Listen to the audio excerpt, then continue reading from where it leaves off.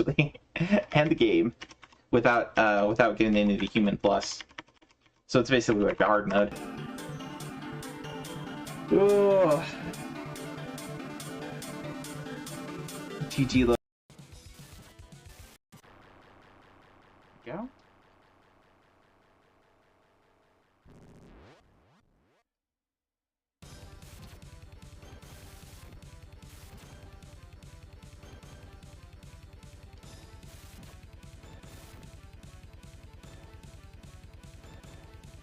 Ah, come on. No! Ah! Dude!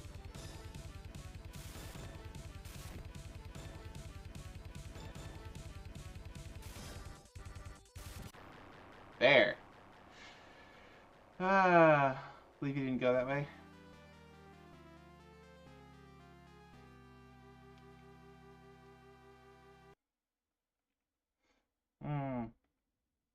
I didn't mean to anyway. Okay. There we go. Decrease accuracy. Oh boy. That did not do much.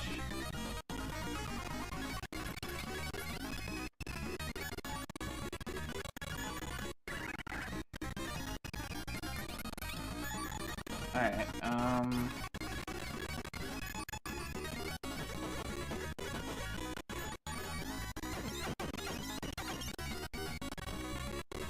that's not a whole lot.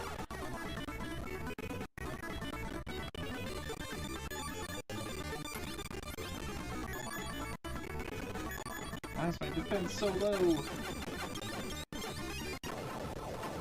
Oh well, we got him.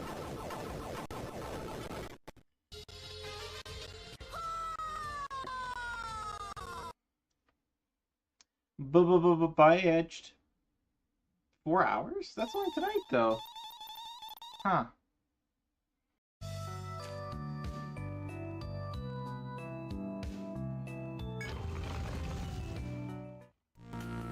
As you step into the room, a dreadful presence sends a chill down your spine. You cannot see its source, but there is palpable menace among the low trees and piled stones. There can be no doubt this is the Chimera's den. Draw your weapons and press onward. Oh.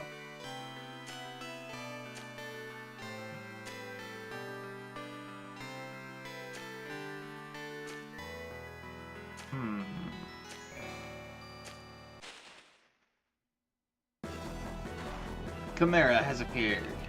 Okay, let us smite it and start doing brawn. And do attack. Up shelter. Hit with fire.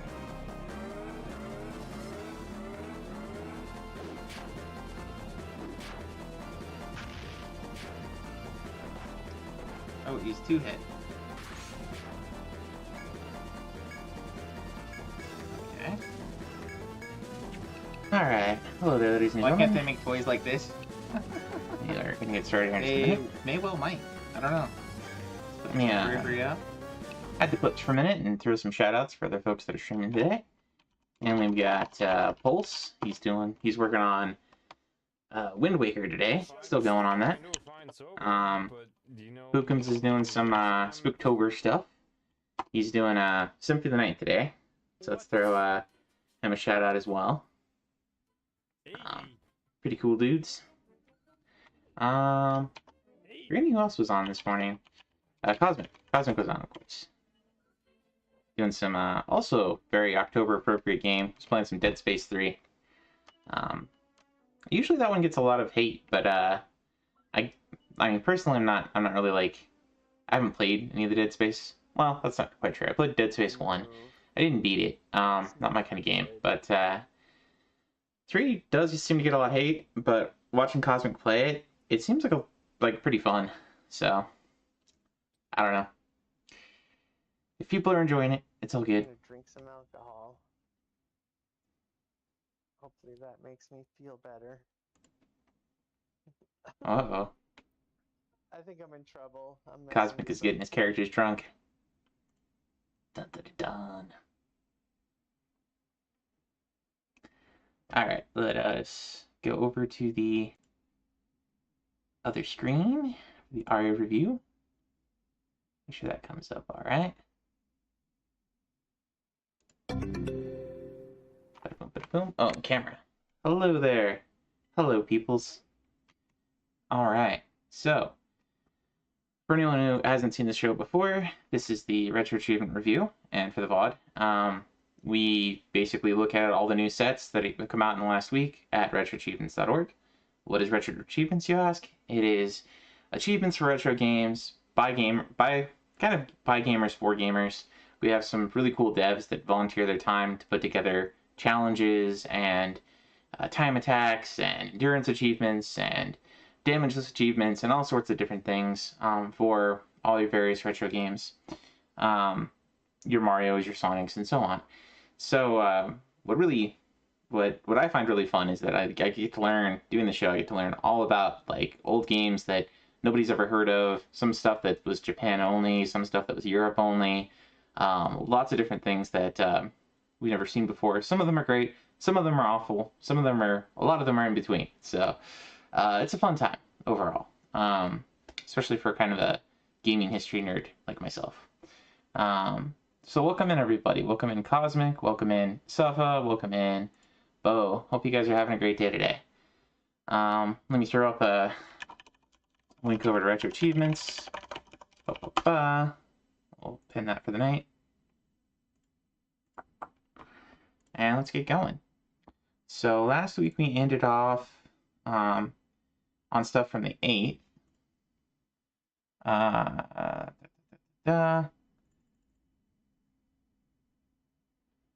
So there's not a whole lot this week. I think this Digimon Adventure, Anotamer, and Cathotamer was the last one we talked about on WonderSwan. So I think the first one this week is Teenage Mutant Ninja Turtles 3, Mutant Nightmares on the PS2. And we've seen a couple other TMNT 3D beat 'em ups on PS2. So I think this is another one in the same kind of genre here. It is a Konami game, so that's cool. This is back when they were making a lot of games instead of pachinko machines. Let's take a look through the achievements here. So I want you to do on hard with double enemy health and double enemy power. So it's a cheat, quote unquote, but it's making the game harder, which we've seen in some games, but it's interesting. So I want you to go hard mode and then double the enemy's damage and double the enemy's health. Oh, we did look at this one last week. Back in the day, they weren't a joke. I mean, I don't know.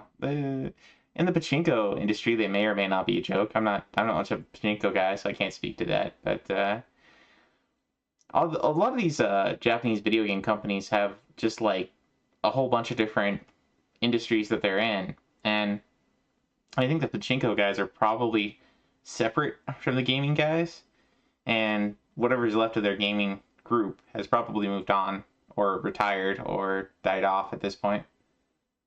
The most respectable pachinko industry, yeah, it's not. It's basically gambling. But I don't know. Yakuza are probably slightly more respectable than a lot of the American mafiosos, so there is that. Slightly. I'm heavily influenced by playing the Yakuza games for sure. Anyway, I don't remember talking about this last week, Cosmic, but anyway, it is TMNT 3 on PS2. I think we talked about this during Foxy's Saturday show. I remember talking about it a little bit. His breakfast stream, maybe. You downloaded it during my stream? Huh.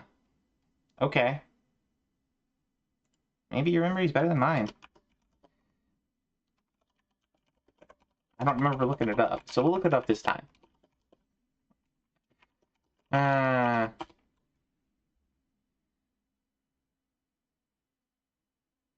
don't want to walk through. just want to see some gameplay.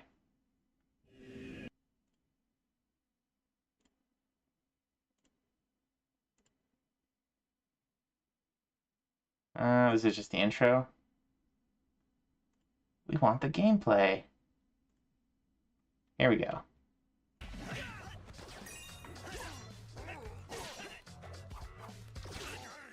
Maybe I accidentally skipped it.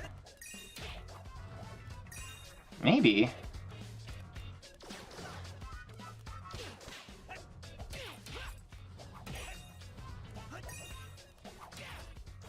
I don't know.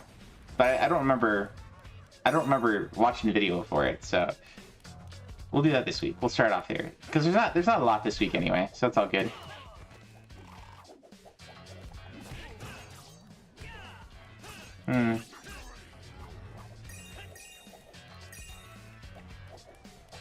So, you get to play with 4 players. That's pretty neat. And, like, even when you don't have 4 players with you, you get to bring in the computers, which don't seem to be doing great, but, I mean, that's kind of neat.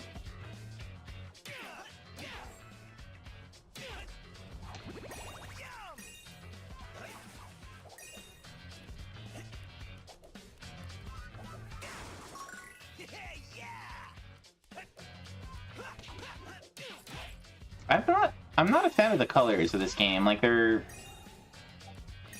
I don't know, everything looks like kind of grayed out a little bit somehow.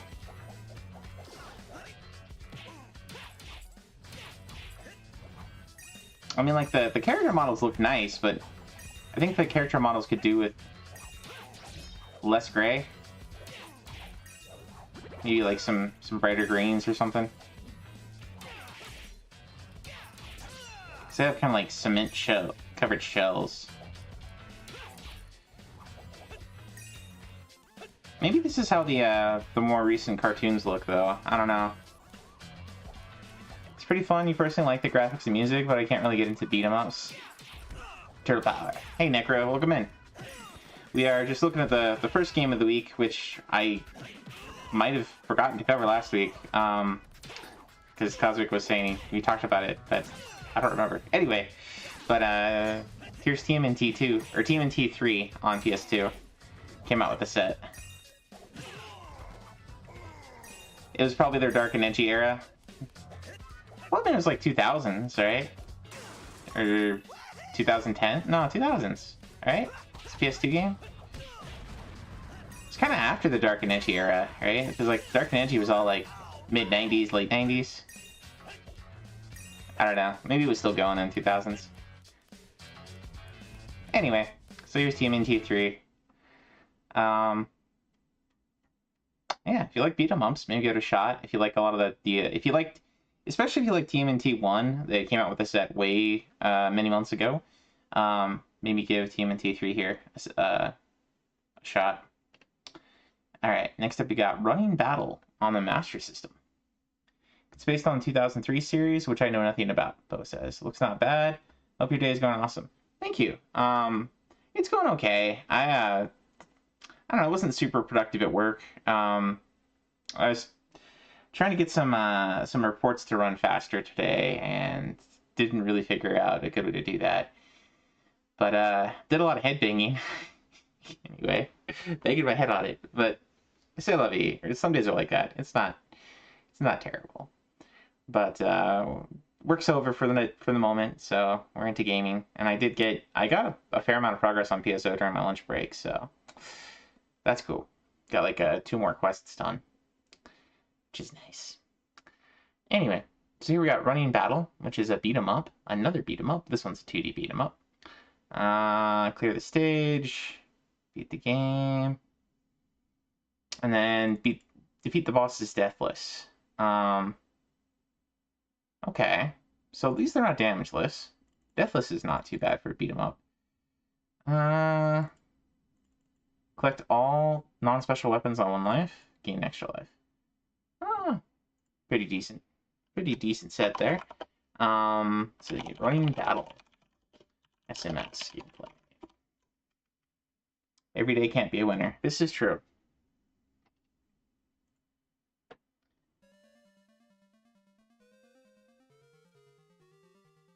Some days it's just the grind.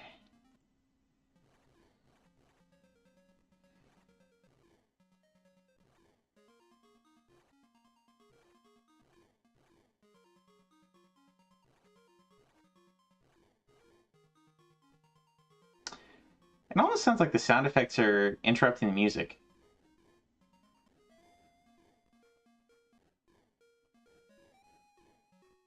Or maybe the music's just like that.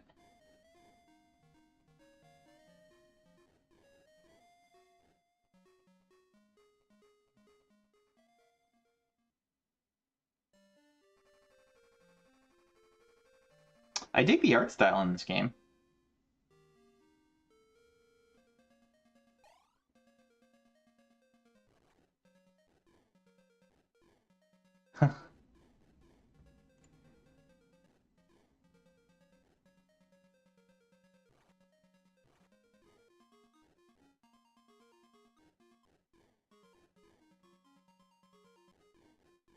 So rather than a beat 'em up, this isn't quite like you don't have like multiple planes to move on like with a River City Ransom or something, or a TMNT2 on the NES, but you do have this may be more like Kung Fu or elevator action in the instance of you have the it's just moving along one plane and you just have infinite enemies coming from left and right. Like Kung Fu or Karate or Narc on arcade anyway. I think Narc on a home console. There was one where you did have like multiple planes of movement. That was more like that.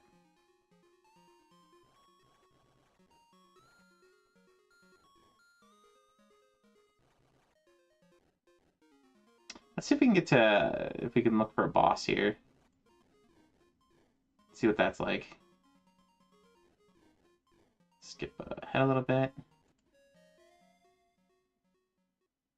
Is this gonna be a boss? Captain Brass. Get to fight a pirate.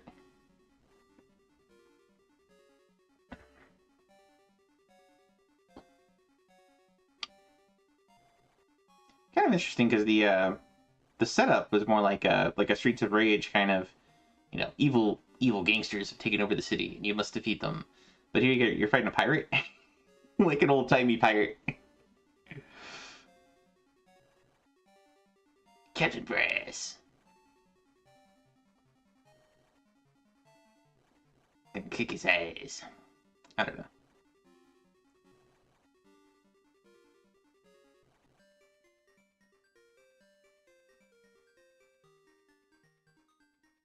I kind of dig the victory theme there. That's pretty nice.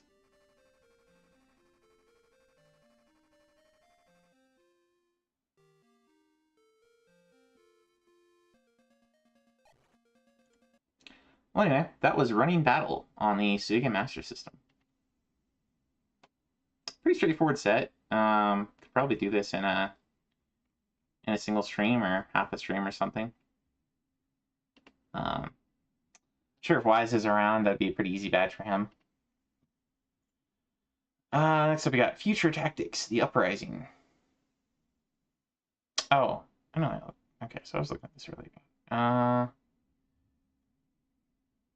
Okay. So you got some collection achievements, finding stuff and exploration. Have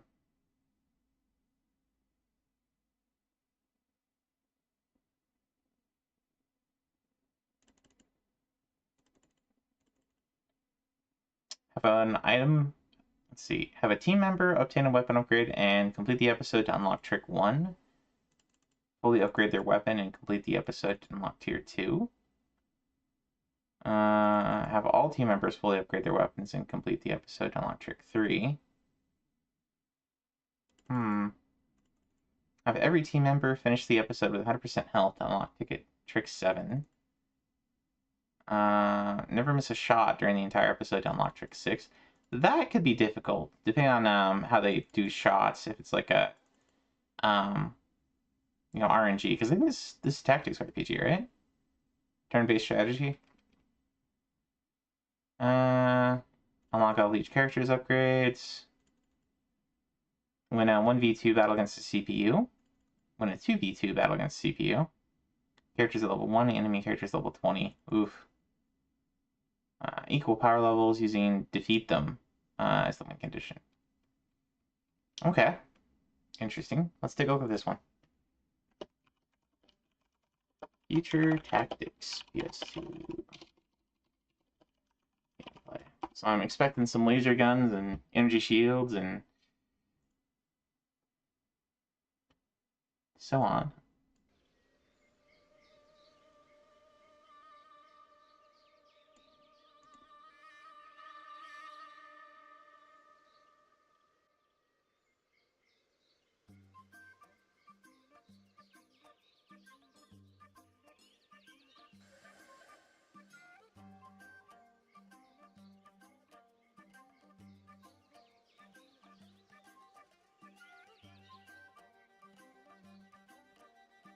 Hmm.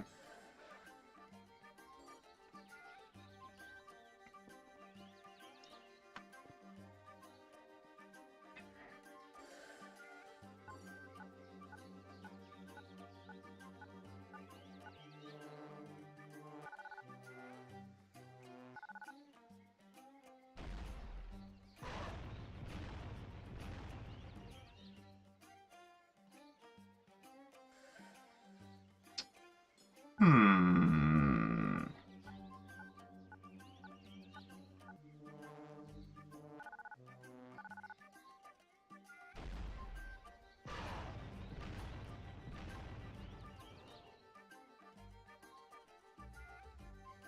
So you do have control over their shots. That's interesting.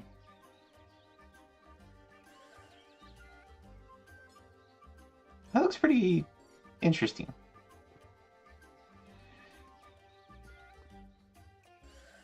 So you have kind of an open area you can move within per turn, rather than it's not like a grid-based game or a hex-based game.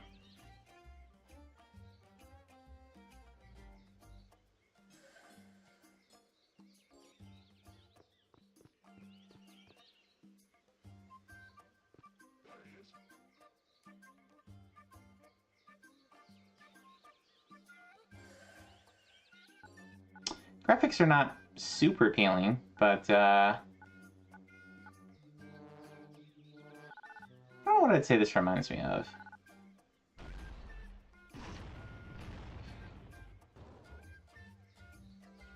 It's kind of like a more pixelated Borderlands style, maybe, or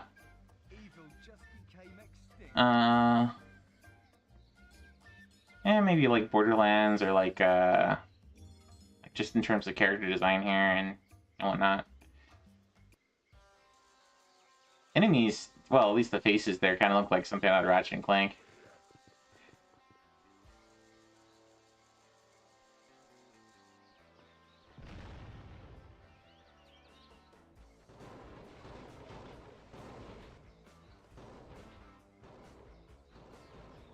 Huh.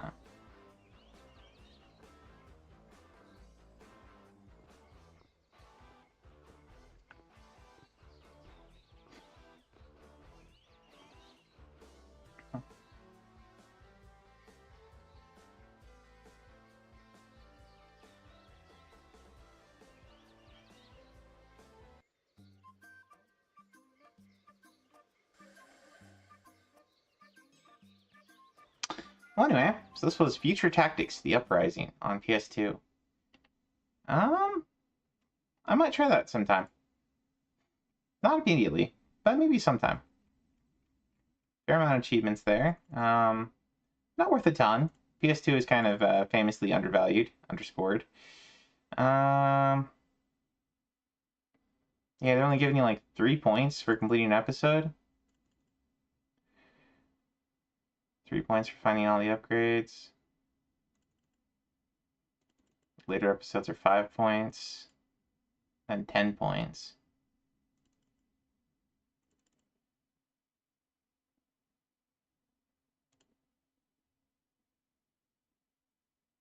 Yeah, that does seem a little bit undervalued.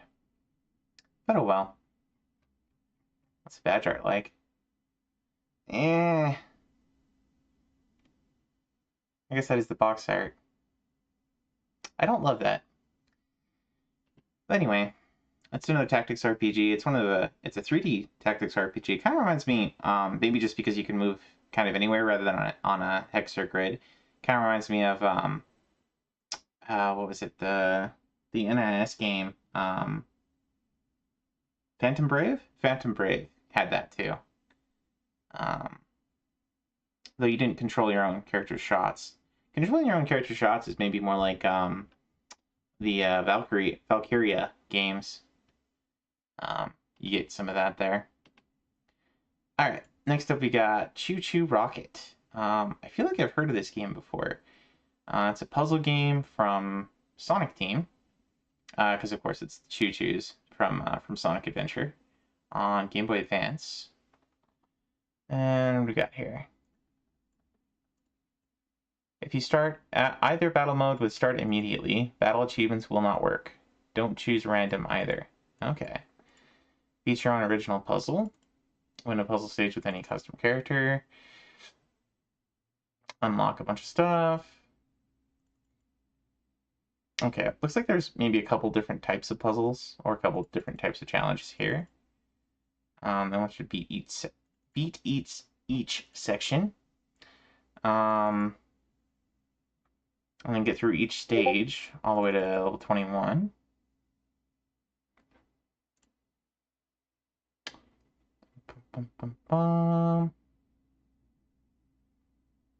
There we go. Get through all the normal puzzles, hard puzzles, special, and mania mode. Win a team battle. Oof. Quite a lot of user puzzles that got added.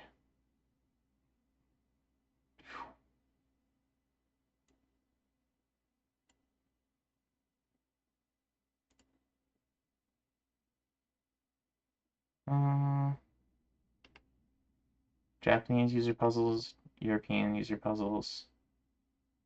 It's all different USA user puzzle. Okay. Interesting.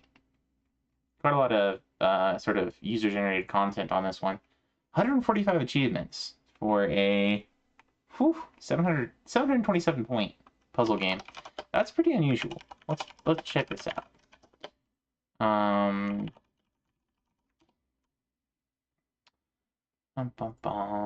Anybody in chat familiar with this one?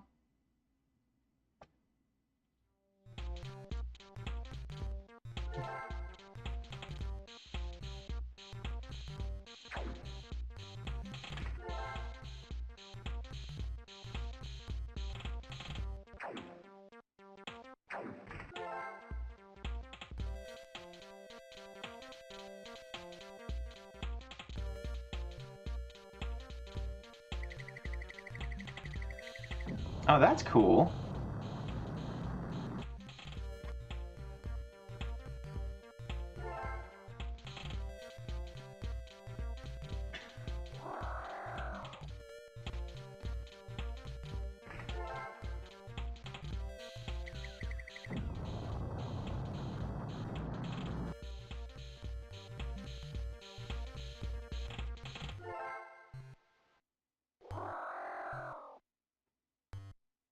Can't lose any of your guys, apparently.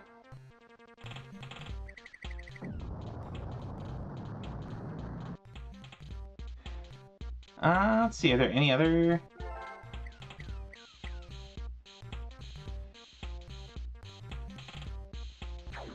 Any other kinds of puzzles here?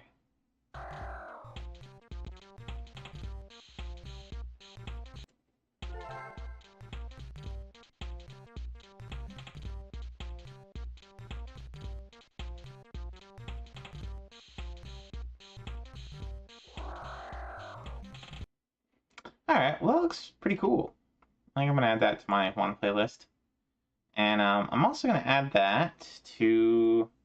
Over at Scanlines, we have a list of... I maintain kind of a list of things that might be interesting for review. So I'm gonna do that. Where is it here? Viewers Roundtable. Where are the threads? Should be a thread off this one. Oh, there we go.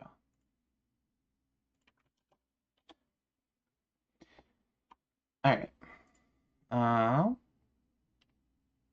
Next up we got Crash, Mind Over Mutant. So we got a Crash Bandicoot game that got released on PSP. I think we saw, yeah, okay, we saw this one on PS2. So I think this is just the same game. It's more of a more straightforward 3D platformer rather than the way the PlayStation 1 games did it. So let's take a look at that one real quick.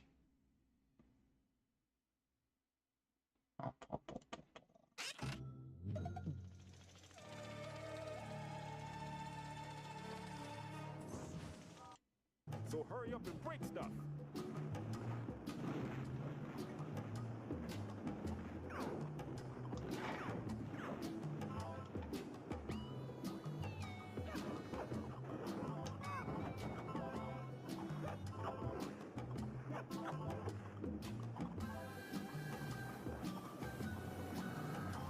I think somebody had mentioned that they had either this one or the PS2 one back when we were talking about the PS2 one, and said it was pretty fun but kind of average as far as 3D platformers go.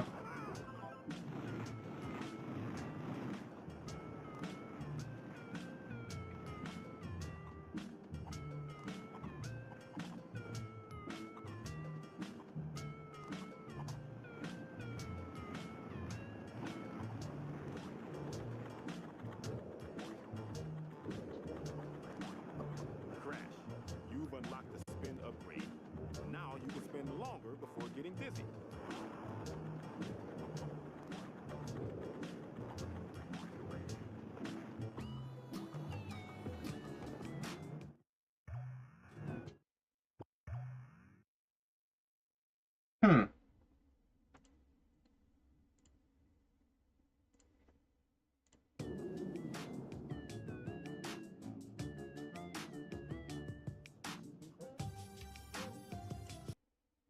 Well, if you liked the PS2 version of this one, maybe give this one a shot. Probably the same game, just a port.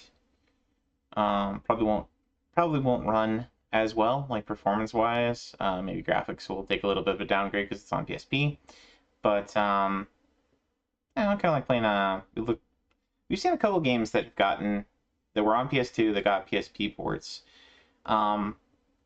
Yeah, so could be kind of a free badge for you if you've already gotten the PS2 one. If you like 3D platformers in general, maybe give it a whirl. If you like Crash, you got other Crash badges, might as well go for this one. Let's see here. Okay, so you got some achievements to defeat all, 150 of X, Y, and Z.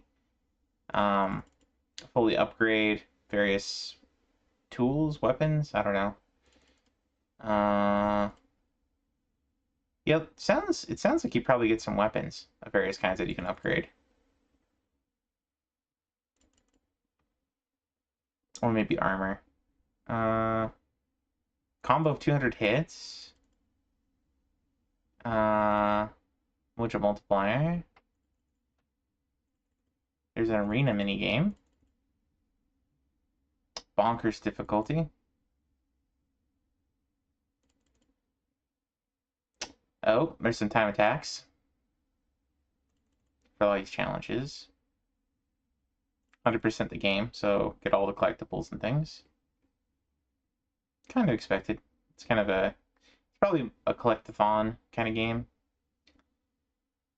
So here you go, Crash Mind Over Mutant. Next up we got Lunar, Silver Star Story. I know Saiyan really likes this game. Has talked it up quite a bit. I think Foxy likes it quite a bit as well.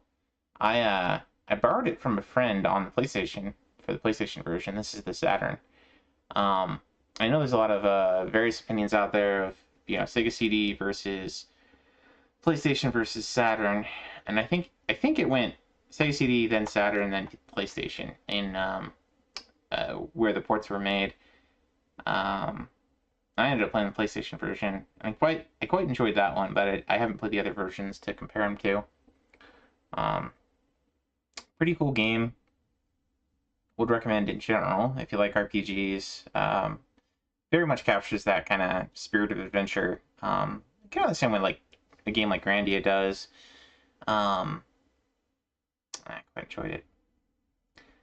As far as achievements here you go, let's see. Complete the cave trial without getting healed by the priests. Open all treasure chests.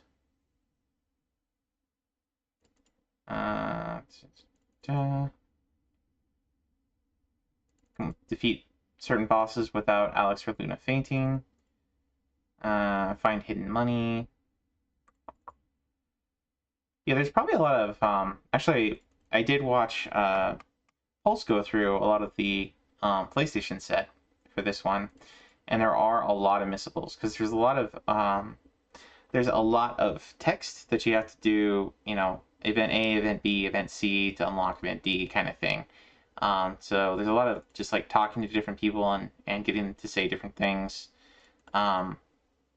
That the dev behind that set made.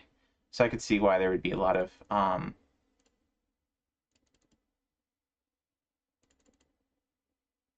missiles here as well.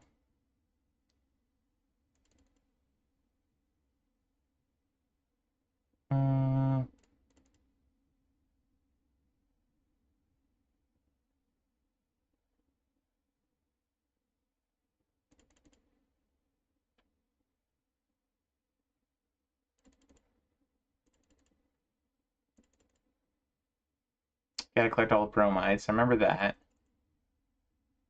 Um,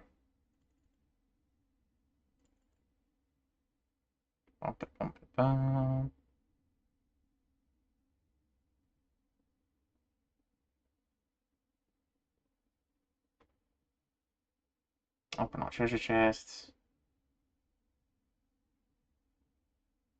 Learn all its spells. Yep, so that's kind of what you'd expect from an RPG set. I'm gonna go ahead and toss that one I want to play.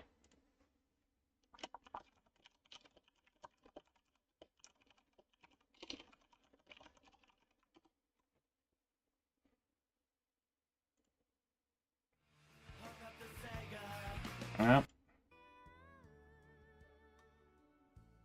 たった英雄ドラゴンマスターダイあの人もこんな風に遠い世界を夢見て旅立ったんだろうか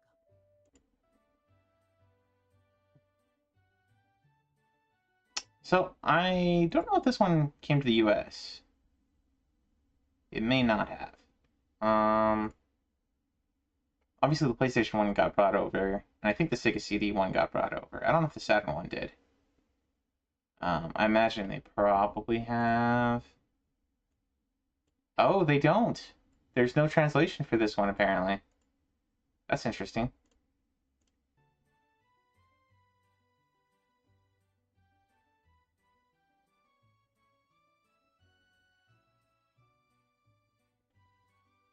Well, I'm sure there probably is a translation out there, and they will probably be working on getting that supported. Hey, Wise.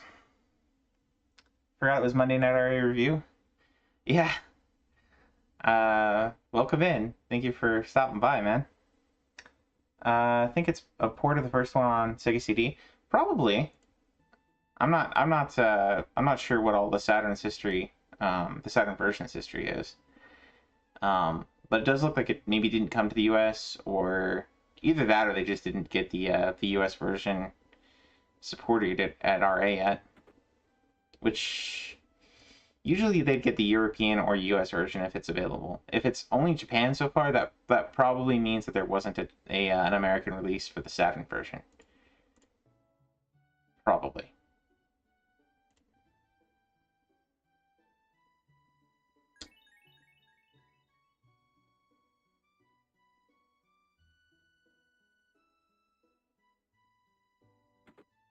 Let's get into a battle here.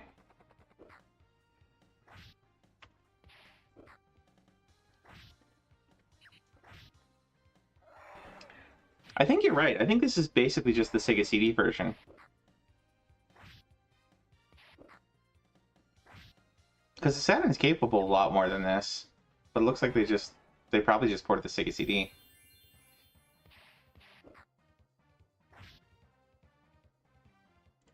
And the PlayStation version got a graphical upgrade. It looked a bit nicer than this one. Let's see here. Lunar Star Story.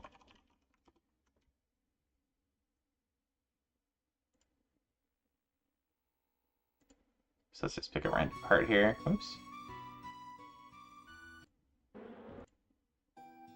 Let's see if we can get some combat here. Nah, I guess it was pretty close. Between that and that. I'm just misremembering. I guess they're both pretty close.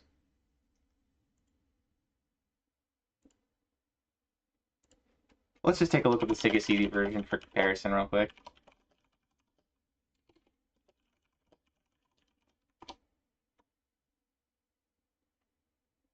Up.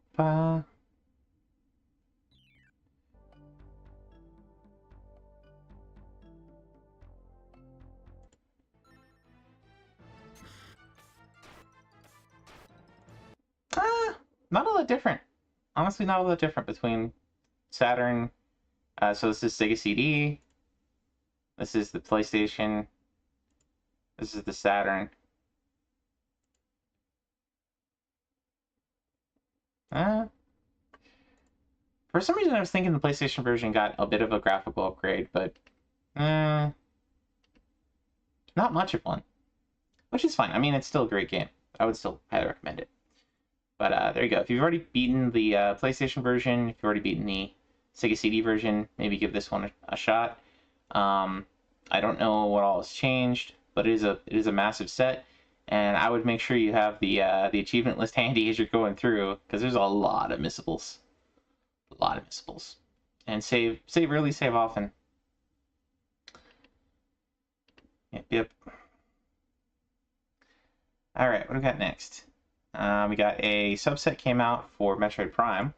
I think on Metroid Prime there's Metroid 1 available in game, and so you've got and you're not sure it's in English on Saturn, so I play the PlayStation 1 first if you don't know Japanese. Yeah, definitely. If you can't find the translation, and if they don't end up supporting one, I would be surprised if somebody out there hasn't put together some kind of translation on the Saturn. But so far on Retro Achievements, they don't have it's not listed in the supported files, so that's work in progress if there is one. But if not, then yeah, maybe play all three of them side by side, then you'll know what's going on.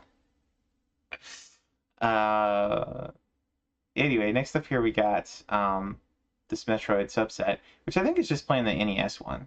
I don't know if it's exactly the same as the NES set, but you got some damage lists for the various bosses for Ridley Kraid, etc. Find all the missiles.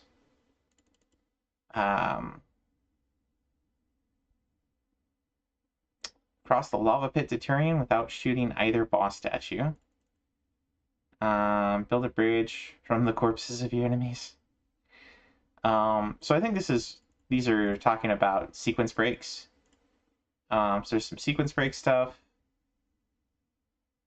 without possessing the ion beam. Without leaving or getting damaged in the room. Okay, so damageless Mother Brain. There's a time attack on the final section. Escape the explosion.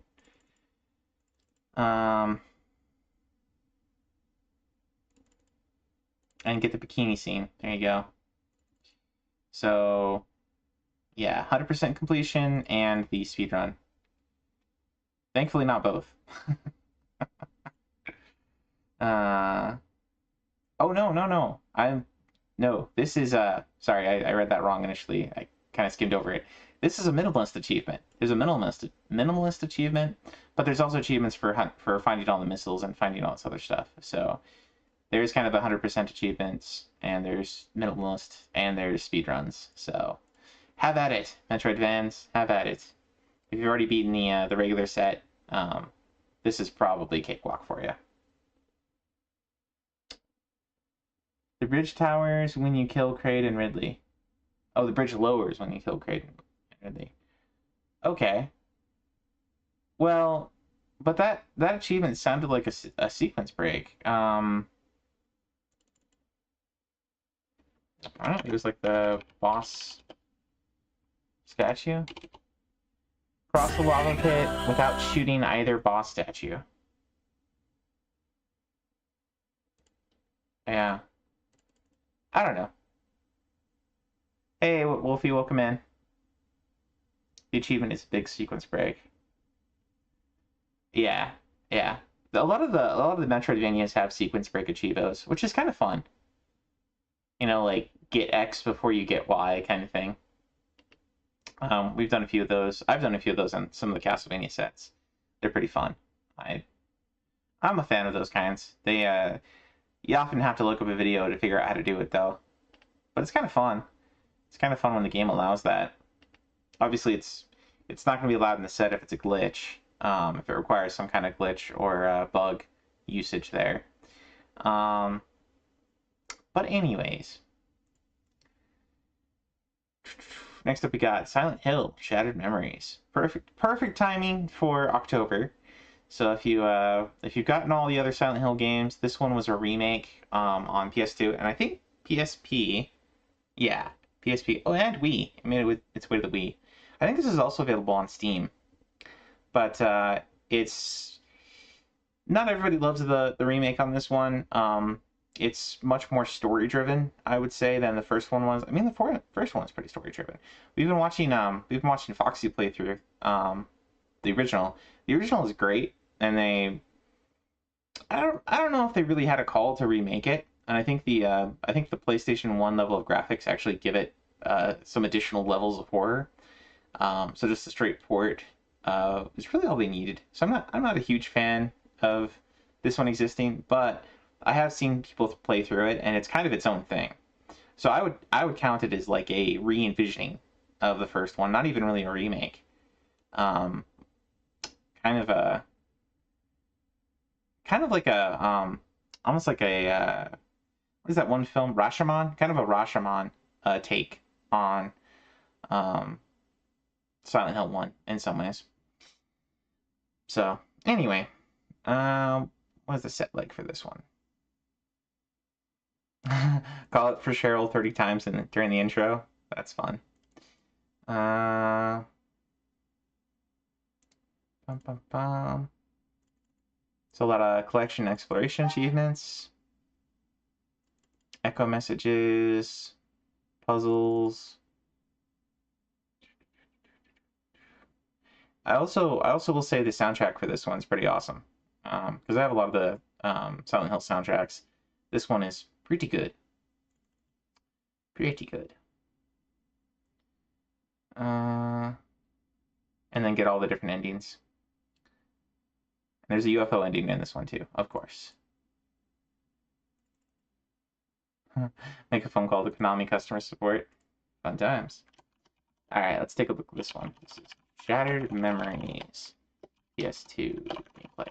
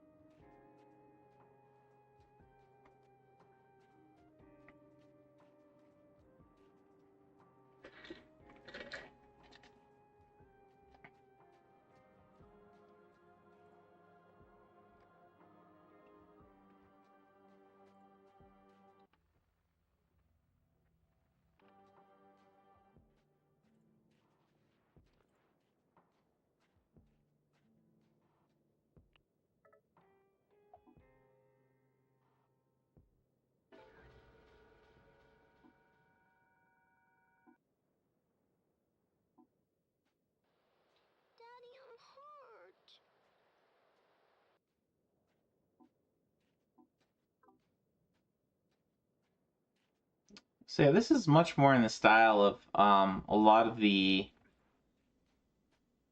I want to say there was like a lot of other PS2 and PSP games that were like The Ring or not The Ring.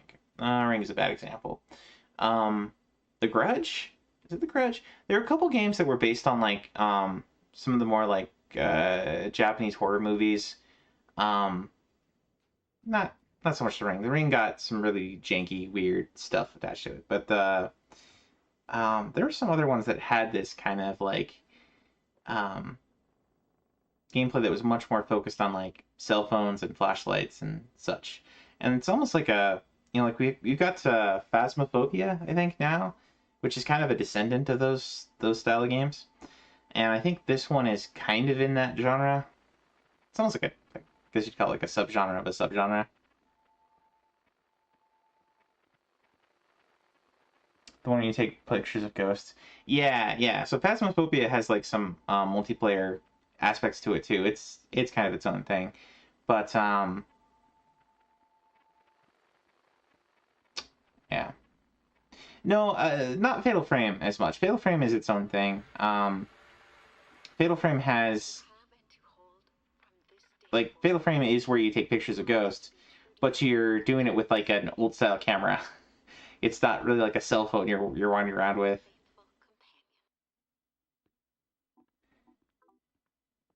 But you do take photos of both the enemy ghosts and just like random ghosts you come across that you have to do for completion.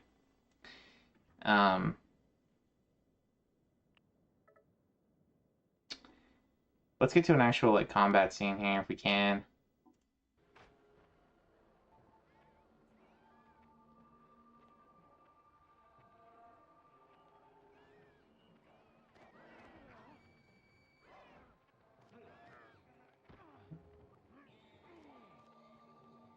Yeah, you're not really like trying to defeat things, you're just trying to get past them. Which I mean, you kind of do that to some extent in the regular Silent Hill games too. Like you certainly can choose to skip a lot of combat, and you kind of have to because you're limited on ammunition and such. But a lot of quick time events too here.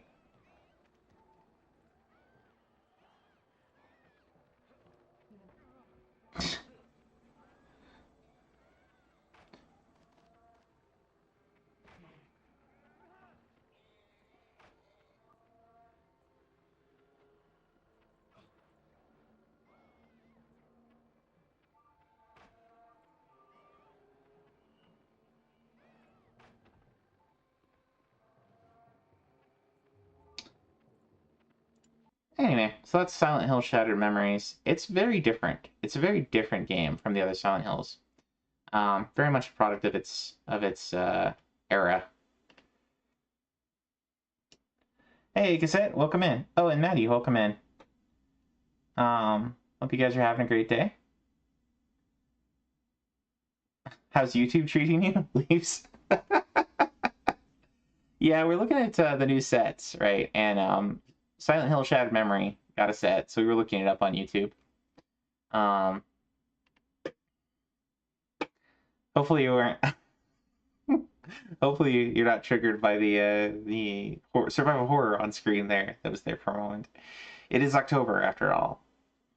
But yeah, that was Shattered Memories. I would say, if you like the other Silent Hill games and if you feel like a completionist, you got to get all the Silent Hill badges. Go for it. Get Shattered Memories as well. I don't think it's as good, anywhere near as good as the mainline games. But I also don't think it's not really a remake. It's not really. It kind of has the same story going, but it tells it a lot differently. Like I said, having watched somebody else play through it, it's interesting. It's not a bad game, but it's very, very different in the way it goes. Anyways, on to the next one here. This one's not quite so spooky. We got Pooh and Tigger's Honey Safari on Game Boy Color. This one is a 2D platformer. It's kind of interesting that we have so many Winnie the Pooh games of late. Maybe that just brought to my attention because there's the two of them on GameCube that I patched. But here we go. Here's another one. Let's see.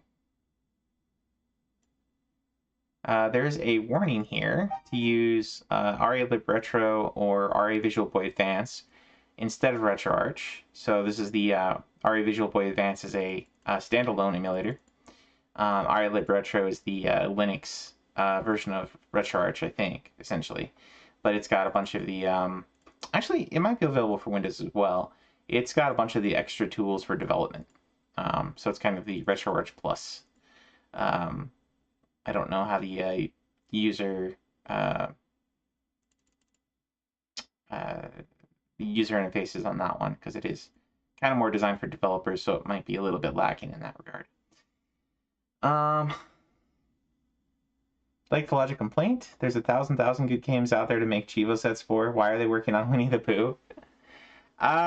So there's a couple different reasons why people choose the various games they choose.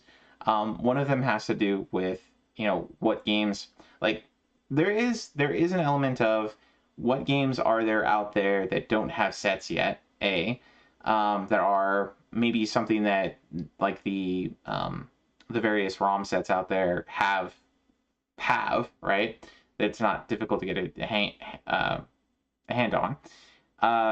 B, what are all the sets? What are the most requested sets? Like those, that is taken into account to some extent. There's not really a obligation on the part of developers to develop things based on what people want per se. But there's also, like, if the developer maybe doesn't have a lot under their belt and they're looking to get more experience, or maybe there's a particular Game Boy Color game, Solid Fusion here, really wants to do, but he wants to get his feet wet on making a set for a Game Boy Color game that maybe he doesn't care about as much, or other people don't care about as much, that he's doing this in practice for doing the next thing. So there's a lot of reasons, various reasons why things come up that you wouldn't expect. Maybe he's played the game and he really, really likes it too. That's a possibility as well. So who knows? But looking into the set here.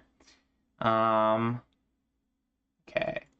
Get both acorns without losing invincibility. So that's kind of a time attack a little bit. Beat the stages, various stages without using passwords. Ascend the final moving leaf platforms without pressing down. So that's a pretty specific one. Collect a health berry while invincible. That's kind of a time attack as well.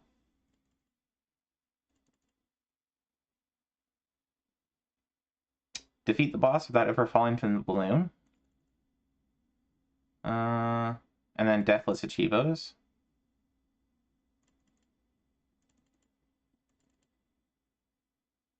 Have a full array of boxes for either Tigger or Pooh in Owl's minigame. Alright, let's take a look at this one.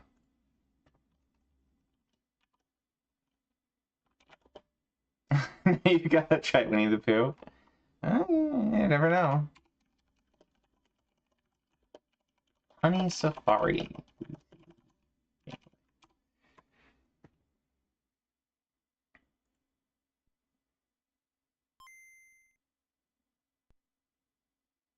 Let's just skip to the platforming section here.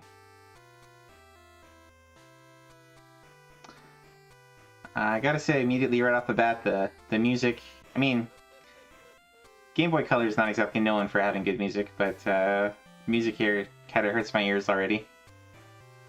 I'm gonna turn that down a bit. Graphics look pretty good, especially for a Game Boy Color game.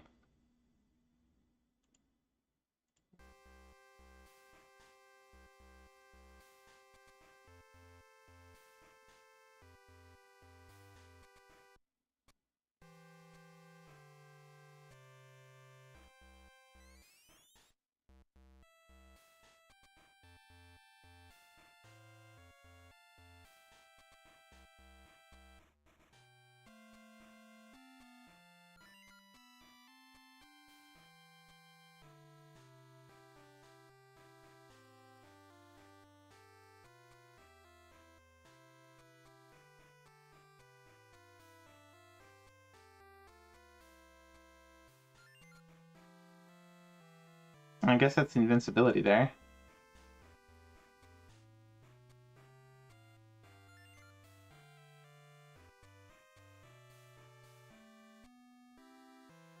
It looks pretty easy as far as platforming and enemy spawns go there.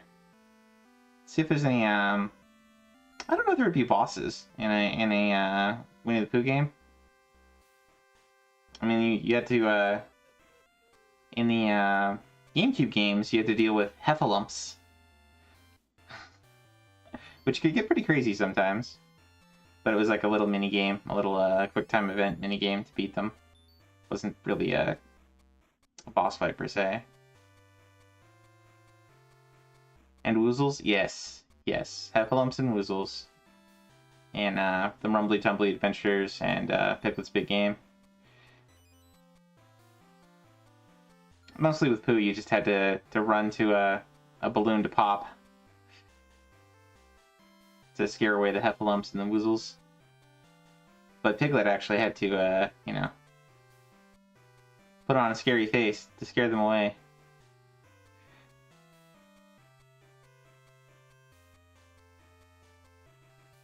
Now this stage has a much better music, I will say.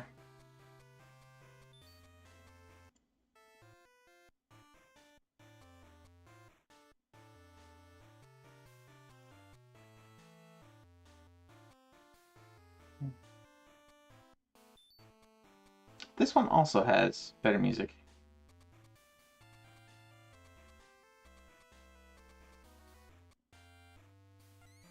I guess you gotta go collect all of Winnie the Pooh's honey pots.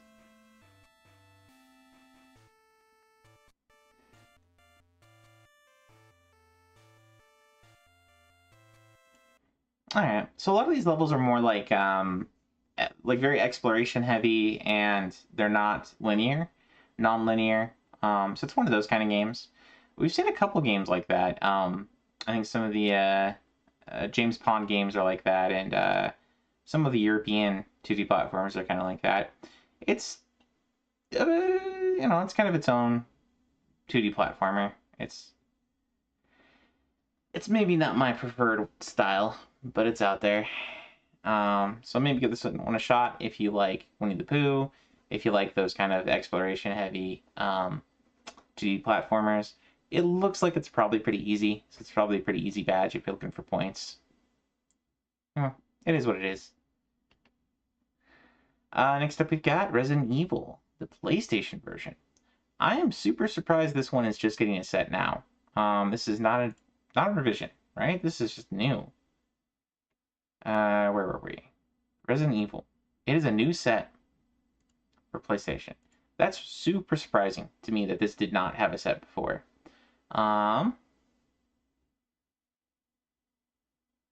Do it if you just can't get enough Pooh, Bo says. Yeah. So I don't know that any of us are unfamiliar with Resident Evil, but it's kind of one of the big survival horror series out there. This one is you're fighting off bioweapons and zombies, and so on, and various giant creatures of giant spiders and plants and snakes and leeches and all kinds of things like that. This is the one that started it all. This is on PlayStation. The first game in the series was very much made, as far as what I've read about it and understand about it, it's very much made to be very tongue-in-cheek, kind of taking a page from a lot of the B movies, a lot of the zombie horror B movies that were out there, were, you know, kind of action movies, some TNA, some explosions, some zombies, some gore, that didn't take itself too seriously, had a lot of black humor, had a lot of what do I want to say, like comedic relief. Yeah, comedic relief. And it really comes across in a lot of the lines that they recorded in this original version. The later games in the series still had a touch of that, but I feel like they were made to be a little bit more serious. Especially by the time you got to like Resident Evil 5, Resident Evil 6, Resident Evil 7. Even like Resident Evil 4 had a touch of just silliness with a lot of Leon's lines. but I feel like the storyline was trying to play it a little bit more straight. Whereas this one, I don't know. I guess it does kind of play it straight in some senses. Anyway, if you like survival horror games, if you like zombies, this is the one that started them all in a lot of ways. It's obviously not the first zombie game, but it is kind of one of the major survival horror games out there. Okay, so you got some time attack stuff. Oh, a lot of time attack stuff.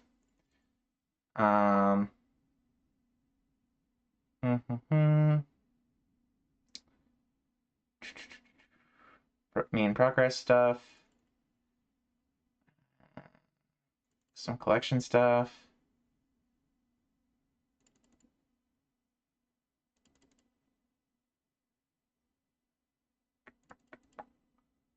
Some more time attack stuff.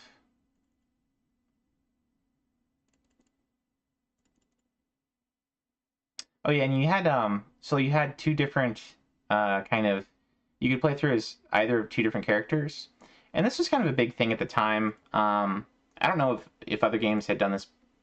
Probably some other games had done this before, but like you'd have the main scenario playthrough, and you could pick whether you were playing as Jill or Chris, and which one you played first, change the events for the second person, and that was kind of a big thing.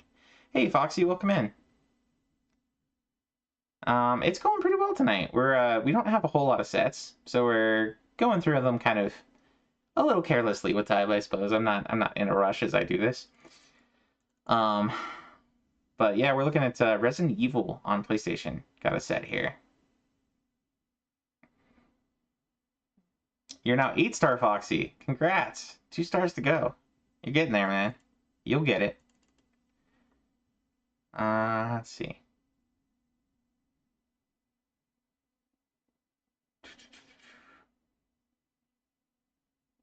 Okay, so some knife-only achievos without healing. So it's not quite damageless, but it is without healing. And knife-only. Some time attacks on bosses. Oh, a flamethrower only. Damageless flamethrower.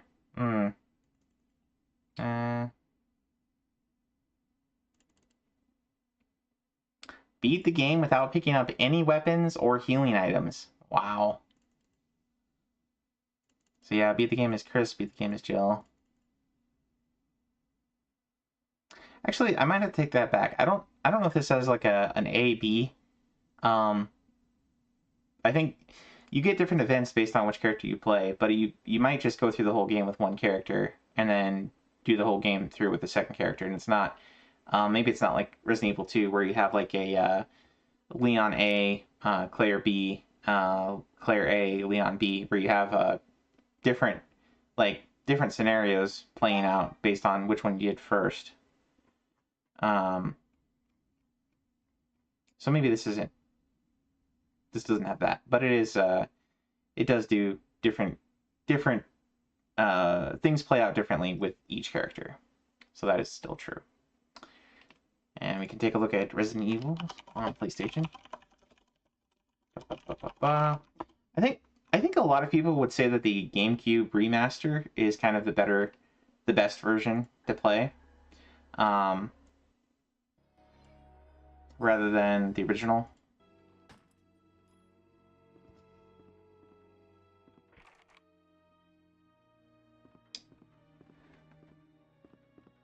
Pushing for 10? Yeah.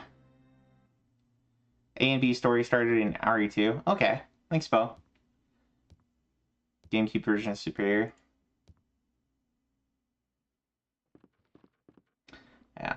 Of course, if you've already beaten the GameCube version or the N64 version or the... Well... Yeah, I think the... Is this one on N64 too? I think it is. It's either this one or PS or RE2 is on N64. I didn't mean to do that. Anyway. You must be from the Bravo team. Yes, I'm Rebecca. Foxy says, they're all just the same. Not a big RE fan here. I just joined the Stars Bravo. Yeah, I'm not a huge fan either, per se. It's... I'm really sorry. Having been born and lived through... well, I was born in the 80s, but lived through the 90s and the zombie there was kind of this phase between like 1998 and like 2015, maybe not 2015, maybe like 2010, where like every year it seemed there was at least 2 or 3 zombie movies coming out and plenty of zombie games, and I mean, we still get some, right? But I think we're kind of past the hump of when everybody had zombie fever for whatever reason, and I got pretty sick of the theme. Yeah, 28 days later, 28 months later, Dawn of the Dead, Land of the Dead, City of the... I don't know if there's a City of the Dead, but... Yeah. So many different zombie movies that came out.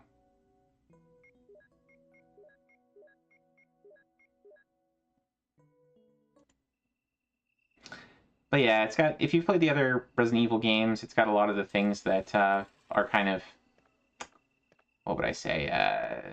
Kind of the standard feature set is you have an item box. A lot of the game is item management. Figuring out what you need to pick up in what order to use for puzzles because you have limited space. You need to, equip weapons.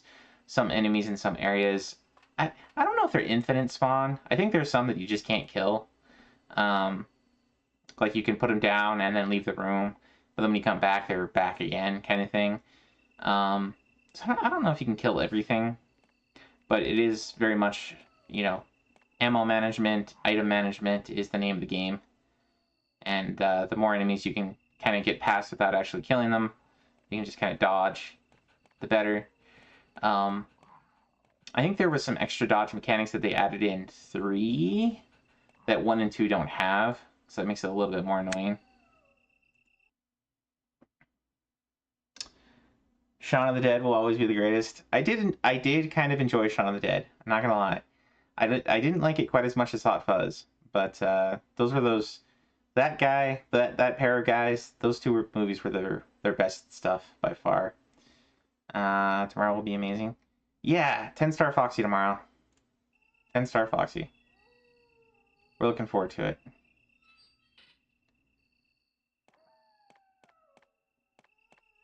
I will say one other thing the Resident Evil game is known for, Resident Evil 1 and 2, is they did this thing with like pre-rendered backgrounds. So they ended up with like a really nice looking game because they have like these fixed camera angles. And sometimes it can make the combat kind of clunky, because which direction you're going changes as you're moving in and out of different camera angles. So if you're fighting something on the edge of a camera angle and then you move and suddenly you're, where you were pointing or where you were shooting is now in a different direction, like that can get you sometimes. But the reason that they did that and the way that they did that with pre-rendered backgrounds and whatnot to make the game look pretty good on PS1, it's really impressive for what the system is capable of, or given what the system wasn't capable of, I should say. Yeah, so anyway, Resident Evil.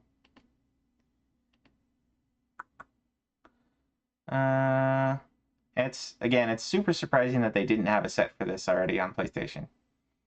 But yeah, this was the original. Next up we got a bowling game.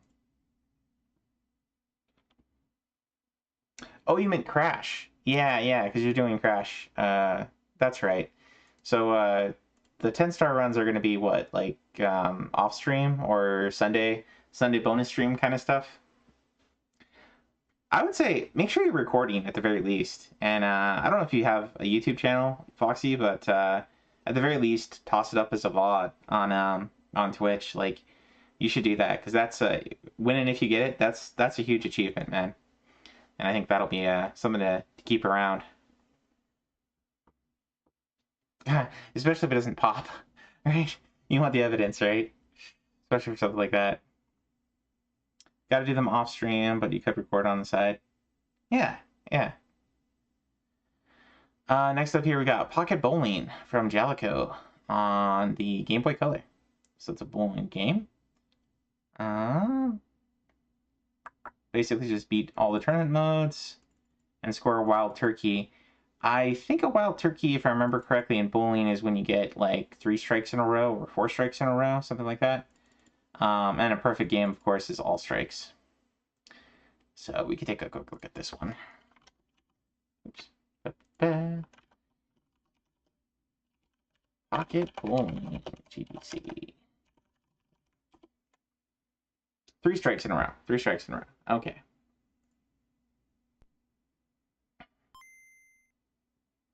The amount of stress and focus, it's a bit much. Yeah, to stream it, you know, is for sure distracting.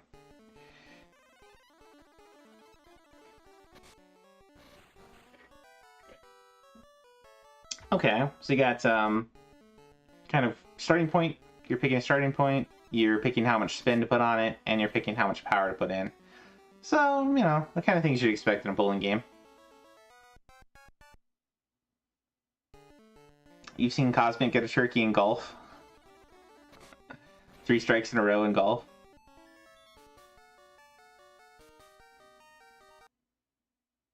I think you're supposed to get an eagle in golf, right? An eagle's like a par -1 or par -2 or something.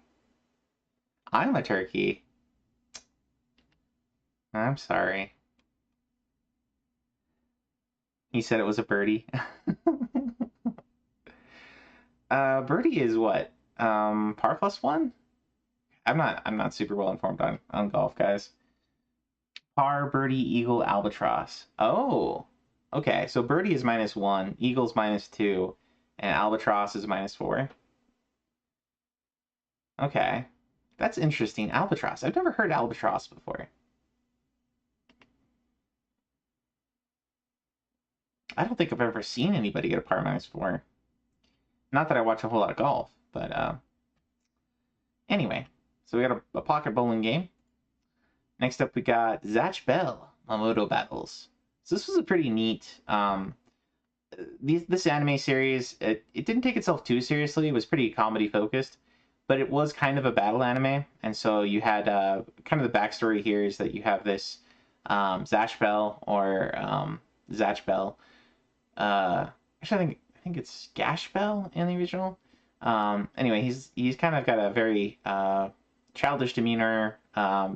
He kind of is a child, looks like a child kind of thing, but he and a bunch of other demons come out from a different world, and they're all competing to become the next Demon King. And so they've been sent to find a partner in this world, and they have a book that only one person can read, and the book has all their different attacks.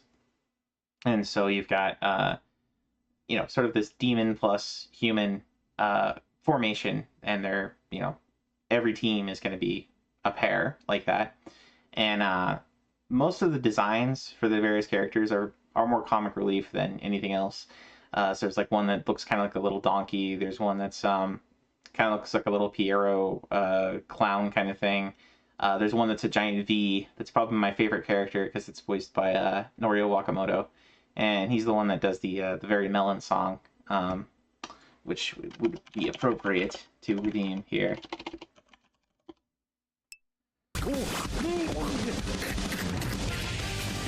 This is from the anime, by the way. It's pretty fun. It's one of my favorite animes.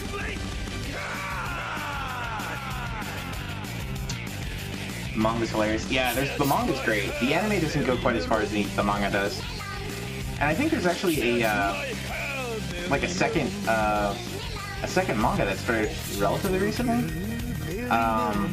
like last year or something, that's still going. I didn't check it out when it came out, but it kind of caught my eye a little bit.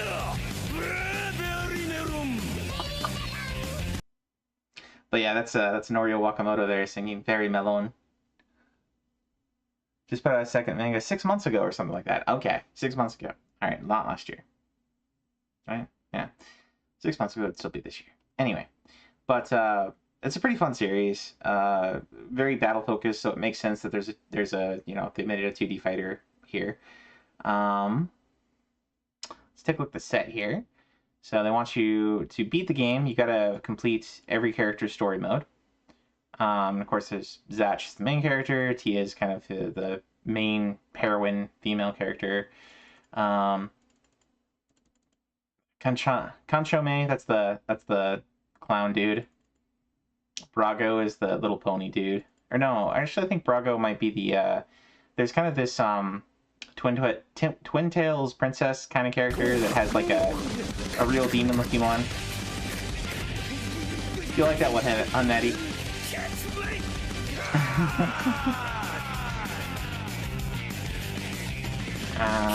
Anyway, let's see. Buy every spell circle, buy every partner circle. Okay, so unlock a bunch of stuff in the game.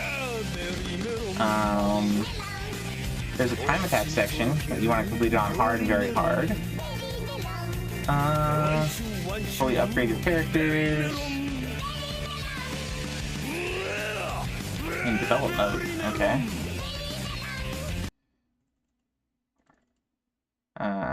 Finish the time attack with each pair of characters.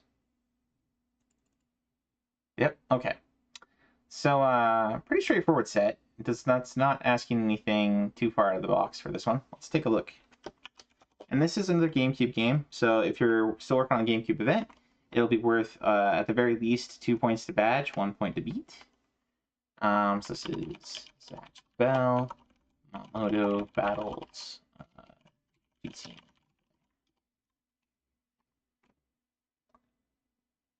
The Frankie song from One Piece? I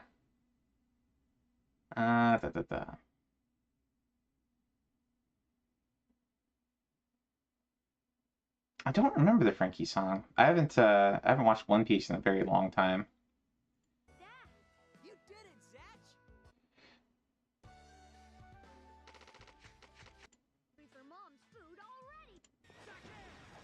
Here we go. Oh, maybe it is a 3D battle.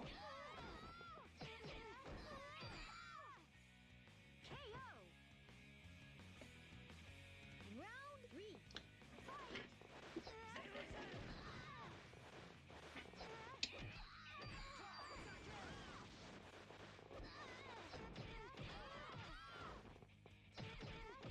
So yeah, pretty much all the demons have like a specific element. So like I think the Glasses Boy here has kind of like ice elemental stuff. And your main character, Zatch, is all lightning.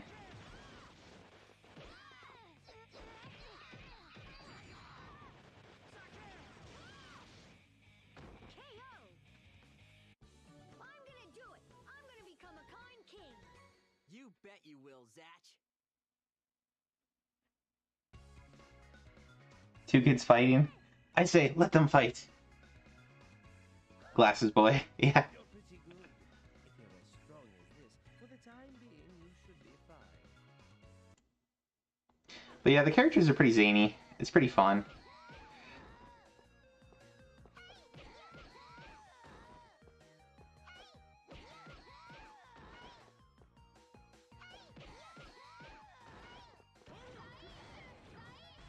This is making me want to watch the anime again.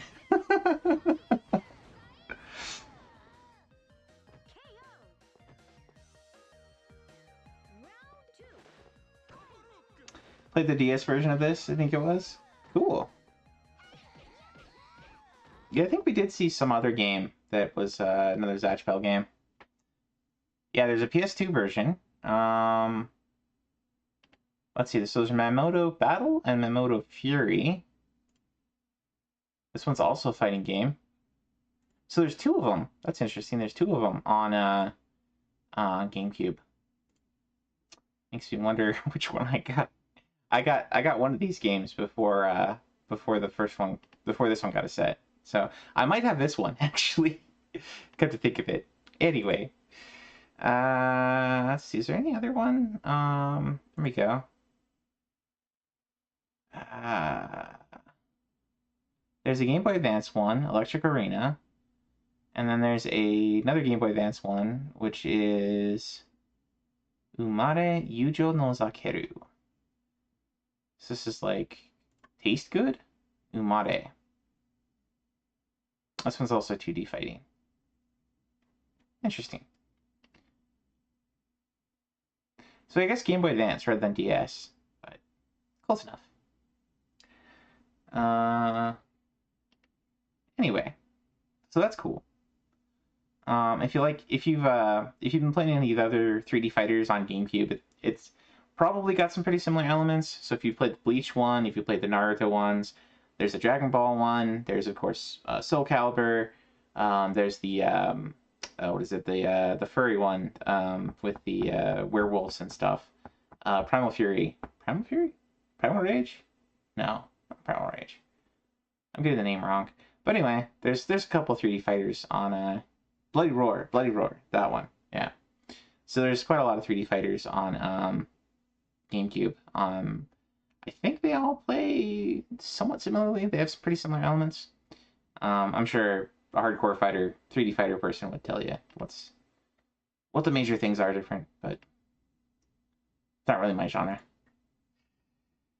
But I enjoy some of them. I enjoyed Soul Calibur quite a bit. I guess kind of having weapons versus not having weapons, and then having melee attacks versus, or not melee, but like spells and ranged is makes it pretty different. Anywho, next up we got Demolition Man on the Genesis. I feel like this one had a set before too. Maybe I'm thinking of some other movie game. And there's a Super Nintendo version. Maybe that's what we saw before. But Demolition Man was a 90s movie about a cop and a major psychotic criminal that both got frozen and then wake up like 20 years in the future, 30 years in the future. It's kind of a dystopia that they wake up in. And the I think is it Wesley Snipes? No, it's not Wesley Snipes. No, it is Wesley Snipes. Yeah, Wesley Snipes plays the villain, and he's kind of out to bring chaos to this like almost like communistic kind of this society where there's like no more violence, and just like everything's been very I don't know. It's a very feminized society and all kinds of stuff. There's a lot of different elements to the movie, but anyway, the Genesis game's probably not gonna involve a whole lot of that. Still in the Snipes, yeah, and Sandra Bullock. Just wanted to say bloody. Yeah. All right. So finish the different levels on crazed or higher. So you got to play the higher level difficulty. Okay, so there's crazed and there's total demolition. So probably like a hard and very hard. Some deathless Chivos. Some damageless Chivos. Go for a whole level. Crazed or higher without taking damage. Without letting go of fire. Okay, so there's some specific Chivos there. And then just lots of deathless Chivos. So let's take a look at this one. It's a run and gun. Demolition Man. Genesis gameplay.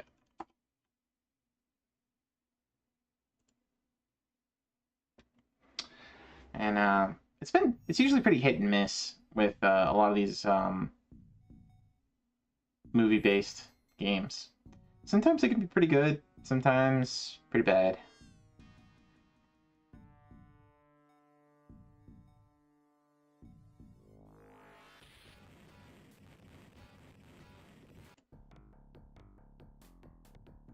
I dig the music. Cosmic says, if I remember right, this one's pretty cool.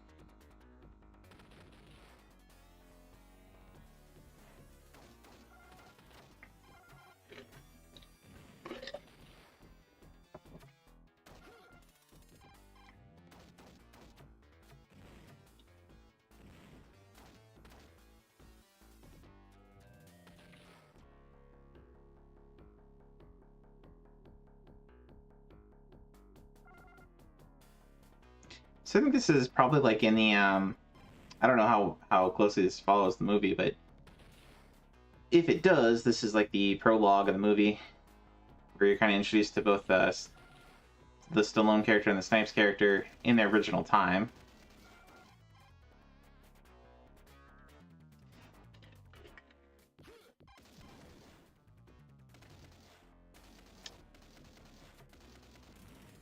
Y says, This one game is insanely hard on SNES or Genesis. Can't remember which one. Well, this is the Genesis one. That's pretty neat. You get to ride like a little zip line.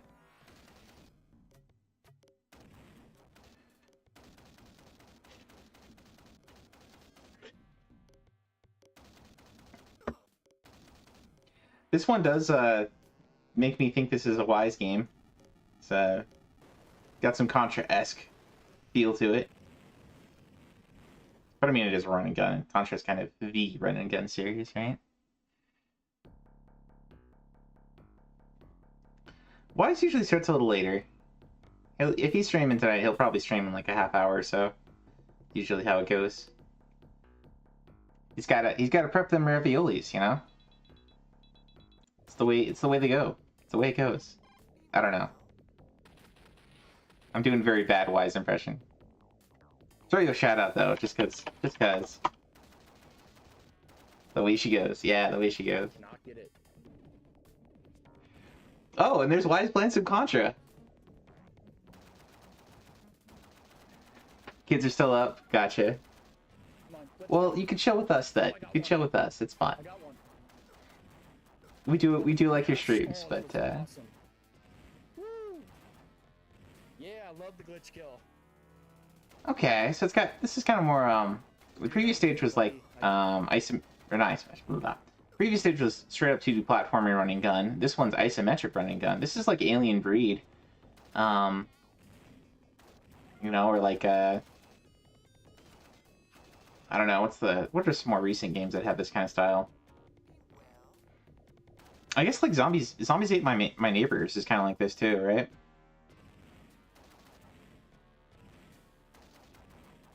So this is cool.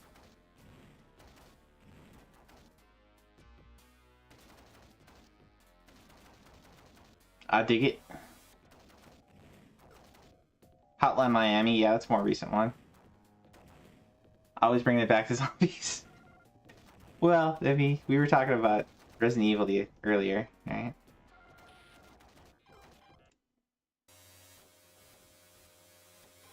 Oh, and you got another 2D platformer stage. Oh, that's neat. I think that might hurt your eyes, but that's kind of neat. It's like a bullet train or something. Subway.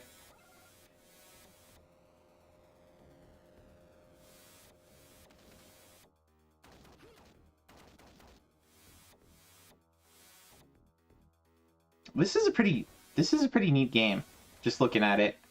In terms of just like variety of stages and different kinds of obstacles and things.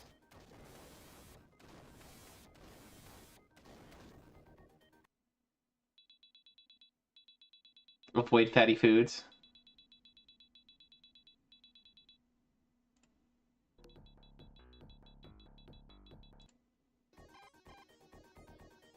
Yeah, dude, this is a neat game. You should give this one a shot. I think I'm gonna put this on my one playlist. This is looking pretty neat. Who knows how it controls, but it looks cool. Xenocrisis Tree Lies is like this also. Might have to try this one. There's lots of cool ideas in this game. It's super difficult though because those good ideas hurt your eyes and make it hard to see. Yeah, sometimes. That's unfortunate. But yeah, I don't know if I'd be I don't know. We'll see. We'll give this one a shot sometime. Probably not tonight, but sometime. Next up we got Millipede on the Atari 2600. Taking it way back. Way back. The good old Atari. Let's see.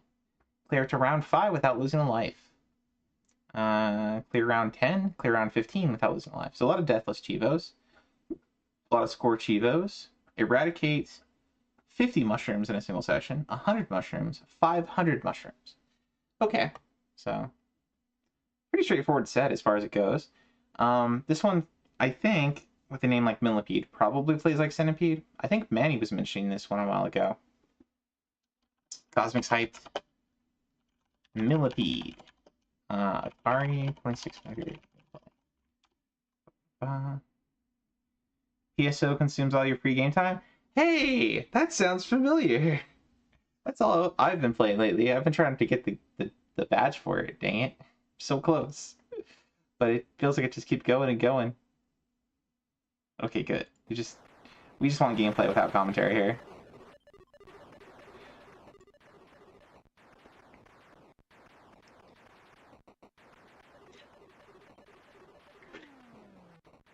So if you haven't played Centipede, Centipede is a lot like this, where you have kind of a centipede head as your cursor at the bottom. You have a little bit of room you can move up and down on, and mostly you're just firing stuff at stuff that's coming down the screen. So it's kind of a shoot 'em up in some ways. I feel like it's in general a lot easier than most shoot 'em ups. It's not like like Galaxian, Galaga, Space Invaders, and so on. Enemy patterns are a bit different, as you can see.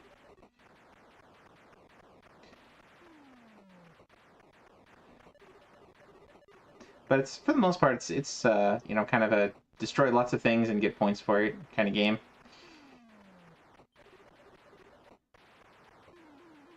Foxy says, I love PSO and I love playing it. I know you guys can do it. Yeah, we're getting close. Or I'm getting close anyway. Trying to chip away PSO a little bit every day. The mission we did yesterday was pretty amazing. It's awesome, Safa. If you need any resources. Yeah. Foxy and I have been doing a lot of the online quests, and there's quite a few of them that you can do that will, like if you're looking for a specific enemy that drops something that you want, that's a great way to do it, because there's just way more that spawn in some of those online quests than the offline ones. So we've been banging through some of those, and well, there's a lot of Red Rhea specific. Like Red Rhea is really good at getting, I think, abilities and shields. Even though the shields are something I need right now, but I haven't been able to get. But I did get some of the best accuracy up ability modifiers. I was having some pretty good luck with those the other day. Anyways, but yeah, if you want to play online with us, every different ID, I guess you'd say, section ID has different things that they're good at getting, so we can sort of trade off who's hosting, and then you have that person's drops gets set for the session. So that's a really good way to try and farm, like a God Arm or God Battle or some of these things. Anyway, farming some more Halo Rappies before the event ends. All right. Foxy, after stream today, actually, I'll probably play some PSO as the because it's still GameCube event, and I can taste that badge. It's so close. But I'll probably play that after this. If you want to do some online stuff, I'd love to do some more of those quests. That was a lot of fun. And we have a very good synergy with our two characters. Choo Choo Mag can be upgraded even higher. Oh, nice. Sorry, here we are looking at Millipede, and we're going off on a tangent about PSO. Anyway, so yeah, this was Millipede. It's a very Centipede-like game. If you like Centipede, maybe give this one a shot. If you like a lot of Atari and old school arcade games, this is a pretty good example. The sound doesn't kill my ears either. So, oh, and yeah, Manny's almost got the badge. So there you go. It's Manny approved. Yeah, that's what I'm planning on doing, wise. I'm trying. Next up, we got Party Girls on PS2, and then The Goonies on MSX. So Party Girls is a TomSoft game, and it is a mature game. It's got the mature title on there, but it looks like it's a mini game with girls in bikinis. So there you go.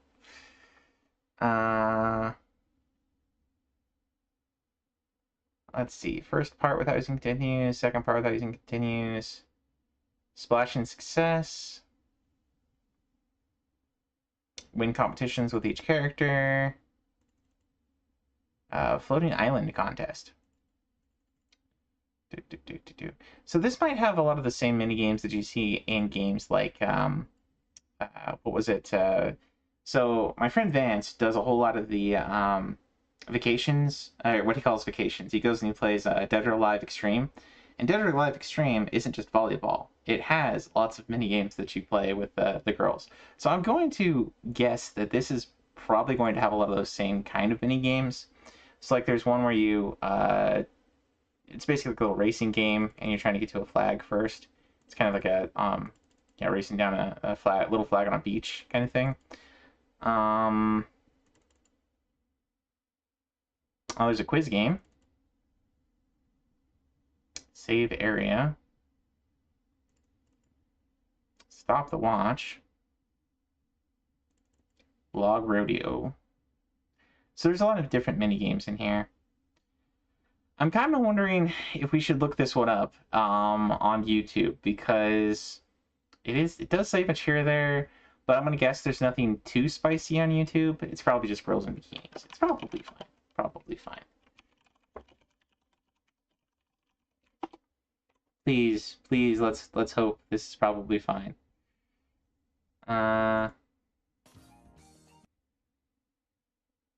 So they would buy Dead or Alive Volleyball. It's not just volleyballs, it's also educational.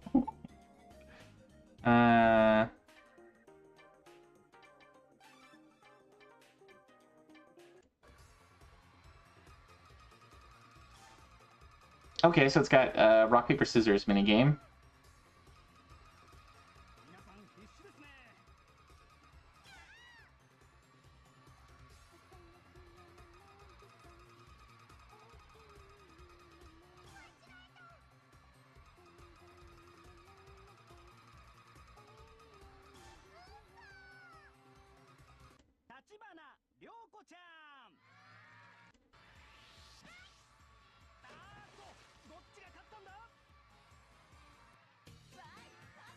Okay, so it's like a standing jump contest, except it's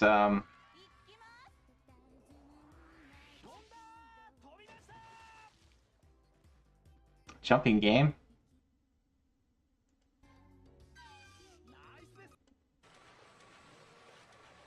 And a swimming game.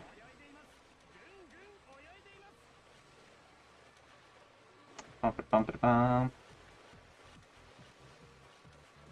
Oh, it's a rhythm game. It's a rhythm game that's a swimming game.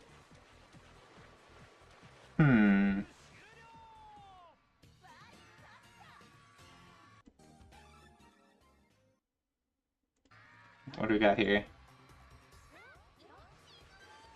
Oh, this is a game that they did have in Dead or Alive Extreme. You're like dancing on, you're jumping on the floats.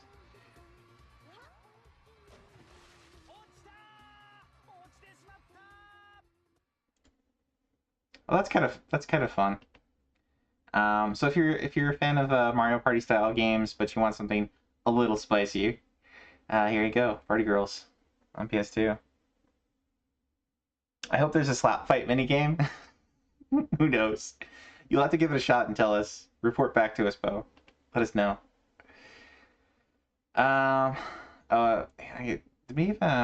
we did kind of go through the set for that. There's nothing really stood out there. It's basically just, you know, beat all the different mini games with all the different characters. You're worried for that woman when she fell in the water, but then I saw she had buoyancy aids. Indeed, that's a very sophisticated way of saying it. Next we have The Goonies. So here's another movie-based game. The Goonies on NES is kind of a classic. I never actually played The Goonies on NES, but from what I understand, it's kind of a Metroidvania-ish.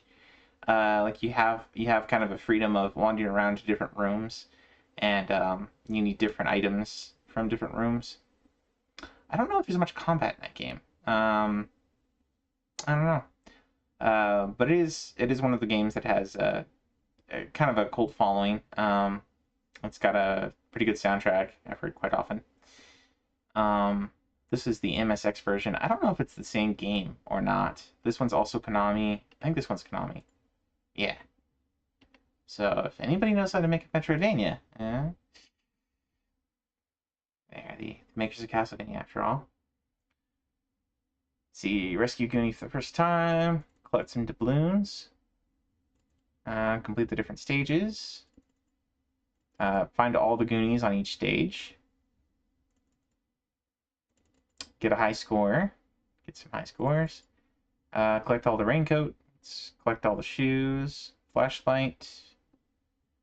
Different spell books. Hey, thank you for the follow. Welcome in, Eradicated Zombie. Yeah, throw your shout out here.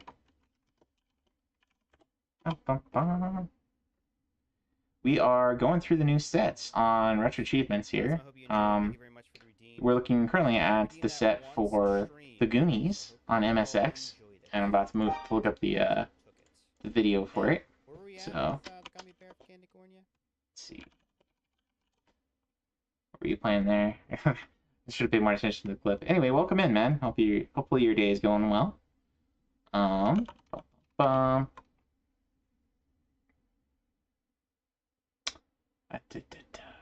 Okay, so we'll look at the video here.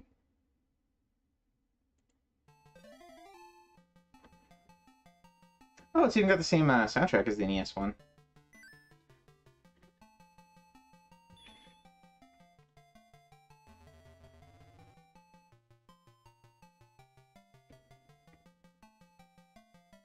So you're avoiding some laughing skulls.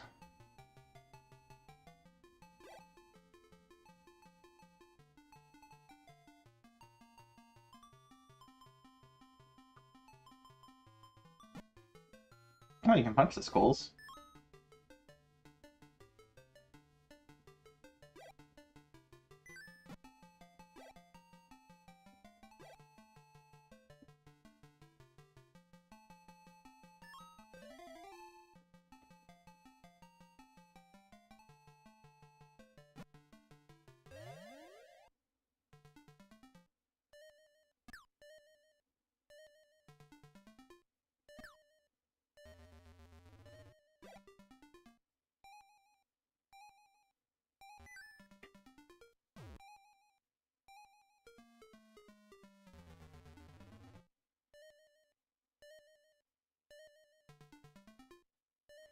Ah, so you have some enemies that follow you from screen to screen. That's different. But we've seen a couple games kind of like this, like the what was that game that had the boy and the girl night? Can't remember the name. I think that was also Konami.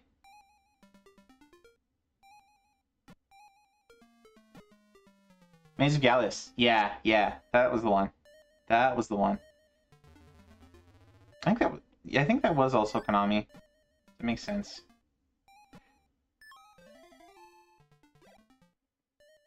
Looks like that one you can't kill. You can just stun for a bit.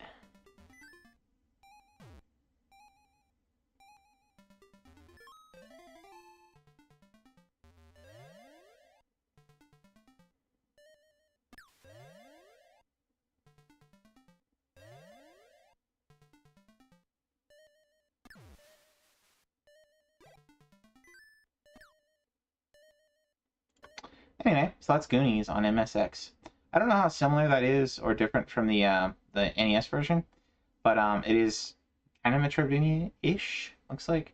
Looks pretty neat, actually. I think I'm gonna add that to my list. Play.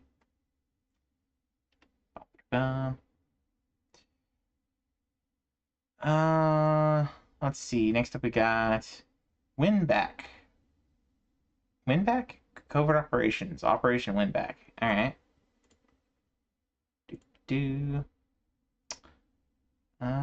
This is a third-person shooter on PS2 from Omega Force.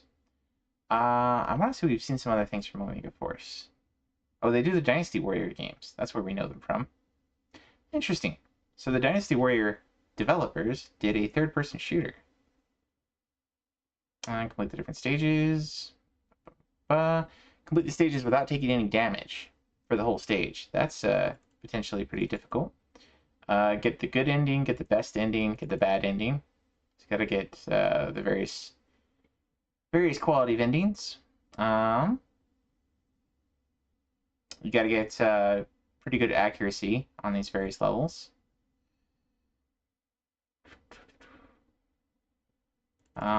Beat the stages using only the handgun.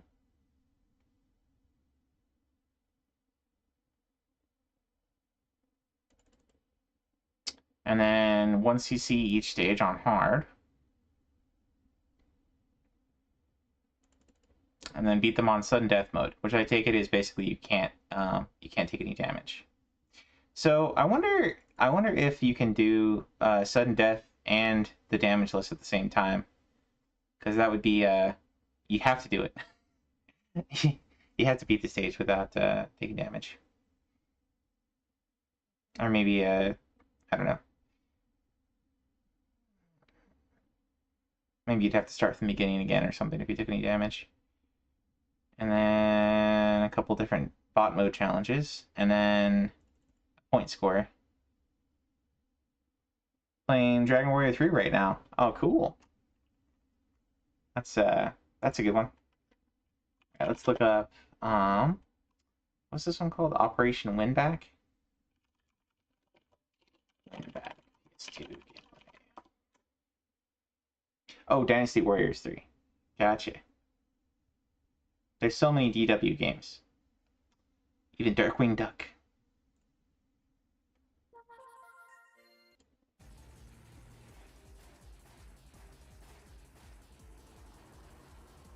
Control center at Weston, now. Right away, sir. Mr. Secretary, sorry to barge in like this, sir, but we've got trouble. We just received word from the terrorists. I'll set it up so you can view it here. A lot of exposition. Where do we get to combat? There we go.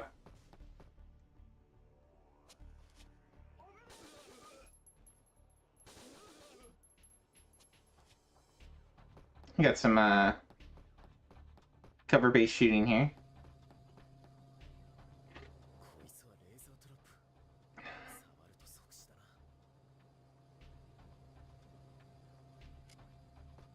It's interesting that the cinematics were in English, and then the in-game dialogue here is in Japanese. Kind of makes me wonder if this one came over here.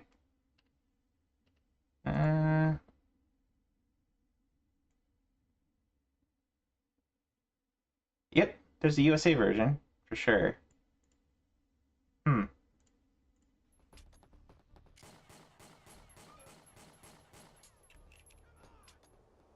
Wolfie's also a fan of anything DW. Death Wish 3. Yeah, the Death Wish movies are pretty neat. 3 and onward are a little bit over the top, absurd, silly, but the first two are pretty amazing. Some of my favorite movies ever. Of course, it's hard to lose with Charles Bronson. He was the original Man with No Name. Once Upon a Time in the West. Wise Man says, I remember liking this game. Gears of War was definitely inspired by this game.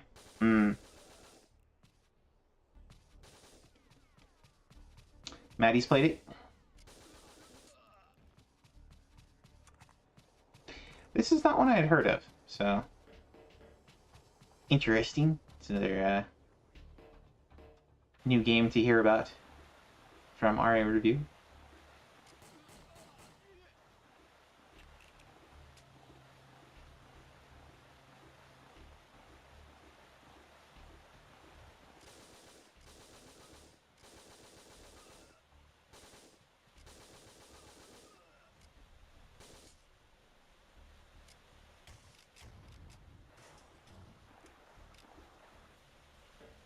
I wonder if shooting boxes negatively affects your accuracy.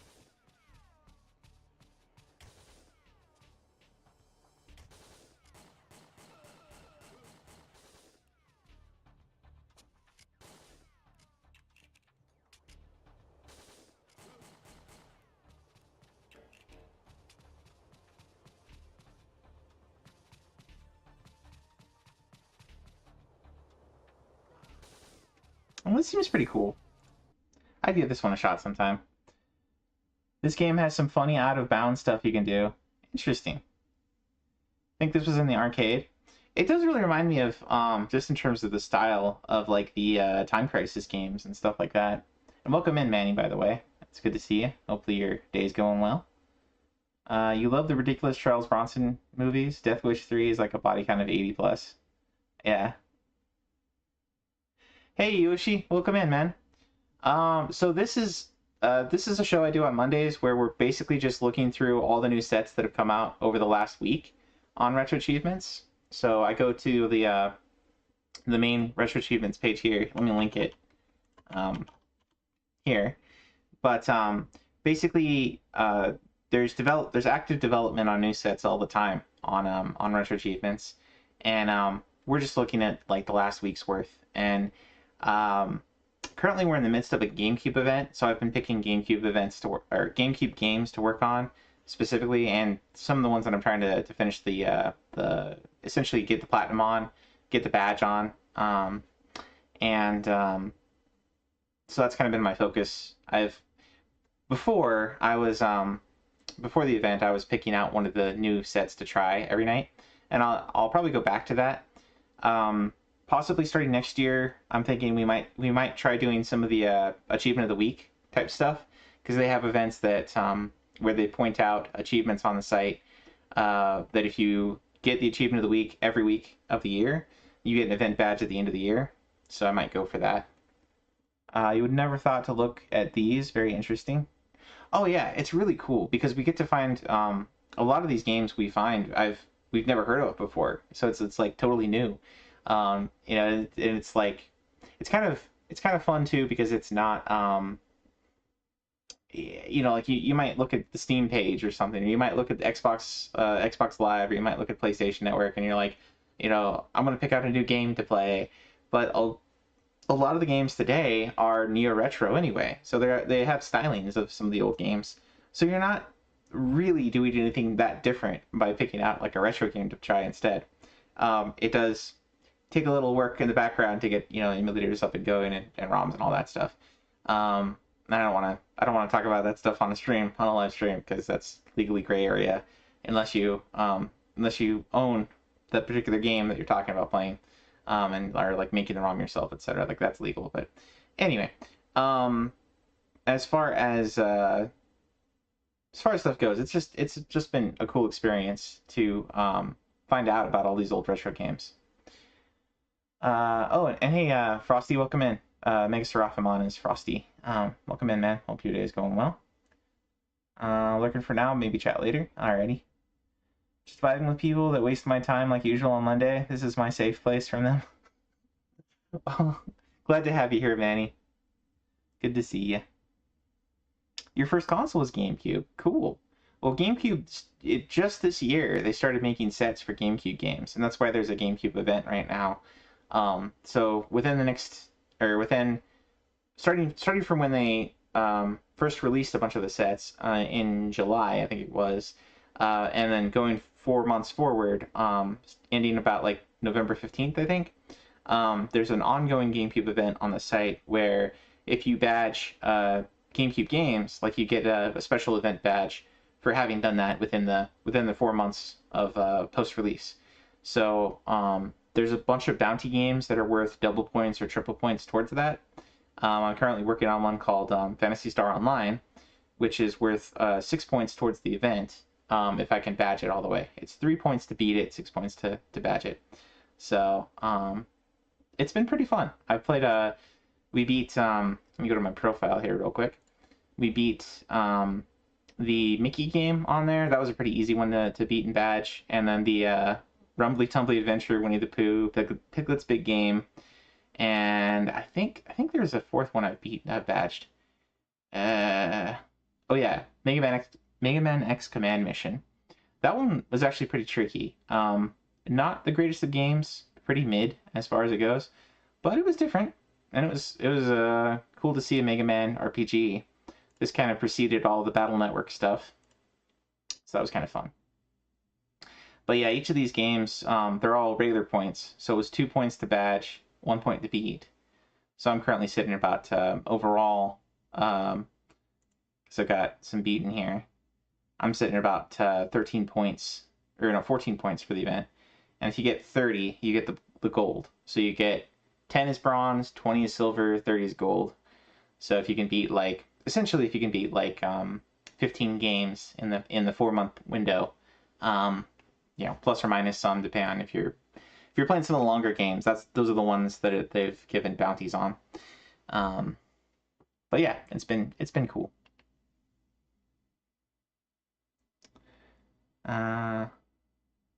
Maddie's first console was an Atari. That's cool. Yeah. But anyway, Yoshi, welcome in, man. Hope your day is going well. We were just looking at Operation Win Back. That was the game we were looking at here. And that was pretty neat. Pretty difficult set to master. It's got a lot of damageless achievos and a lot of you got to beat it at the highest difficulty. And what was that? That was like instant death mode. Your day was good. You celebrated Canadian Thanksgiving. Nice. Happy Thanksgiving, sir. I just got 20 points today. Nice. Congrats, Frosty. It's been a rough push for some of these games, especially now that we only got about like a half month left. Alright, so next up in our list here that we're looking at is Patapon 2. Now we got to watch Foxy work on Patapon 1 several months ago. It's a little bit hard to stream a game like this, a rhythm game like this, because you do have to listen to the game as it's going. Let me throw Foxy's shout out here. Ugh. Foxy says, Foxy remembers. Patapon. Now we're probably not gonna get a clip of that. I think that's just like a, what's that, Mickey clip? Yeah. Anyway, Foxy's a good dude. I would highly recommend his channel. But he was playing this. I don't know. This is like February, January, February, way earlier this year. He was playing Patapon 1, and this is Patapon 2, which now has a set. So it's a rhythm game. Pretty neat aesthetic to it. Very unique. It is a little bit hard, at least from hearing Foxy talk about Patapon 1, it is a little bit hard from your thumbs. So play it responsibly, my friends. Play it in bursts, perhaps. And maybe don't try to play this one online with redeems up that can interrupt your listening in for the right sound events to press the right buttons. Let's see. So win the different scenarios on various difficulties. You got to do it on hard difficulty, probably for the... Yep.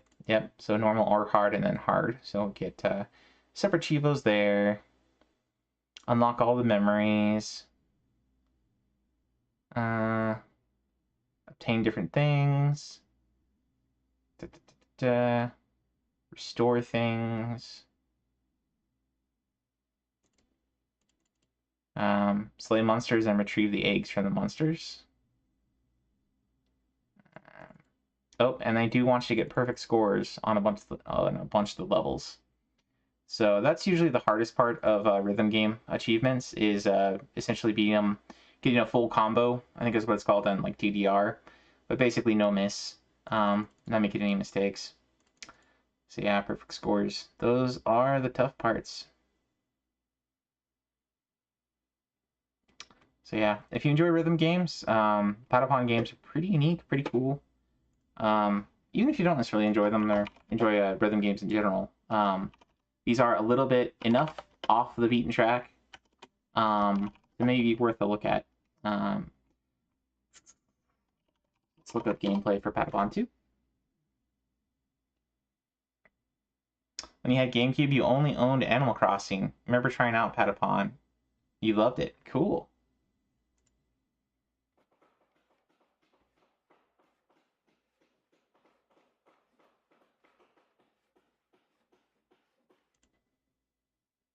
So let's get to an actual level here.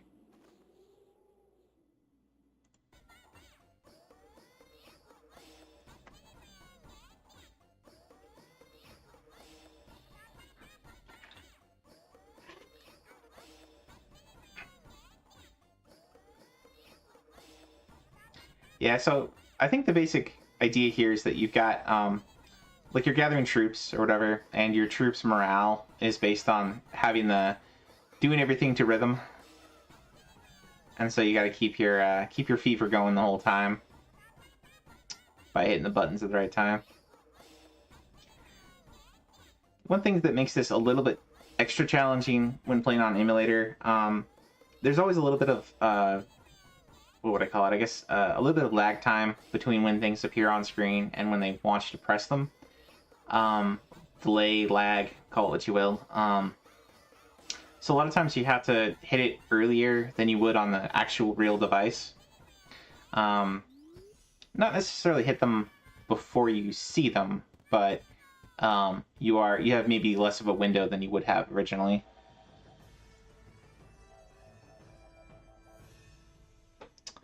Cassette says there's a spiritual successor of this game coming soon. Well, that's cool.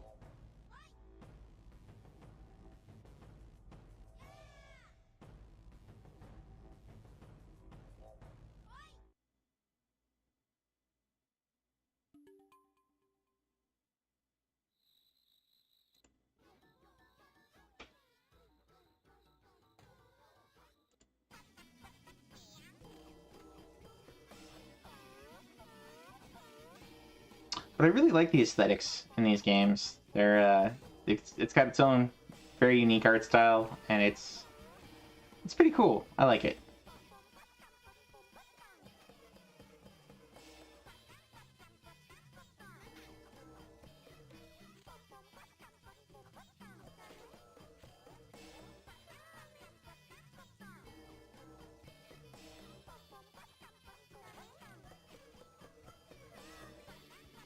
Yeah, so I guess in this one it's more of a pon pon pata than a pata pata pon.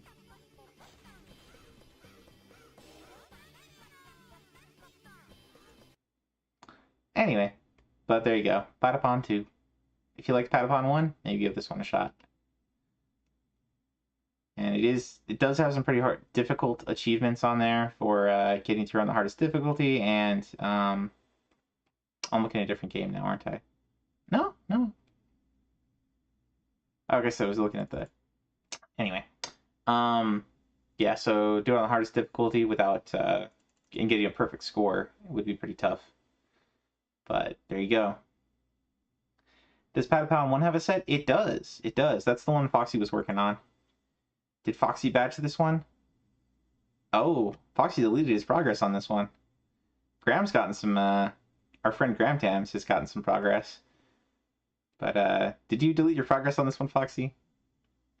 Did you walk the Hall of Shame? Hit the reset progress button? You weren't going back to it anytime soon? Well. It was a noble try. It was a noble try. You did give it like a whole week. Hey, Rio, welcome in. Welcome in. Ratatan is the, game Cassette said is the spiritual successor. That's interesting. Shall we go look at Ratatan since we're on the subject here? Ratatan. Is that on Steam? It's probably on Steam. Let's see what we see.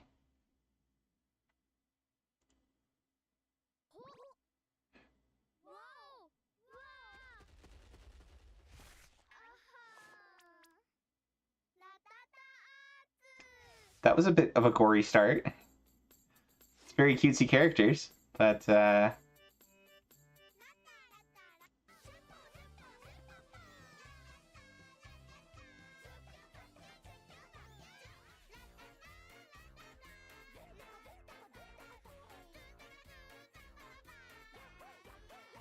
this looks pretty cool.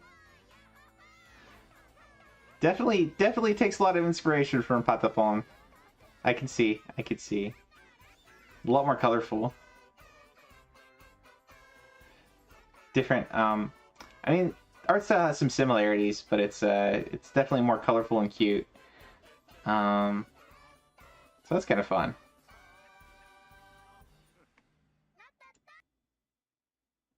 Well, thank you for sharing that, Cassette. I appreciate seeing that. That's cool. But yeah, if you want to go back and do Patapon 2, those have sets as well. So if you're good at rhythm games, give it a shot. All right, next up we got another PSP game. This one's Ronnie O'Sullivan Snooker. So it's and it's one of the PSP mini games. So these were downloadable games. They didn't have a physical release, but you'd hook up to PSN and buy them on PSN and download them. We've seen, I think, was it like Hungry Giraffe is one we saw before. There are a couple of them. They're very, a lot of them kind of feel like cell phone games. Something you would play on your, like with a touch screen, maybe originally. Usually pretty simplistic graphics. But here you got snooker, so it's probably going to be... I'm not sure exactly what snooker is compared to like billiards, but I think it's probably kind of similar. Clear the table in practice mode. Got to do some tournaments. Complete different scenarios. Bo says, I'll try Patapon on your Steam Deck. Ah. Yeah, that's one you could probably do pretty easily on Steam Deck. Actually, PSP emulation on Steam Deck is like you basically got the PSP, right? It's just got a little bit, well, significantly better hardware, but very similar setup to the old PSPs and Vitas. Let's see, so you got to defeat different characters in quick match mode. Score a bunch of points on a single break. Legally pot a ball while shooting at full power. Yeah, I'm not very knowledgeable on snooker, so I'm not quite sure if these are difficult Chivos or not. I'm not sure what potting and respotting is. Win by concession before starting it to pot the colors. Potting might just be like putting them putting the ball in the hole, maybe. Anyway, let's take a look at this one. Ronnie Sullivan Snooker PSP.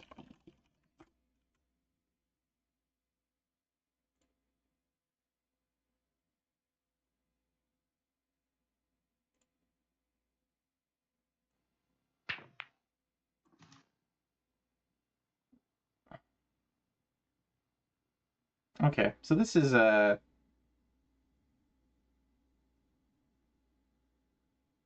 guess this is snooker. It's playing it kind of like pool, but it's got different rules. So maybe you're trying to put away all the specific color instead of going 1 through 8.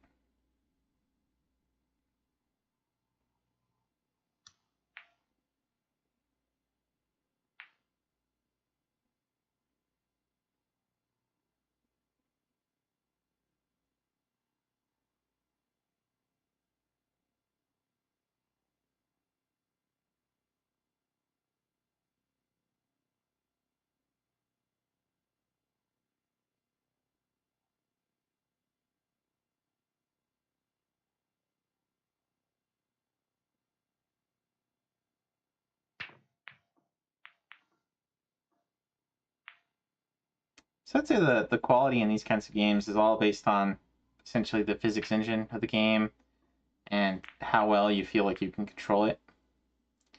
Like you want some level of realism, but you also want some level of, I don't know, arcadiness. Depending on the person and what they want in the game. But about the only ones I've played are well, I played the Yakuza minigame of Pool, and I think I've probably played. There was one my brother and I used to play. I'm trying to remember what system it was on. Might have been a PlayStation 1. And just badged a game, getting close to 200. Nice, Foxy. Congrats, man. Yeah, it's not quite billiards. It's snooker. I'm not sure what snooker is, honestly. But there you go. If you're good at snooker, if you're good at billiards, if you're good at pool, here's another one, PSP mini game that might be up your alley.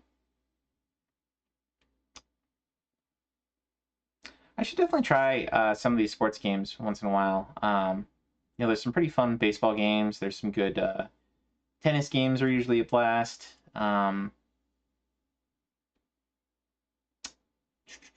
Golf games, pretty fun.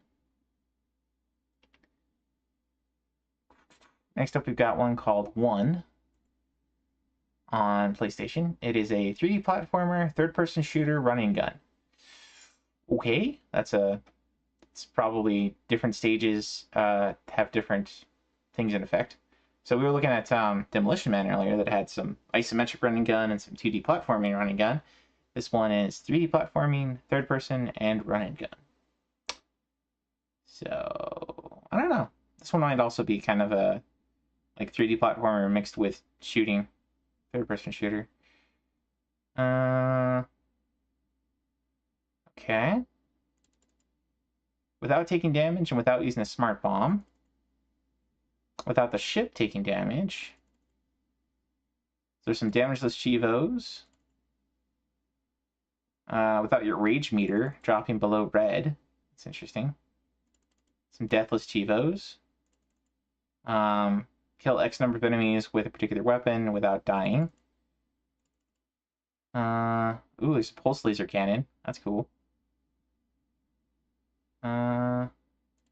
Destruction count of 60 or more. With the second platforming section without pressing the jump button. Complete a platforming section without jumping. Find some 1-ups. I have 15 lives. That means find a lot of 1-ups. Accumulated total of 1989 or more. Beat the game in one session without using continues or loading a save. So there's a 1cc as well. Alright, let's take a look at this one. At this one. PSX gameplay.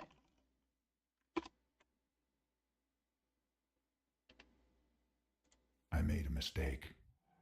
Unit 5, Sector 8. Clear. Da-da-da. Wideband scan 44.1 gigahertz. Random search block 1. Roger that. Just catch up chat here.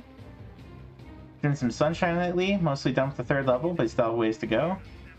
Done most of the tough challenges. Nice. GG's, Cobra. If you like PlayStation Contra, maybe. You kind of remember playing this as a kid, Frosty? Still gotta wrap up Silent Hill. Yeah, that's gonna be a toughie. That 10-star Chivo is it's the toughest one in the set, by far. But you'll get it, Foxy. Probably gonna take a lot of attempts, but you'll get it.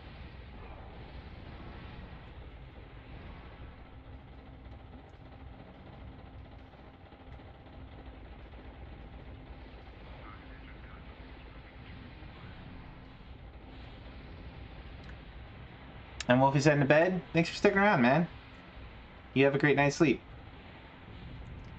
It was a game that I only had the disc for, but never knew where I got it from. Interesting. So you didn't have the case for it, you just had the disc?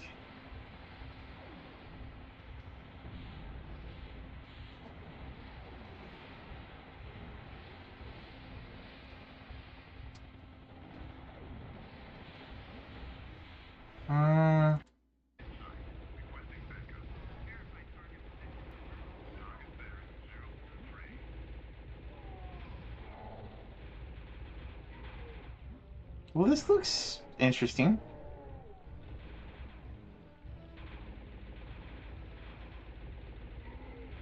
I guess whether it's good or bad is all going to depend on the controls. Like, hopefully this is a twin stick instead of tank controls.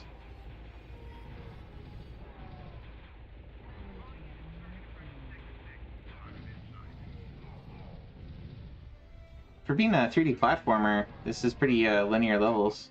At least this level's pretty linear. Kind of defeats the purpose of being 3D platformer.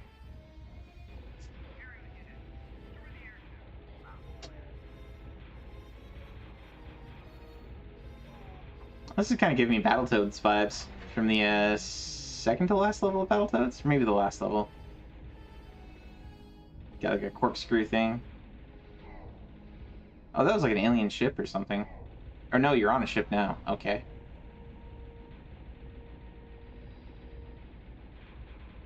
Aerial unit, verify target position over. Copy there, 009.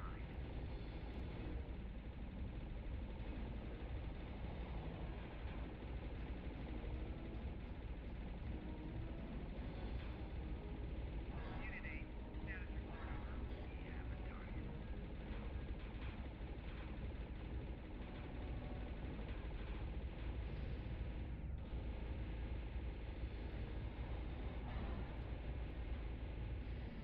Delta Squadron engage target. Starting run now.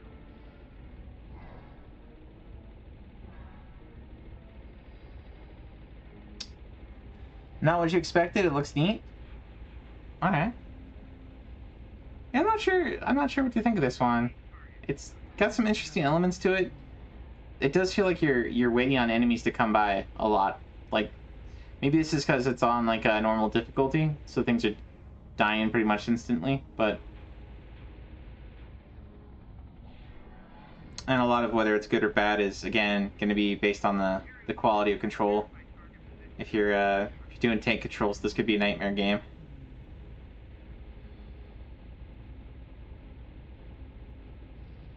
And it does look like the enemy explosions are kind of making it hard to see what else is going on, what other enemies are around. I mean, they're cool, but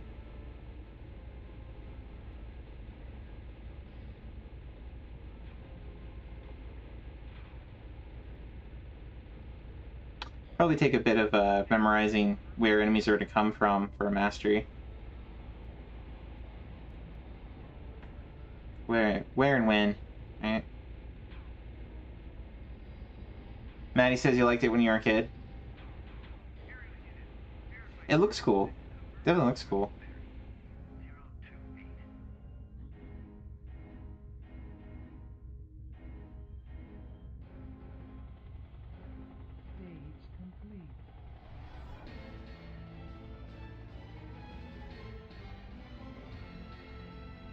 That's a weird photo to put there. It's like a bunch of Tibetan monks and then some random British guy. Weird. Maybe that was one of the developers.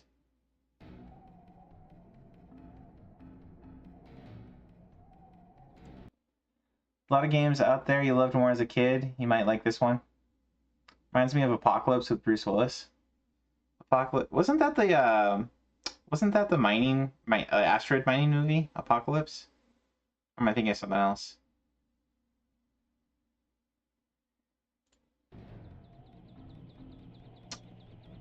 Da, da, da.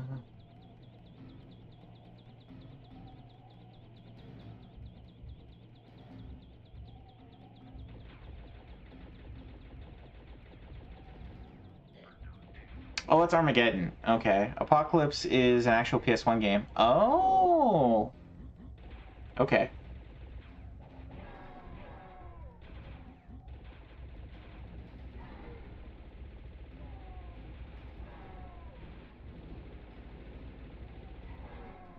This stage is a little bit more interesting.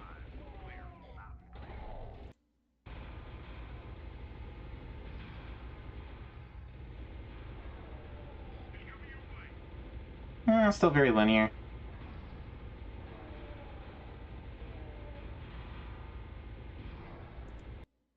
Anyway, so that's one on PlayStation. Could be interesting. I don't know. It's all kind of plus or minus based on what the controls are like, I would say. If you're talking. The actual name is Apocalypse, starring Bruce Willis. On Retro Achievements. Oh.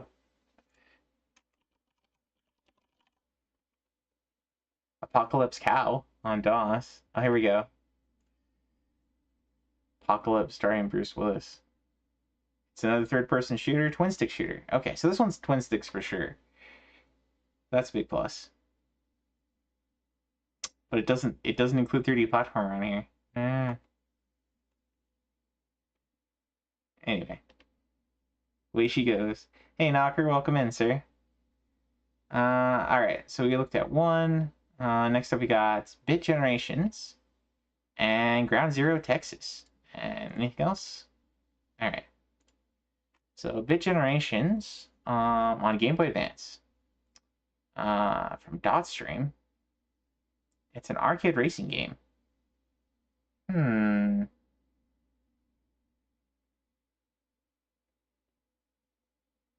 Okay, so a lot of time attacks. A lot of time attacks.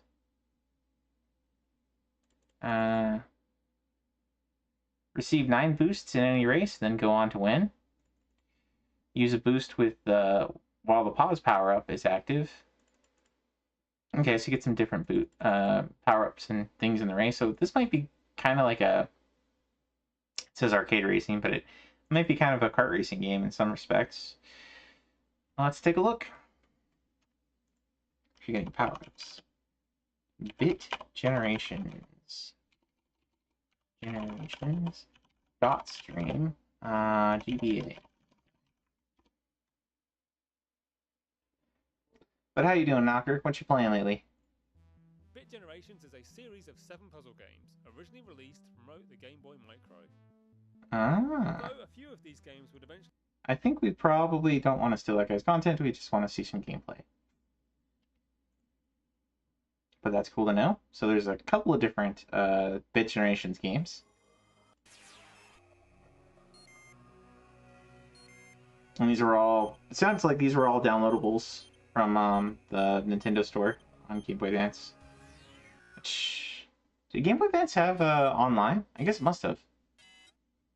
I knew you had you could hook up multiple Game Boy Advances together. You could hook up the GameCube. The GameCube had online, so maybe get it that way.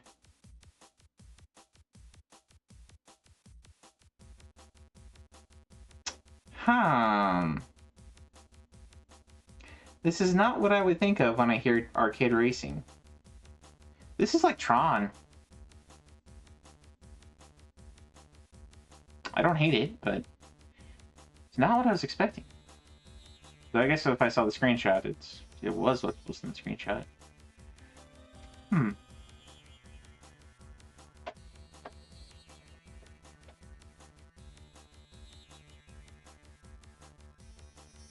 I would lose track of which one I was if I was playing this.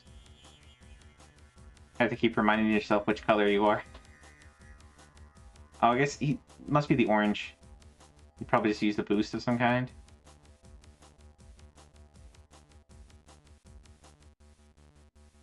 The precursor to Flappy Bird. Oh, and we got a Wild Whismer appearing for those who are doing the Pokemon. And if you want to start, I think it's Poke Help. If you aren't playing the game, if you want to start.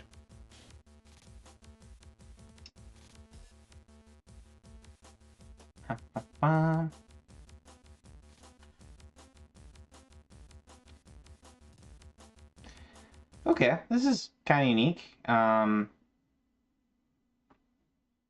no. It's not what I was expecting, but it's interesting. Dotstream. Alright, next up we got Ground Zero Texas, which is an interactive movie game. So it's an FMV game. Maybe tell Master Welch about this one. And since I'm talking about Master Welch, I'll throw him a shout out. Master Welch does FMV Fridays. I think he's currently on break because he's been busy with some other things. Looks like he's playing some Phantasy Star there. But he would play a bunch of FMV games like Strawl and Dragon's Lair and Time Gal, stuff like that. So this looks like another in that kind of game. So probably a lot of quick time events. Let's see here.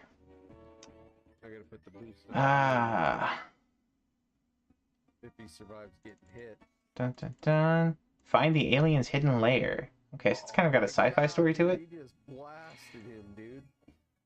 Complete the game with an overall hit rate. Okay. So you do some shooting of some kind, maybe. So maybe this is kind of like Snatcher, maybe? Get him. Complete the game in under 1 hour. So there's a speed run. Kill 10 enemies without being hit. Let's see what this game's all about. Ground Zero, Texas. Vega CD. I've never heard of this one.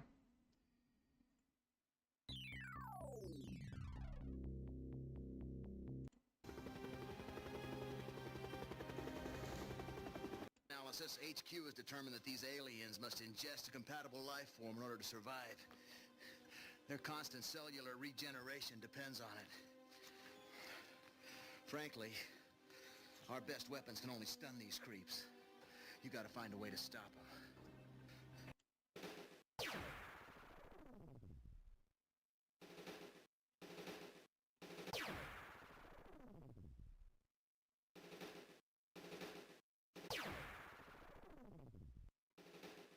So I guess the aliens are like infesting people or something? Mind control. Oh, he got that one in the crotch.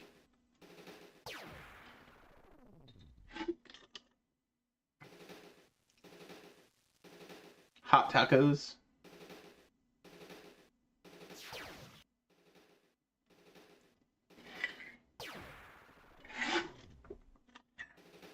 I guess that's better than the cold taco place. Maybe you play as the alien. Maybe. Like an ugly Mad Dog McCree. Something like this has ever happened. I can't understand why you're acting like this. And I can't understand why you're acting like this either. Because you do some stupid things.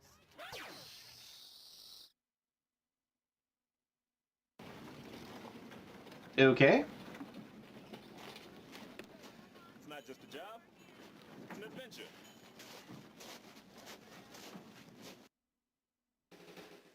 All right then. So yeah, there's a police game where you play as like a deputy or something that you're taking out like drug lords or drug peddlers. That kind of plays a lot like this too. I'm trying to think of the name of that one, but Master Welch played. There's 2 of those ones that play very similar to this one. That's kind of fun. You just get to see little clips whenever you shoot somebody.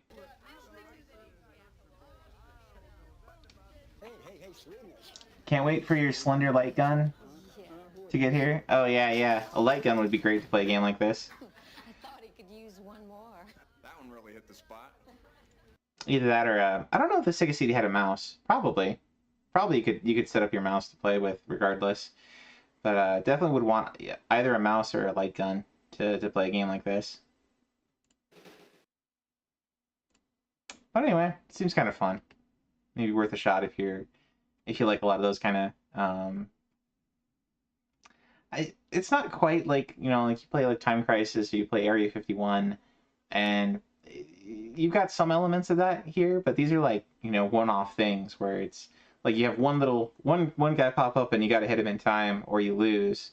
So it's more like a quick time event, but it's not like a hit left, hit right kind of thing like you have with Wirehead or Strawl. It's like just shoot the guy or whatever. You have to aim and shoot. I wish I remember the maybe it was Mad Dog McCree was the other one. Mouse is not the same. That's why I haven't touched Duck Hunt for R yet. Fair enough, sir. Fair enough. I know Wise here has played a bunch of what was it? There's a game. There's a beat 'em up that does have shooting segments that could use a light gun, but also could use a controller. It was Bayou Billy, Pulse and Wise both finished that one. So once you get your light gun, you should put that one on your list too. It's a pretty annoying badge. There's a lot of that game got a lot of the we want the kids to not beat this one during a rental treatment of the early 90s of we're gonna make everything super spongy and take 1,000,000 hits to kill because that's fun, right? Anyway, there are lots of things to complain about with Bayou Billy. All right, we got one more that appeared just at the end here, so we'll talk about this one. It is Cosmic Avenger on the ColecoVision. It got the Battletoads treatment. Yeah. Well, actually, I don't know if Battletoads is that bad about that. Some of the bosses do take a lot of hits, but Battletoads didn't. I've watched a lot of people play that one, and it doesn't feel. I wouldn't say the enemies feel super spongy in that one. They're about average, I'd say. You know, it's not like they're super weak either. It's not like a one-hit kill. There's a couple bosses that take like 6-7 hits, but I don't know. It didn't feel bad the way Bayou Billy does. Knocker says Bayou Billy is AIDS. Not gonna play it. Well, anyway, on to Cosmic Avenger here. It's a game from 1982. You got some score achievos. Do a successive lap on skill 3. So I think that's basically like the game loops. You gotta do a successive lap on skill 4. So I'm guessing the game probably goes up in difficulty with every loop. Fly at maximum speed for 30 seconds on skill 2 through 4. At first score, accumulate 10,000 points. Alright, let's take a look at this one. It's older than you. Older than me, too. ColecoVision. It's cool to see more ColecoVision games in the queue, though, because that's a system that doesn't have a lot. Like a television, ColecoVision. It's nice to see some of those ones, and like Magnavox, Fairchild, Channel F. Can't expect too much from these games, but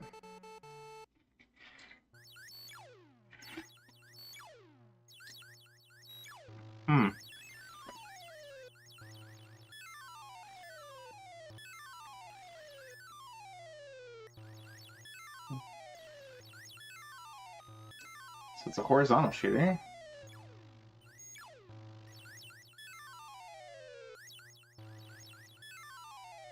You know, sound design on this one's not too bad.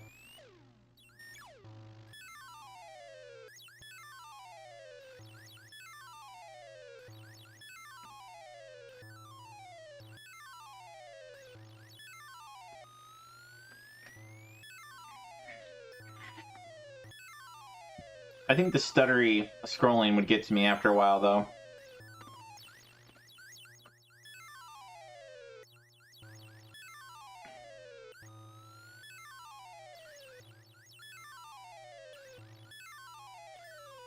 We got some of the levels here. So skip forward here.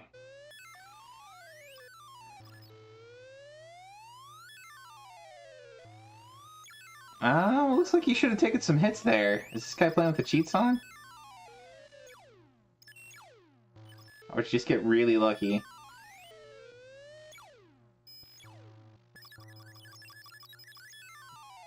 Oh, you can destroy their shots.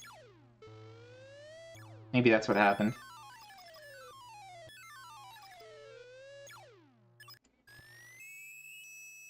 I got some very, no, not so lucky that time.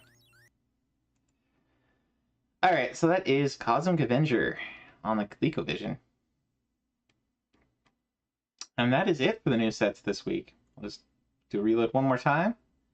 Not a ton this week, not a ton. Let's see what stands out.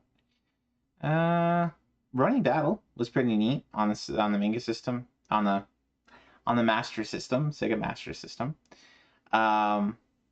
Future Tactics looked pretty interesting and unique. Choo Choo Rocket looked pretty cool. Lunar Silver Star Story is, of course, a classic, and it's good to see that now you have the Saturn version. So if you really like that series, you can get 3 badges just from one game, because you get the PlayStation version, the Sega CD version, and the Saturn version. Pooh and Tigger actually looked pretty good for being a Game Boy Color. Pretty simplistic, but probably pretty easy badge. Shattered Memories is pretty unique. Definitely not as cool as the other Silent Hill games, but hey. You got the classic Resident Evil. The Zash Bell game looked pretty cool. And Demolition Man looked pretty neat. And I mean, Patapon is cool. And Winback looked pretty neat. And one looked potentially interesting. So yeah, we got some interesting variety this week. Nothing stood out as like really uninteresting, really bad. But yeah, there you go. There's also a Game Boy Advance version of Cosmic Adventure, or of what one? Oh, of Lunar Silver Star Story. That would be. Does that one have a set?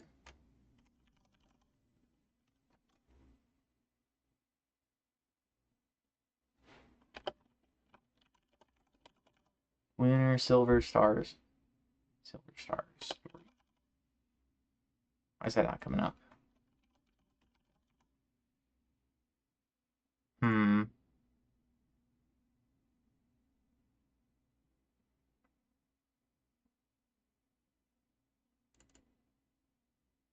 We are looking for games.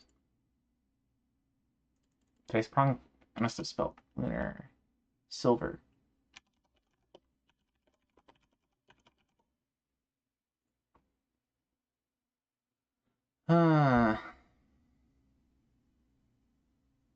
Slightly different. Okay. There's a Game Boy Advance kind of a remake. Let's look for Lunar, I guess. Dragon Song. Here we go. You got Lunar Legend on GBA. There's a there's a school game of some kind. Sanposoru Gakuen. Gakuen is school. There's a Game Gear game. There's a DS game. There's the PlayStation 1. Oh, it's on PSP. I wonder, is this Silver Star again? It might be. Okay, so you might have PlayStation, PSP, Sega CD, Saturn, and GBA.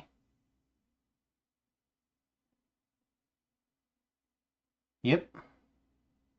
So four versions. The Game Gear version's not too bad. All right, so that is that. Let's now, the next segment of the show, we're going to be looking at community highlights and just seeing what people have been up to for the last week. So go to weekly, followed users. We're going to go back in time to middle of last week. And this is on UTC time, so it does reset around afternoon, evening of Saturdays is when it resets. So let's start from the bottom this time.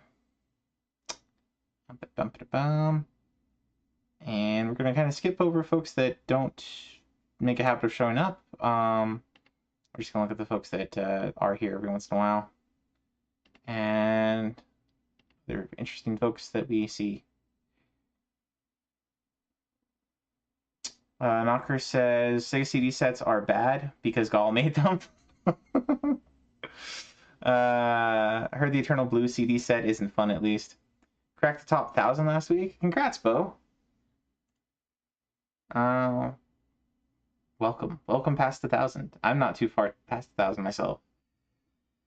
So first here we got NeoTev, who has an underscore in his name here on Twitch. He's a pretty cool dude. He does a Link avatar, and as you might expect, he plays a lot of Zelda games. He's been working hard on the GameCube event, as many of us have been. So playing some Super Mario Sunshine, some Pikmin 2. He's also been playing some Final Fantasy IX on PlayStation 1, and some Arcana Cardmaster on Super Nintendo.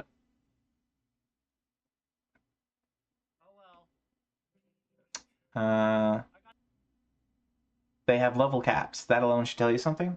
I don't really mind level cap achievements as long as they're reasonable. You know, beat X boss before level, you know, Y or whatever. Yeah, just have to be. You can't grind. You can't over level and over grind, which kind of makes sense for RPGs, but it within reason, right? Within reason. Like there's some on the MSX Dragon Quest, for instance. There's one where you have to beat the Dragon Lord at level 20. That is a royal pain in the nuts because you have to get past all with one. You know, you have your 4 or 5 herbs you can carry, and you have your MP pool at level 20, and you have to use that to get past all the enemies. And granted, you're going to be running for most of them, but you will get slept sometimes, and you will lose like 2/3 of your health, if not die. All right, on the way to the Dragon Lord on that one. That was a toughie. That was a toughie. It was challenging. It was a worthy achievement. It was reasonable. It was achievable. But oh, yeah, it was toughie. So I don't know. I don't mind the level cap achievements. So next up we got Lord Pookums. Lord Pookums has been playing some Castlevania Symphony of the Night, classic on PlayStation and Saturn. I think he's currently doing the whole Spooktober event, so he's going through a lot of horror games and spooky games. Pokemon sets have level caps, type restrictions, and no items, and they are still easy. Oh yeah, I mean Pokemon is. I might get myself in hot water by saying this, but Pokemon in general is a pretty easy RPG series. Of course, I say that as somebody who's only really played the first 2 generations so far. Well, no, I've played Arceus too. I've never come across any kind of Pokemon game that's looked super difficult. I'll say that. It's pathetically easy. Yeah, it's not. It has some really interesting depth to it as far as like, you know, when you're talking about EV points and min-maxing and all that stuff. But it's just the base game is usually not too difficult. Even you have to give yourself some extra challenges to make it more interesting, which the RA set does. So yeah. Anyway, so Pook's been playing some Castlevania and some Astro Boy on GBA. We played a bit of that one for Scanlines. It's a really cool game. And he almost got Shadow of the Beast badged. That was a while back. He's doing all the Shadow of the Beast games. Very cool series. Looks like he booted up some Fatal Frame 2. I really wanted to do that one this October. Really wanted to do. That was a really fun series. Fatal Frame. Unfortunately, GameCube event. We'll see. We'll see if we can get. Maybe we'll do a Spooktober in November or something. Because I do want to get Circle of the Moon done, and I do want to play some Fatal Frame. That'd be cool. Next up we got Cosmic. Throw Cosmic a shout out here. Cosmic streams early in the mornings, at least early for me. Usually starts around, I usually catch him at least an hour, 2 hours in, when I get up at like 9 or 10 Mountain Time. So it starts around like 6 or 7. He's been playing Dead Space, plays a lot of Metroidvanias, does some more recent games, also does some retro games. Kind of goes back and forth. Most of the stuff he streams is more recent stuff from his Steam library. But he's been playing some TMNT on PS2.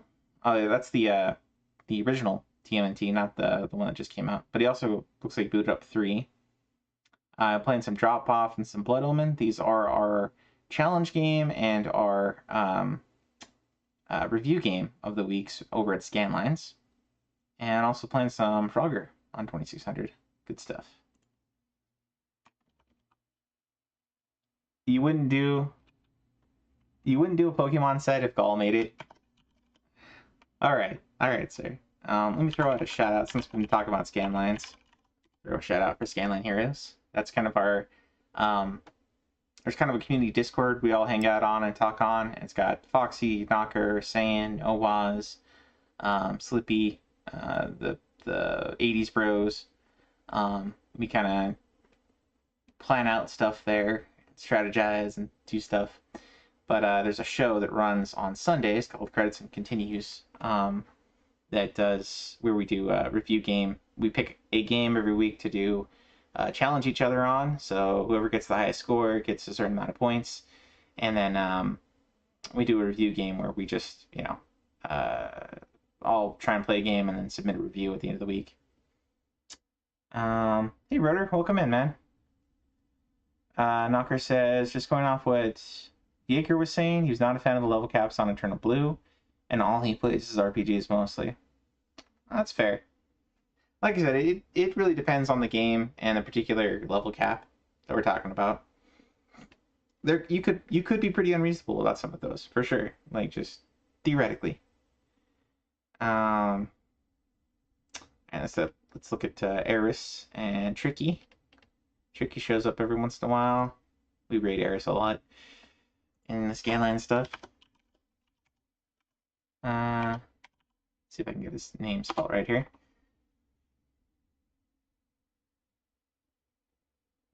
Pokemon also wasn't made harder in localization like Lunar was. This is very true.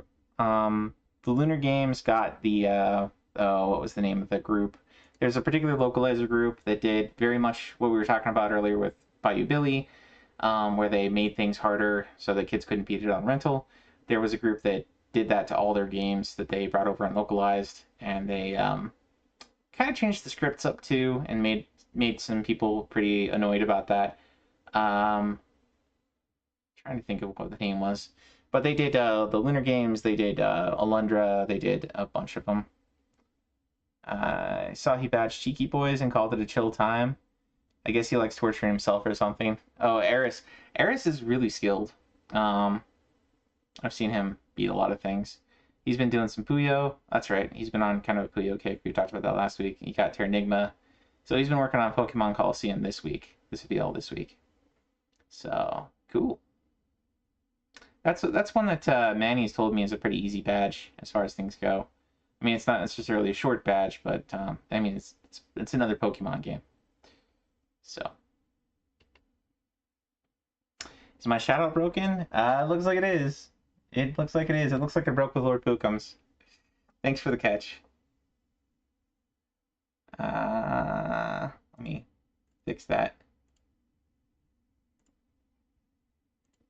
There we go. So we gave a shout out. How many shout outs have we missed here since Pookums? Oh boy. I'll throw one for Scanlines. Another one for Eris. Final boss. Is this the boss? This is the final boss, the Golden Flower. And this is the end. He can Manny says the Colosseums were brutal. He needs some luck to get through. Him do it. It's massive tornadoes everywhere. Okay. It's all RNG from here on. All right. So here's Tricky. I'll throw Tricky a shout out. I don't think Tricky actually streams, but he hangs out with us over in Wise's channel a lot, and he's popped in here every once in a while, and he certainly pops up over at Pulses and Sarks. Pretty cool dude. And yeah, it looks like he did badge Final Fantasy VIII. He was working on that for quite a while. GG's to that. GG's to you if you're listening, Tricky. And he's also been working on some Mario's Time Machine. I don't remember this one. I think this is an educational game. That's it? You Yeah. 1 man and half of a life left? It's an educational game. It's along with Mario is missing.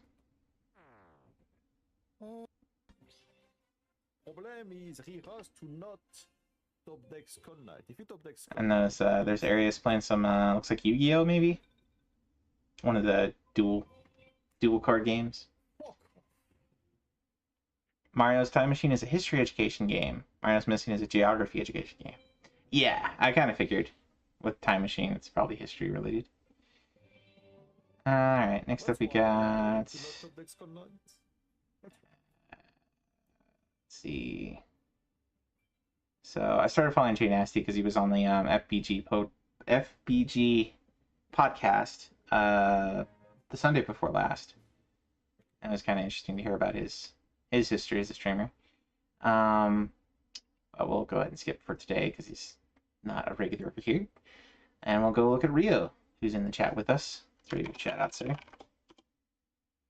Rio's been busy with some Fire Emblem and Mario Kart, some Sonic Spinball, and the Mega Man X collection.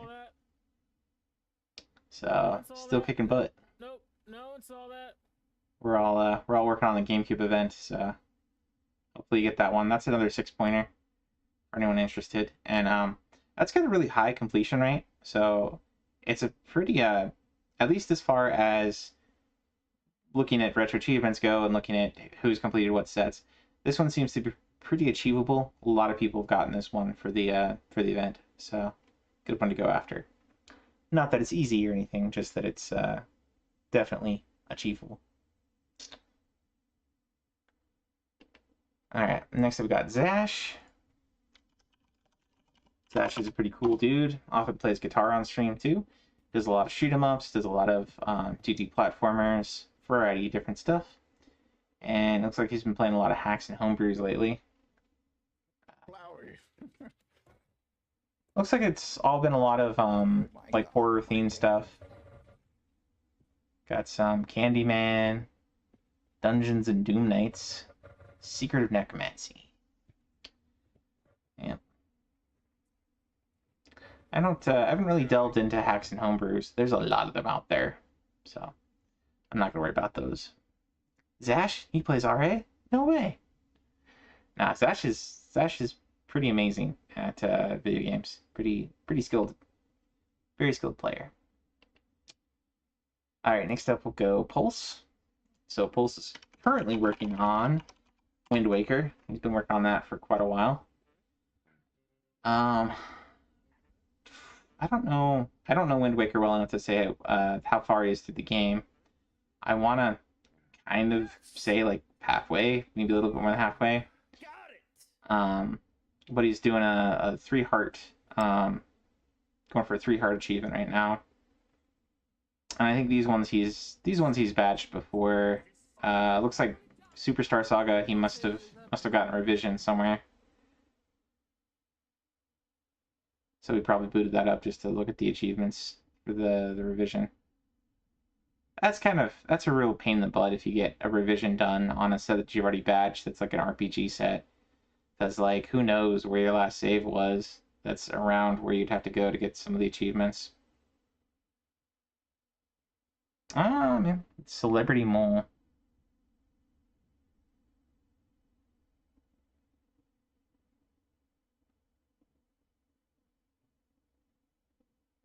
Yeah, I don't know. Good old FF5, yeah.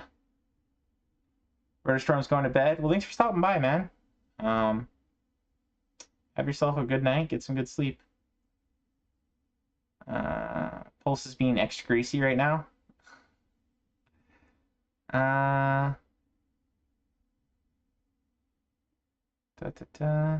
Revised Mystic Quest. You have to beat the game 2 more times. Oh, that's terrible. You just have to beat the whole game again without getting something. Oh, yeah. Yeah.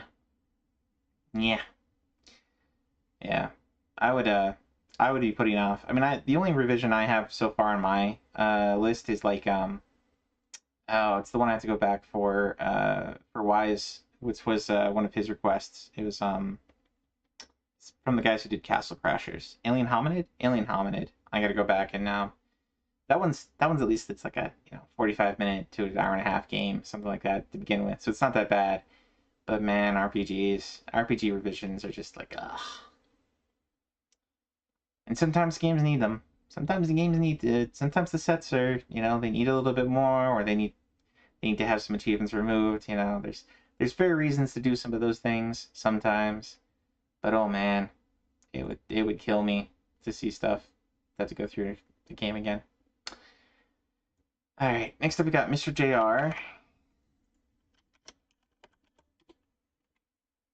You have to do a no equipment run and a no magic run.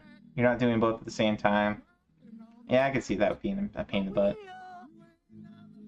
Mystic Quest only needs 1 more beat. The optional weapon Chivo got dropped. Oh, there you go. Real easy batch. Yeah, I mean, I have the batch. It's just the Alien Hominid, the revision. I haven't finished. I haven't gone back and done yet. 3/4 of the way through the no optional run. Oh, that's oof. And then they dropped the Chivo. A revision on top of a revision. There you go. Yeah. Anyway, Mr. JR here has been up to Bomberman on the NES. That's a classic. Some Castlevania on NES. From Below. Manny's recommended this to me as another Tetris game that's a relatively straightforward set for Tetris enthusiasts. And then some Picross. Picross 2.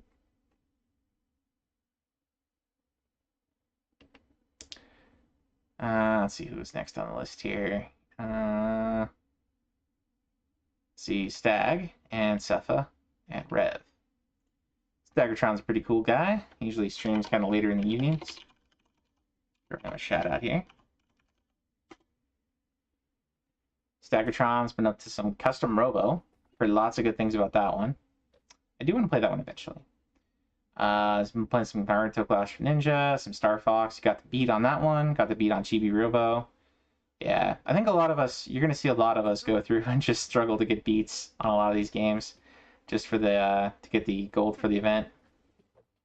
But GG's on your progress, sir, if you're listening. Looks like she could be raiding and Cepha has also, he's taken up the PSO alongside so many of us that have. Maybe just going for the beat for those 3 points.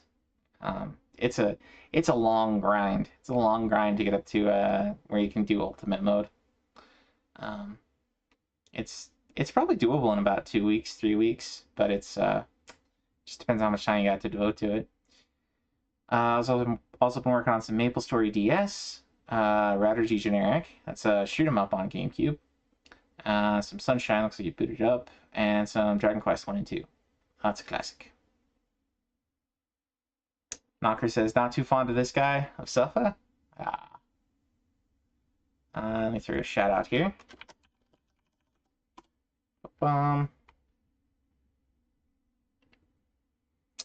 Next up we got Rev. Goes by Revolution. Yeah, on Twitch. Worst RA mod. Well, we are all our worst critics. Our own worst critics, right? Yeah, you don't give no fat. Last time. This part's really not too bad. Oh shit. It's not too bad. Oh crap. Rev's a pretty cool guy. Rev has given me a lot of help in figuring out how to do various things and with subsets and patches and all kinds of various emulator problems and such. And he's helped me. He pointed me in the direction of a lot of guides for PSO as well. He got the PSO set finished quite a while ago, but he's been back to the Final Fantasy XI grind.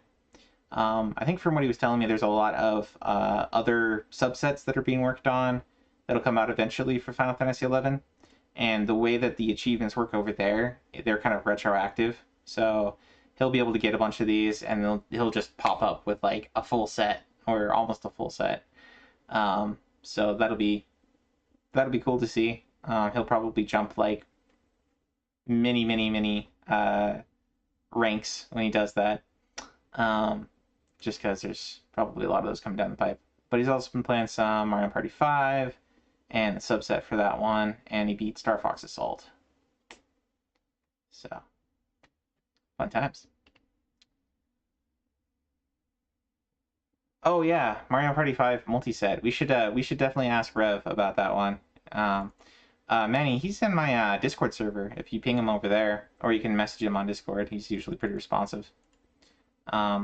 But yeah, it'd be Manny and I were trying to get Mario Party 5 working earlier, and we both had the regular set and the subset, and it would keep reading, like whoever was hosting, the other person, it was always grabbing the wrong set. So it was like I'd boot it up as the subset and it looked like it was a subset on my screen, and then Manny would join in and it wouldn't be able to find the subset. It would be looking at the regular set.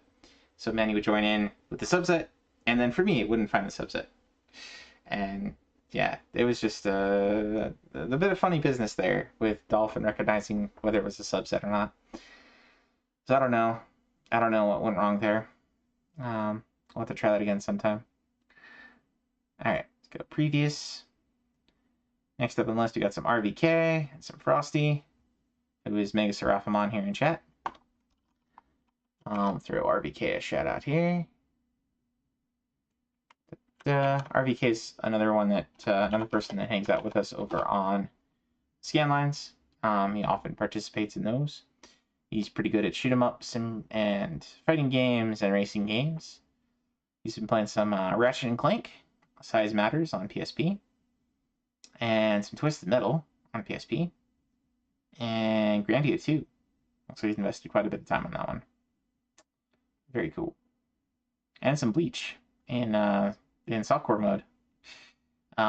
So Manny can tell you some fun stories about the Bleach games. Manny and Chrono both. It's if you're so interested, a lot of those games can be beat by just essentially turboing through. It's pretty funny. Some free points there for those who are interested in those. Bleach is funny, Manny says. Next up, we got Frosty here.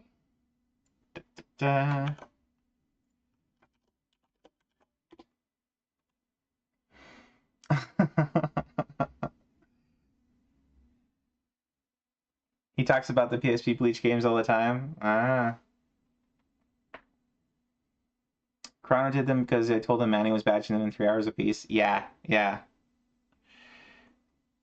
Yep. And Chrono was trying to pull ahead of that guy that was that got delisted because he was not wanting to be number 5 behind a cheater that was number 4, I think. So he was eager to get a lot of those a lot of points pretty quickly there.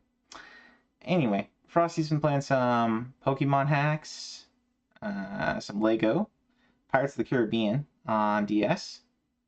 Got the Magical Mirror starring Mickey Mouse badge. That one's a pretty easy one. I think pretty much everybody's done that one that's going for the event. And then playing some Clubhouse games, which is probably like Solitaire and stuff. Cool. GG's Frosty. Where are we? Cassette Cobra and Zombie. Throw Cassette Cobra a shout out here.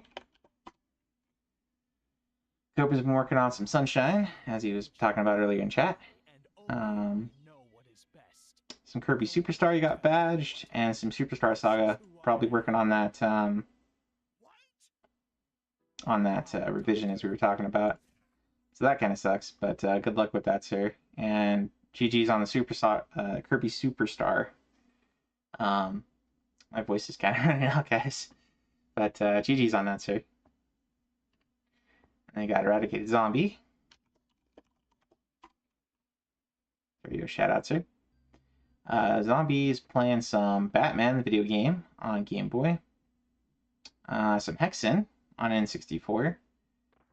Wolfchild on Super Nintendo. And Streets of Rage on Game Gear. I heard that one was a little janky, the Game Gear version. But good luck with that one, sir.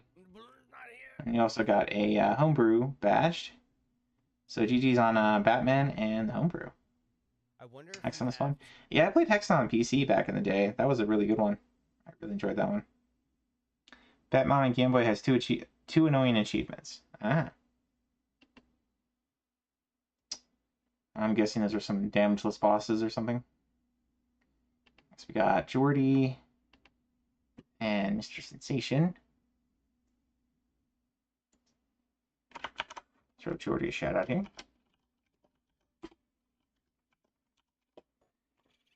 Jordy's been working on some puzzles.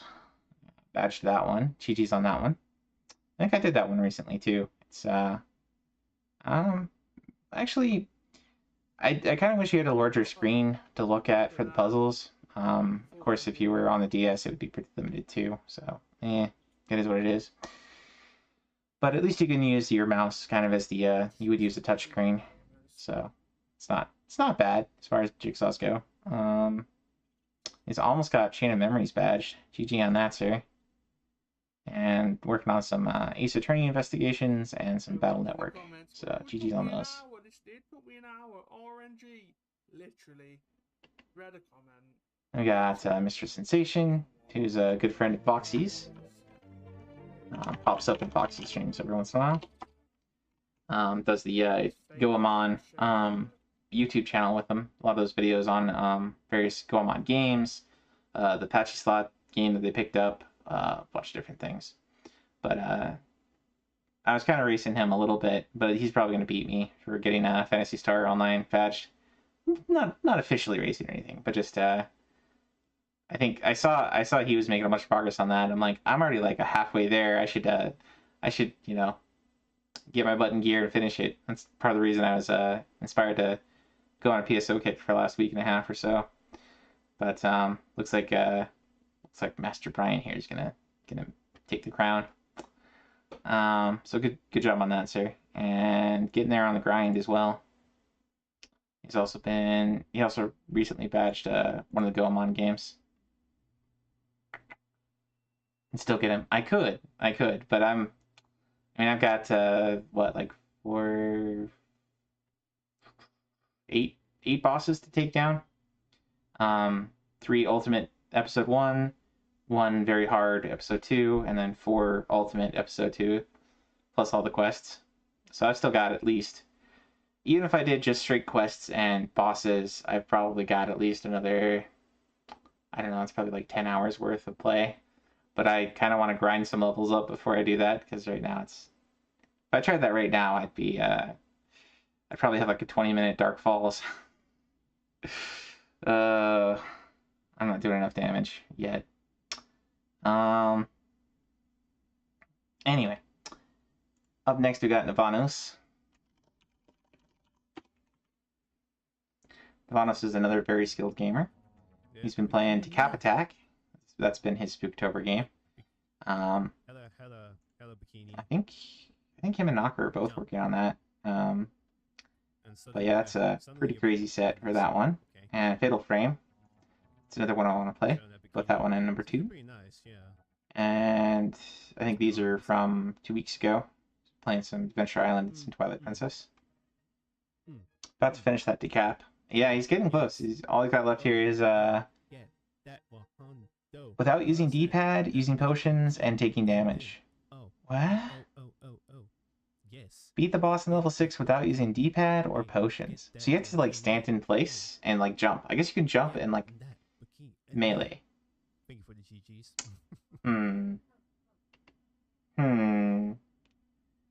What an achievement. Alright, next we got Mike. Mike plays a lot of Doom. Gotten pretty much every Doom badge out there. He's been working on some Outrun. That's classic. The arcade version. Oh, and these are named by the actual areas that they're supposed to represent and not by the which course you're taking. On Outrun, you usually have kind of a map of you're turning left or right at various points to take route A, B, C, D, etc. But they're actually supposed to represent real areas, so that's kind of cool. I wouldn't be able to tell you what the areas represent for the most part, but anyway. He's also been playing some Medieval 2. I haven't played 2. 1 was really good. I played the first one in the series and it was pretty good. Bomberman 94 on PC. That's a classic. Alright, then we got Many Hours, who's here with us. He's a huge fan of the Dynasty Warriors series, of the Burnout series, does a lot of racing games, some RPGs, a lot of beat 'em ups and fighters, and quite the master of Smash, other things. He's been working on some Double Dash, some Clash of Ninja, and Pokemon Stadium 2, some Kirby Air Ride. So Manny is also in the GameCube event badge race, trying to get there before the timeline. So this guy sucks, Manny says. Manny's a good dude. I would highly recommend Manny. He's a fun streamer to watch. Very helpful as well. If you're ever needing help with earning achievements or figuring out emulation issues, he's been very helpful, and I appreciate that greatly, sir. Next up we got Rockstar Lexi. She's popped by here a time or two. She does, she's kind of the resident Sonic girl of the RA community. Oh my god, he sounds like Z. She's been playing a lot of Legend of Zelda, which I think Foxy recommended to her, or put on her request wheel or something. And some Marvel vs. Capcom, some UN Squadron. These ones, I really like these ones. So, GG's. It's cool to see more people playing these ones. But GG on the badge on the Super Nintendo version. And good luck on the arcade version. The score one on that one is pretty tough. You really got to master the last boss on there. Someday she'll get back to something good. Oh, a bit trash lately. With The Legend of Zelda and UN Squad? Ah, you hit me where it hurts, sir. I like UN Squad a lot. That's like the only shoot 'em up I'm halfway decent at, and I still haven't badged it because I'm really not good at shoot 'em ups. But I enjoy the game a lot. Anyway, speaking of Foxy here, Foxy plays Tuesday through Thursday, and does streams of the request games, and he does a breakfast stream on Saturday mornings, where he plays a bunch of cartoon games. So a lot of times his by Monday, of course, his list here is going to be full of the cartoon games that he played on Saturday, and then the games that we played for Scanlines on Credits and Continues on Sundays. I should mention he and Slippy both together host the show on Scanlines on Sundays, which is Credits and Continues, where we do a kind of a reviewers roundtable and a Challengers Arena. And so we played Drop Off and Game & Watch. Game & Watch was our review game for last week, and then Drop Off was our Challengers game this week. And he's got all the cartoon and anime games. It looks like he booted up some Legend of Zelda. I remember you were playing this on Free Play Friday.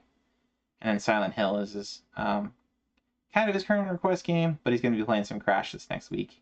So this has gone to the kind of off-stream finish up category, alongside of Silent Hill 3 and what was the bug game again? The bug RPG game where you're trying to get the rare spawns for Cosmic. Jade Cocoon. Oh, and you finished up Legend of Zelda. GG's on that, sir. And GG's on all the progress on Silent Hill. That's actually gone pretty quickly to get all the different achievements in that one. So awesome that you got pretty much everything except these last two. I'm sure you will get this one and Silent Hill 3 eventually. Just it sucks. It kind of sucks to have to watch a video to do some of the speed runs, but I think for a lot of us, like unless you want to become a 24/7, Game X like aficionado, you really do need to reference a guide or a video on figuring out some of the speed runs. It's just gotta figure out the routing, gotta figure out all that stuff, and it's like slowly memorizing that run. Yeah, you don't like streaming dead air, it's just your style. Fair enough.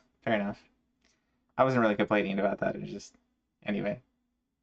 Just say that it's now off stream. You're doing Crash next week. That's all I meant to say. Anyway, I'm looking forward to seeing you do Crash. Hopefully that'll be some fun times. Next up we got Lifted. And Lifted is part of the FBG podcast. So I will give them a shout out. Actually, they've been breaking my shout out, so I'll just give them a traditional shout out. What's up, Jaeger? How are you doing? So he hosts this alongside of Game Squad and Did you guys hear that? Pulse. Jaeger's gonna celebrate Kwanzaa this year. Is that right? Yeah. Lifted has been playing some Fire Emblem, some WarioWare, and recently badged Magical Mirror. So he's also working on the GameCube event badge. Best of luck, sir. Hope we can get these ones before the deadline. And we got Necro. Necro's become one of my favorite streamers of late. He usually starts well, I usually get to watch him for a couple hours before I hit the sack. He goes super late. He starts around like 7 or 8 my time and goes till like 10 or 11 the next morning.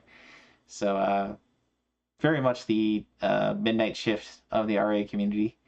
He does Democracy on his channel, so kind of like Foxy with the cartoon stuff. His recent RA stuff's always filled with a bunch of different stuff, whatever his community wants him to play. Looks like he's getting really close on NES Pac-Man, NES Tetris, some Blades of Steel, Rocker on ColecoVision. That's an interesting choice. Some more Bloody Roar, some Solar Jetman. We're back. Alundra 2. Night Slashers. Which I think it's a fighter. I think it's a fighter. No, it's a beat 'em up. Okay. I was thinking of Night Stalkers, I think. Or Dark Stalkers. Anyway. Night Warriors. Something like that. Anyway, but I usually pop in and give him like a GameCube game or two. Very cool streamer. Very animated. His voice lasts a lot longer than mine. As you can probably tell, mine's going out. Alright, next up we got Graham. Graham's been working on some Resident Evil. He's almost got that. Dang, he's almost got that already badged. GG's on that, sir. He's probably played he's probably played this quite a bit for some of the other versions that are out there. Also did some Dark Savior. I watched Sark badge that one. That's a pretty unique game.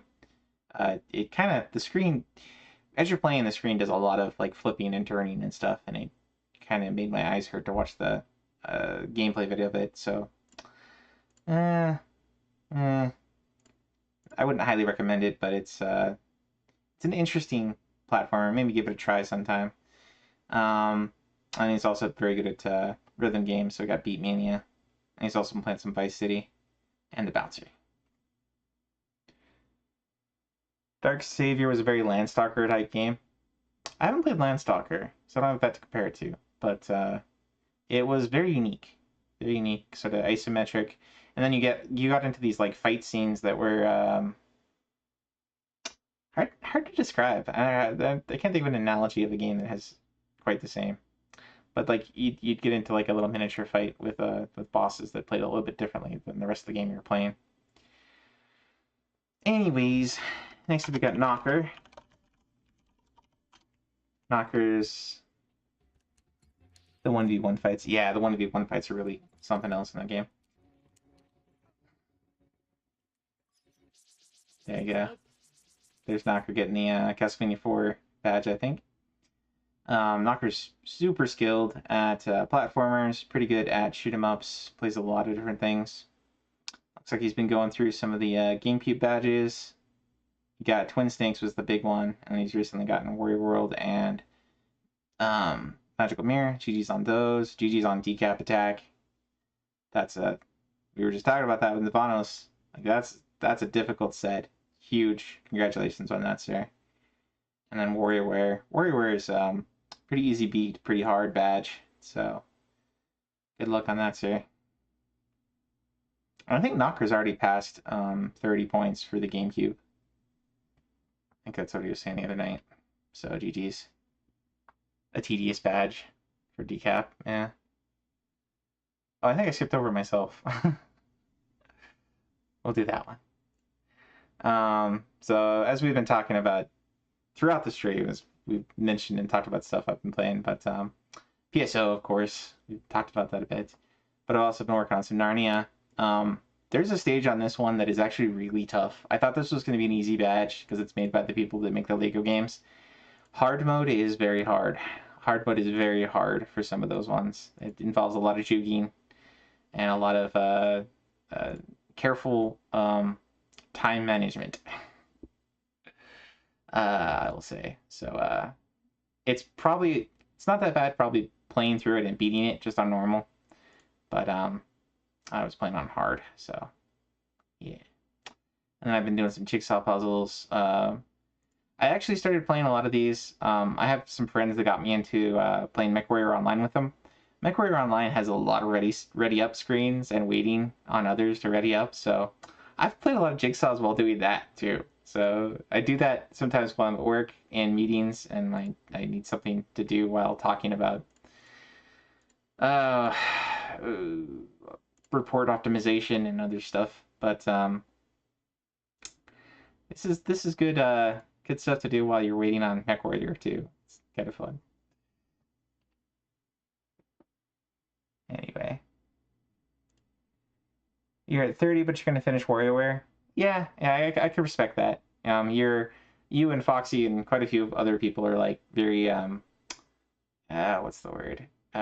Very focused on making sure that your badge percentage is pretty high, so you don't like to start things and not finish the badge for them. And I can totally respect that. I'm probably not going to be that way because there's a lot of games I probably won't be able to badge, but c'est la vie. Same mistake with Star Wars Clone Wars. Turns out hard is pretty hard. Yeah, sometimes it catches you because you play a game and you're like, oh, this is really easy. I bet I could play this on hard. Oh, hard's not that bad. Level 1, level 2, level 3. Oh, hard is actually getting a little bit more challenging. Level 4, level 5. Oh, wow, this is really hard. Level 5, level 6, you know? That's how it goes sometimes. It's the way she goes, as Wise would say. So next up we got Bo. Bo's here with us. Just give you a shout out here. You've been playing some Spyro. A lot of Spyro. You recently badged the PS1 version. GG's on that. Spyro, I wouldn't say in general that Spyro is like a hard game to beat or anything, but some of those, some of the flying sections in 1, I remember, were really tough to get 100% on. So getting 100% on any of the Spyro games is an accomplishment, for sure.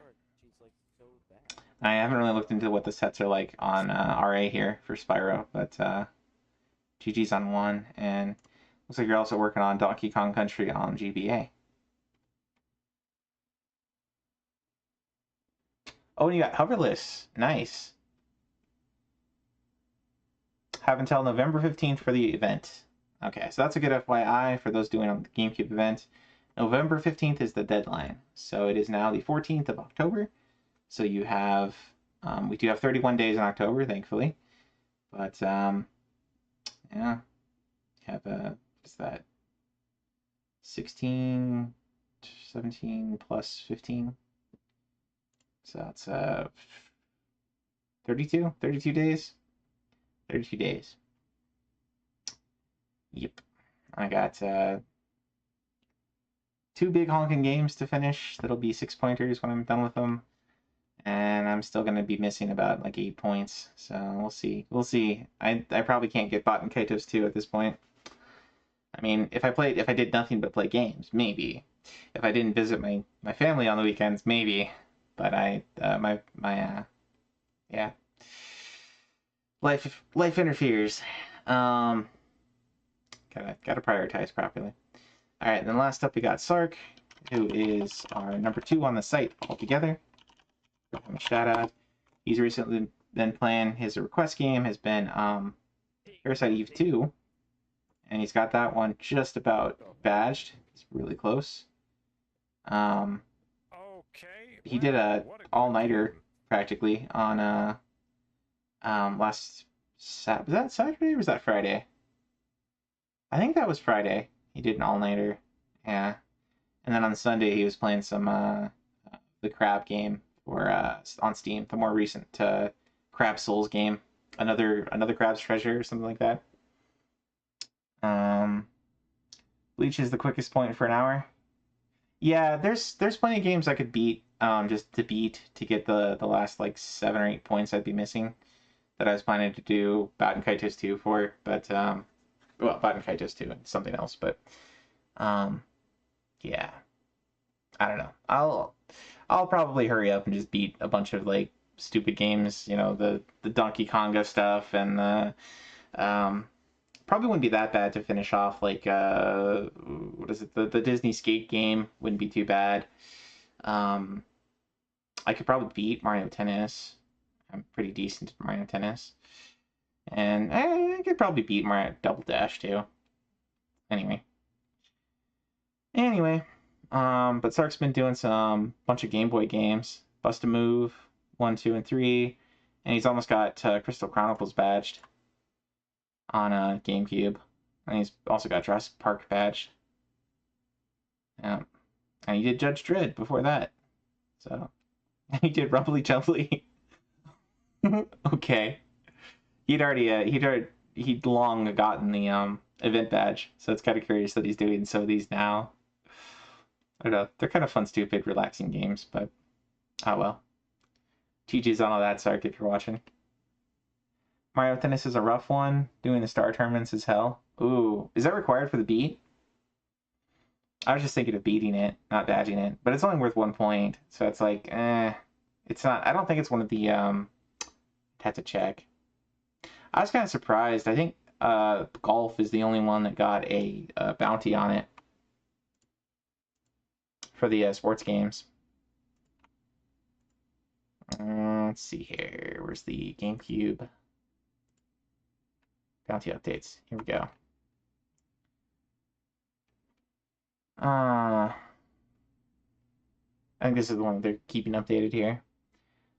So yeah, I'm working on Baten Kaitos still. I'm only about a third of the way through. I've kind of been focused on PSO of late. But yeah, PSO.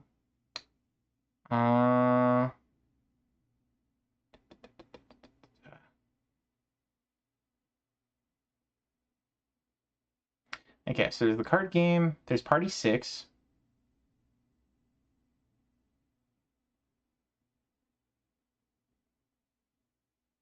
Oh, there's Swingers Golf.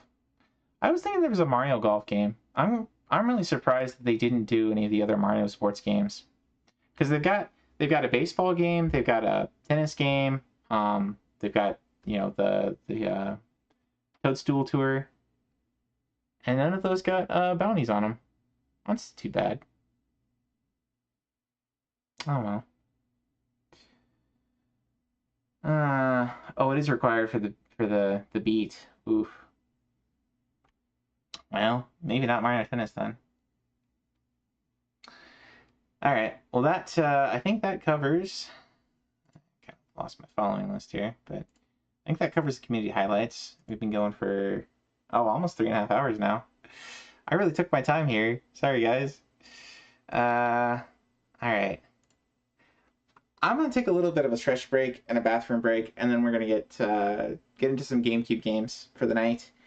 So if you guys are still watching, maybe also grab a drink and take a stretch or something. I will be back shortly. And like I said, we'll probably boot up some PSO. I'm getting real close to that, so let's go for it. And let me throw on some music here while we're AFK. What have I got? I've got some Rockman. Rockman's always a good time. But you know what? We've been doing too much Rockman lately. Let's do one of my favorite series that I haven't badged any games of yet that I need to. We will pop on some of this from. Let's see here.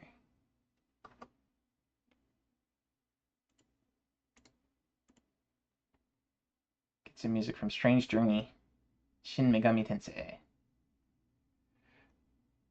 That's maybe a little bit too ominous.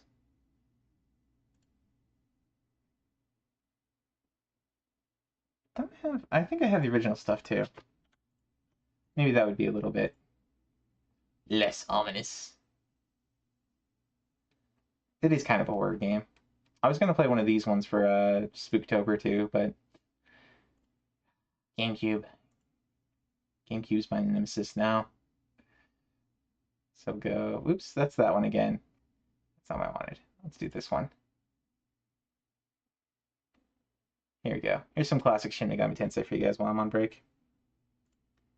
And is it playing? It is not playing. Because I'm in the wrong player.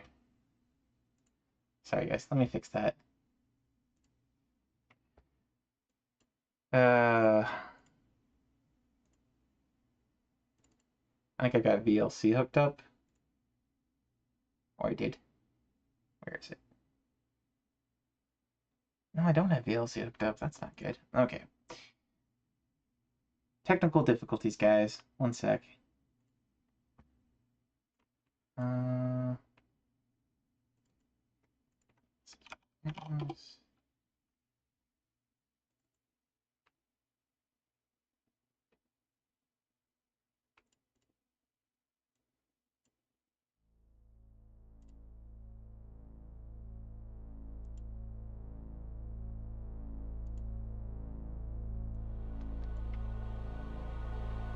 Okay, I see VLC is in the list there. Ah, there it is. Okay. Do you guys hear that? Anybody in chat? Do you hear some music?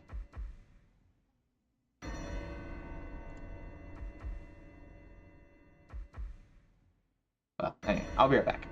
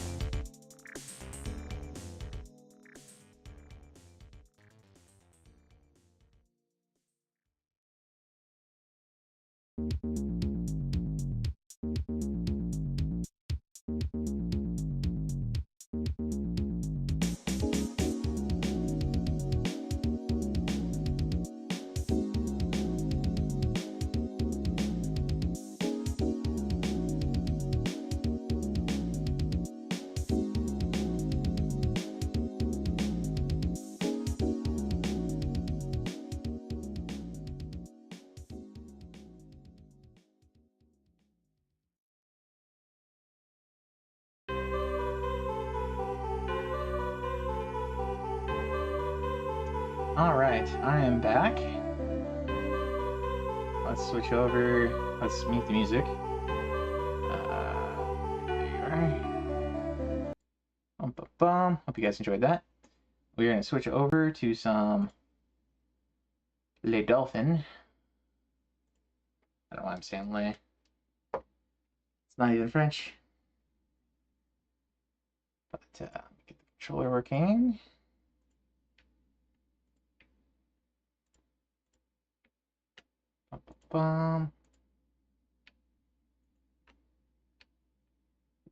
It's not reading my controller. That's not good. All right, let's turn Dolphin back on after we turn the controller on. Maybe it'll play nice now.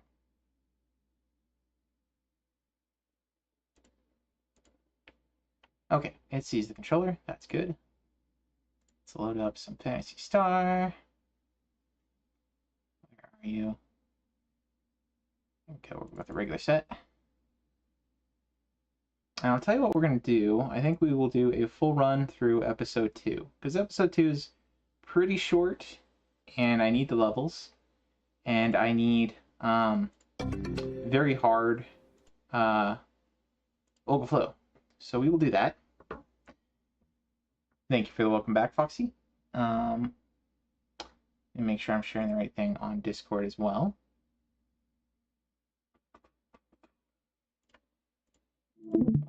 Stop sharing our browser and we can share Dolphin. And I can actually hear. Turn on. I was lurking over in Pulses, so put that up, and I think Wise is probably going by now, so I'll give him a link.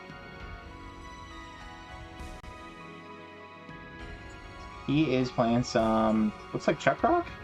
No, Skull Monkeys. That's an interesting choice. We'll throw Wise a shout out here. And we'll throw Pulse a shout out here.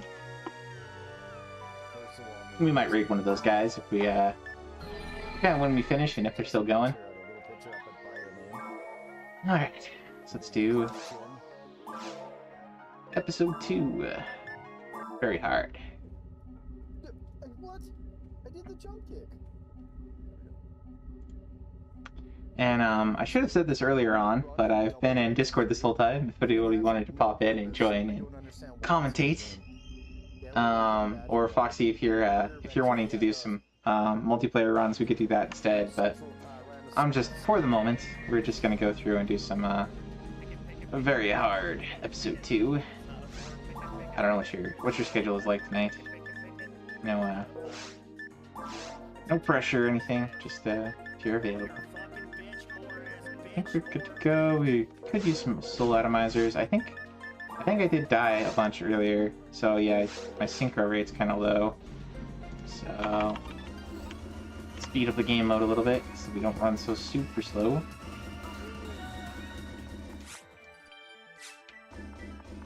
And I did learn something today that I should have known a long time ago, and that is that the healing, the green healing circle things that you encounter in this game also restore your traps. I didn't realize that. But I don't actually use my traps all that much. Alright, no soul atomizer. Okay, that's fine. Maybe we'll pick up some as we go. Bum, bum, bum.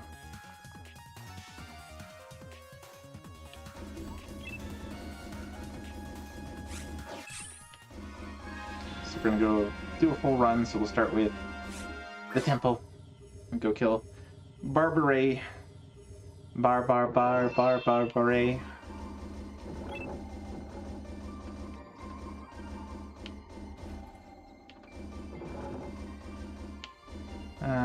We'll just do the left first.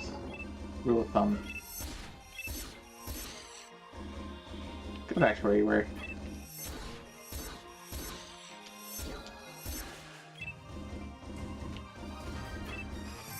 Bum, bum, bum. We did get up to level 105 doing those ultimate quests earlier today. Let's see. So we got about 15 levels before we're ready to take on ultimate overflow. Somebody behind me. It's a Rappy. Oh, hello there. Oh, hello there. Let's there we go. Bad assassin. Take this guy out here. Oh, yeah, I missed the Rappy.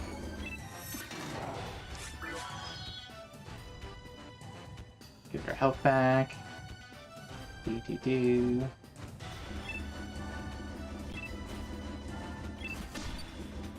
Ow.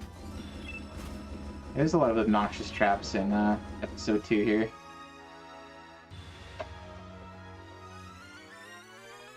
Come on, life. Come back. Go back to 150? 150.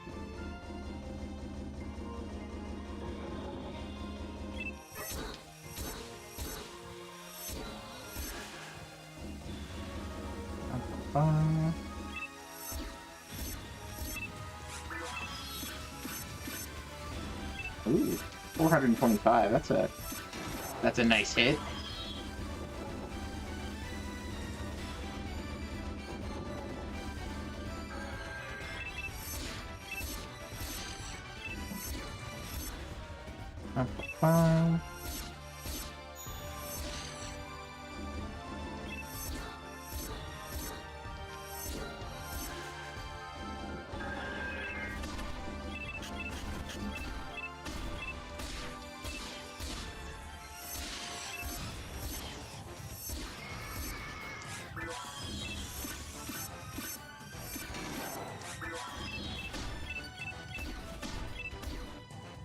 Yeah, obnoxious traps. I'll go same. Alright, that'll be good. Okay. So that probably brought the bridge up over here.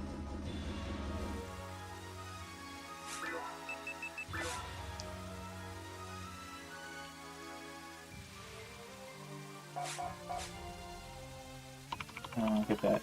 Let that health come back. I probably could be using my Dimates, but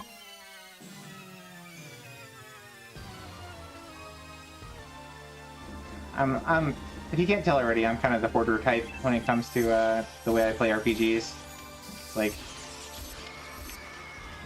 hello.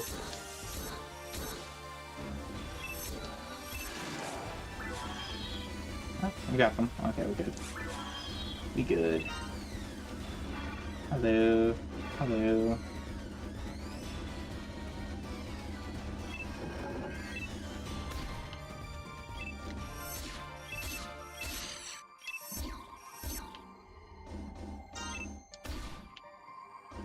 I think I picked something up that I don't necessarily. Yeah.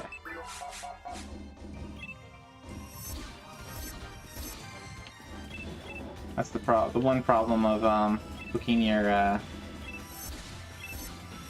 light attack up to your the same button that you pick up stuff with. Can be a problem sometimes. Okay, so those are closed. Those are closed. That's probably it. Launch that. Level 106.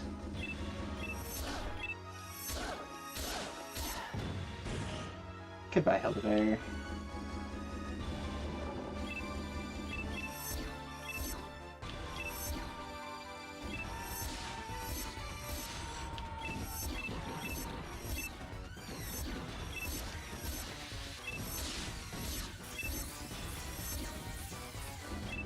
Bum, bum, bum.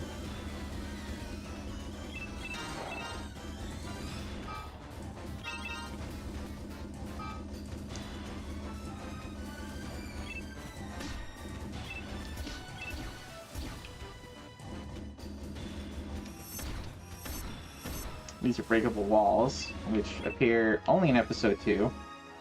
Kind of annoying.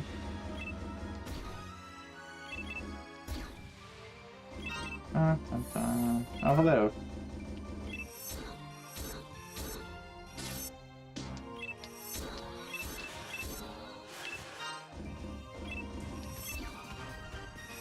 Bum, bum, bum.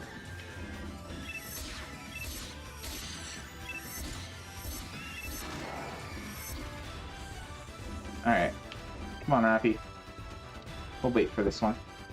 Gives us a chance to heal anyway.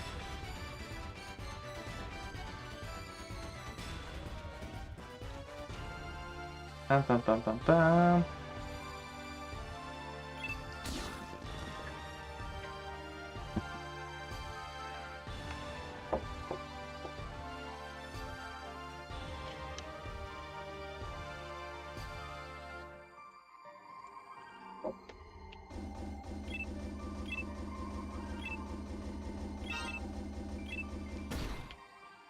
Alright, just set I don't really need any more money at this point, but hey. Alright. Don't worry, we won't worry too much about complete exploration here. We'll just keep going.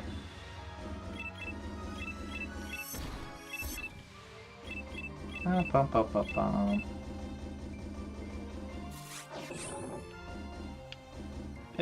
Okay, so just took us back here.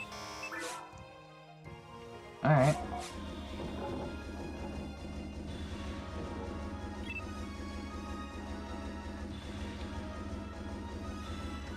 Man, it is weird hearing Skull Monkeys and Wind Waker in the background while I'm playing this.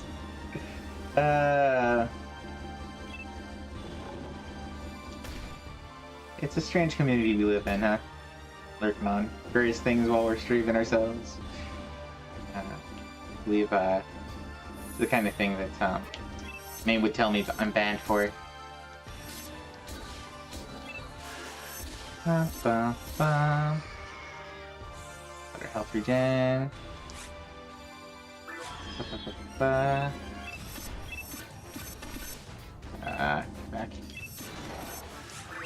That's not what I wanted to do. The power material.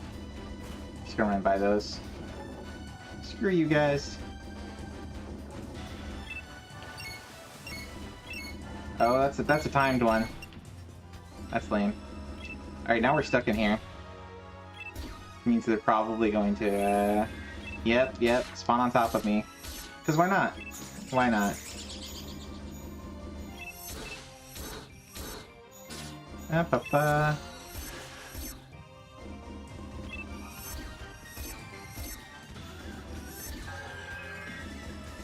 Alright, run past this guy.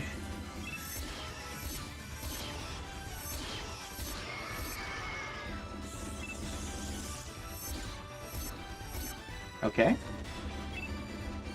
Hi.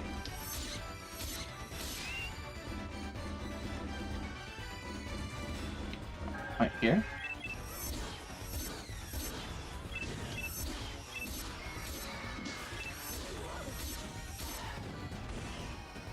Come on, Rafi. Come on, buddy.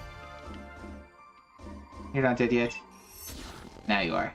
Well, not really dead, but kind of like the deer in not the deer, the what is it? The I guess they are kind of deer in Monster Hunter. You can't really kill those.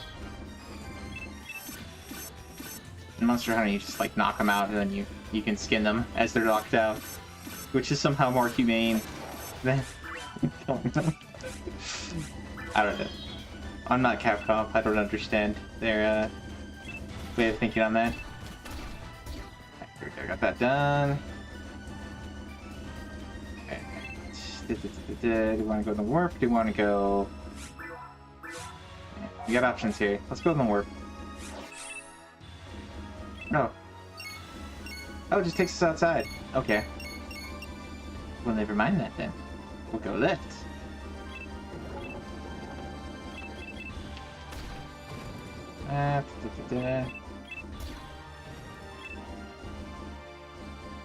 Go left here.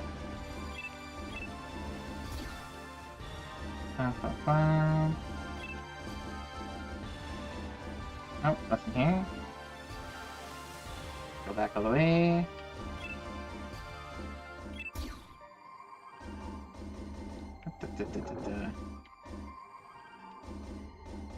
There we go. Ah, treasure chests.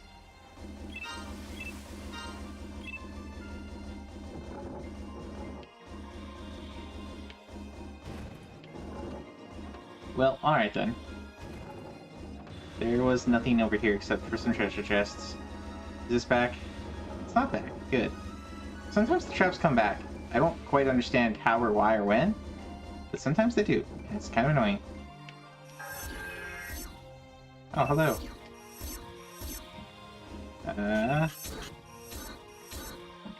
Excuse me? Excuse me? There we go. And I'll go through here. And this guy. There we go. Alright, let's go up. This route we just opened. What's here? Nothing. Absolutely nothing. I should have expected. Oh, a wild wobble appears. Some kind of event spawn for Pokemon. Okay, let's check the other side, just in case. There we go. It makes a certain sound when you can actually break it down. Sometimes you have to be a little bit of ways. And the way this game is set up, it's a little bit janky, but kind of like in MMOs, like World of Warcraft, where if you get far enough away from the enemy, where an enemy spawns, it'll kind of get, like, it's on a chain, and it'll get yanked back, and you'll lose aggro, and it'll reset. In this game, they don't reset all the way. They keep whatever health you, like, if you shot them a few times, you still shot them a few times, their health is down or whatever. But when you go through a doorway, it kind of resets your enemies, for the most part. But because of that, it means that there's, like, small rooms where you have to be basically all the way inside to actually be able to hit anything inside. And it can get really annoying. Yeah.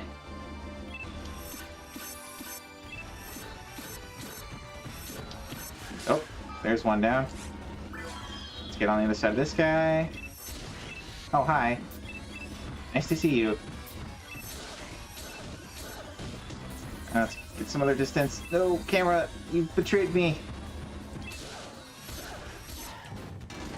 Ugh.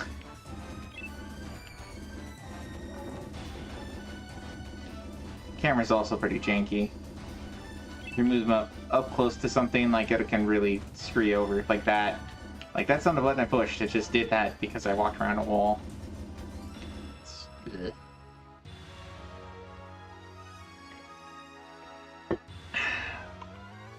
Come on back, hell. There we go.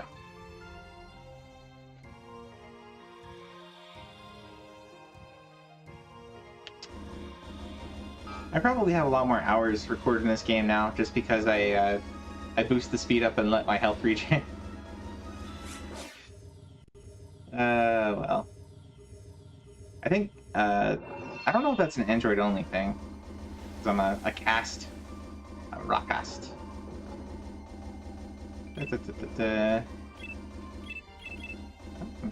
Shoot something here. Aha. Oh, hello, Photon Drop? No. Sad face. It's a club of some kind. Wand or something. Lame.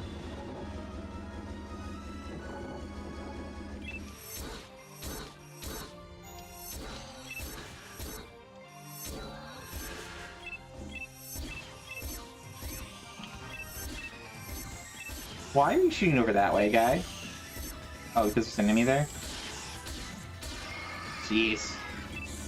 Yeah, and sometimes when you can get your shotgun out, it kind of does an auto-aim for you.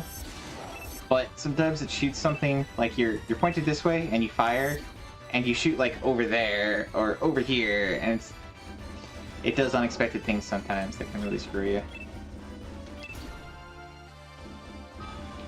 So much fun. So much fun in this game.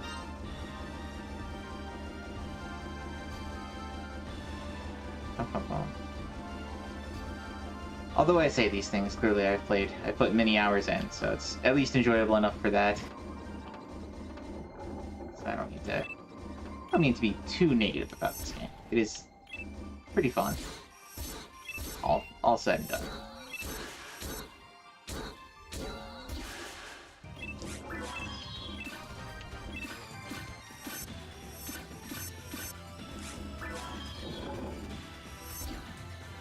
Alright, Rappy.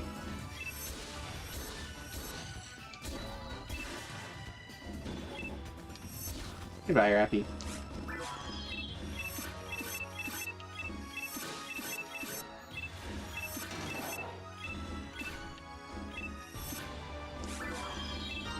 Bum, bum, bum.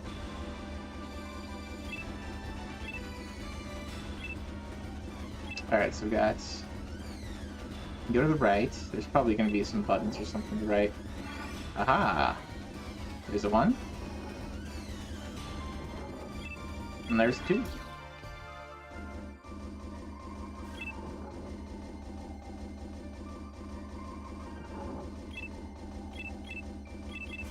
Nope. We're just gonna run through.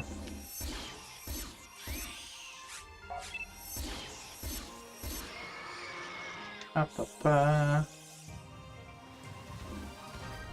Come on, back health. And most of the traps in this game, it's not worth the time to take and blow up. They don't drop anything for 1. They don't give any EXP for 2. Alright. Come on, Rappy.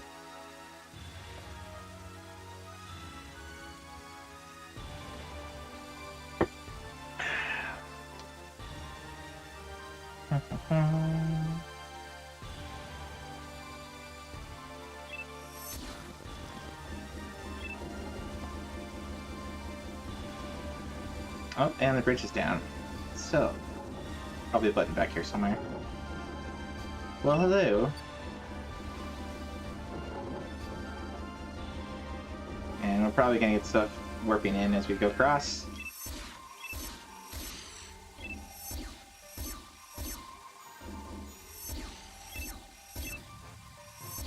This game can be really nasty with some of the spawns. Like, sometimes you get like a Hilda-Bear that'll just like jump you out of nowhere.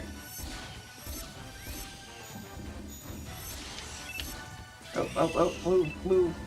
Ugh. Gotta get some distance. There we go. Another one of these guys.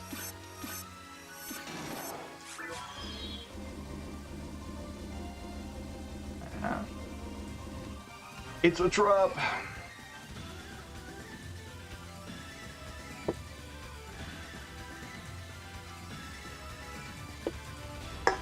Alright. Yeah.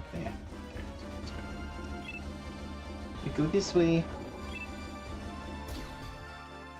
Alright, what's gonna spawn here? No nonsense, please.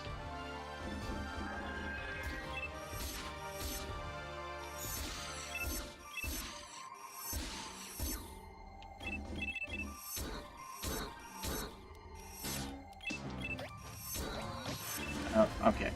No.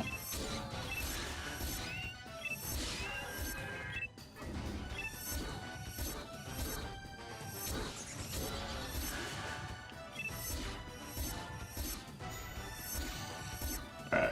Come on, Rappies.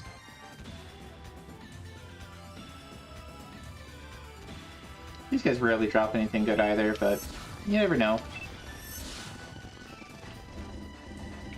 Sometimes they drop good stuff. Mono fluid, antiparalysis, telepipe. I mean, telepipes are useful. They are useful things.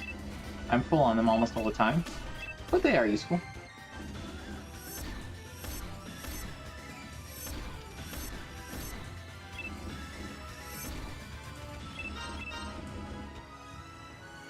Oh, hello there.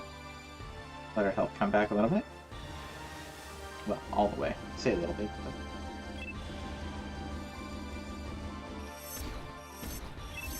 But... Aha! Sometimes we get photon drops. That's kind of what I'm hoping for. From boxes and things. Ah! We saw this room from across the way. Over there. Hello. Goodbye. Hello.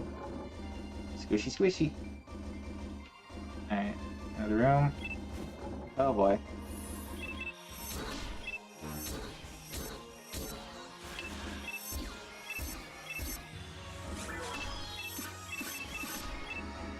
Oh, hi. Great. Just great. These guys, crush ball. Better against. There we go, there we go. Oh, hello, hello. Here, have some of this. And some of that.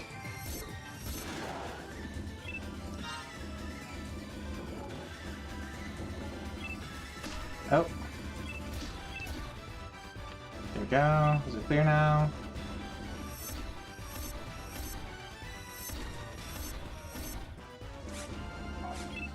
Hello. Wait, what did that actually do? Alright. I got multiple options here. Let's go left first. Let's get our health back a bit. Let's get it to 500%. Look at that number climb. Alright, back to 150. Back to Meteor Smash. Whoop. Whoa, hello. Camera doesn't need no favors here either.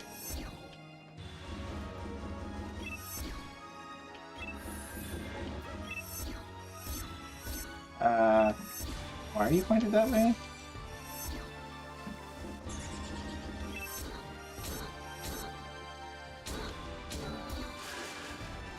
Pum pum pum.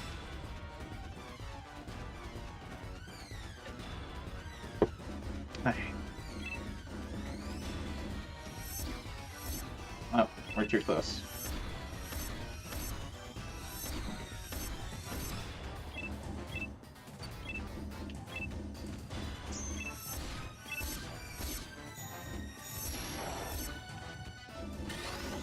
Oh. That's gonna be wasted. Kinda. Yeah.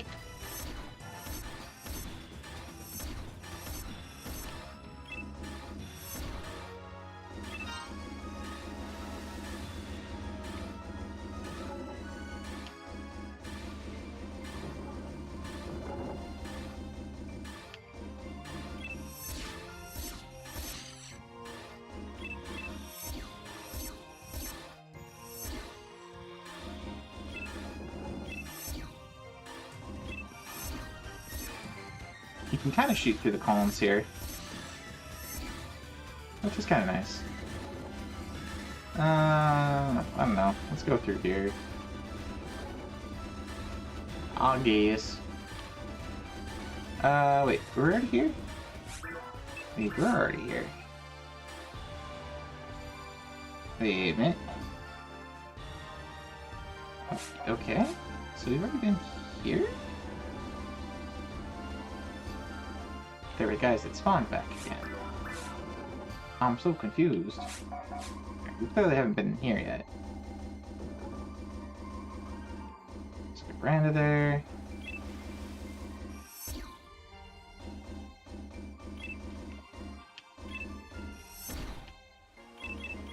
Ah, nothing. Too close. Bum, bum, bum. Oh, hello. More traps.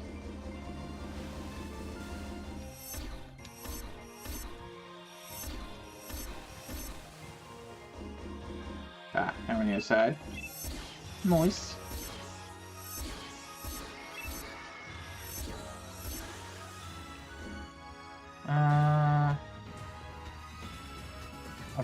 Ba.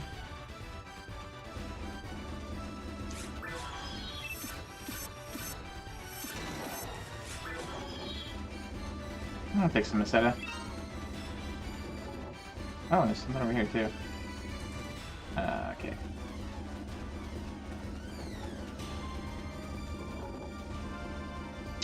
So the bridge is down over there.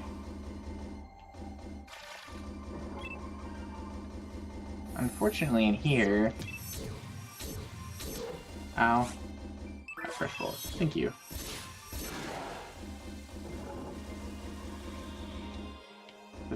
Thankfully, these guys don't hit me very hard anymore.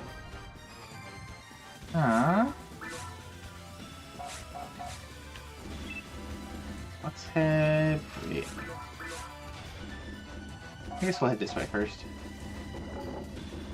It's a warp!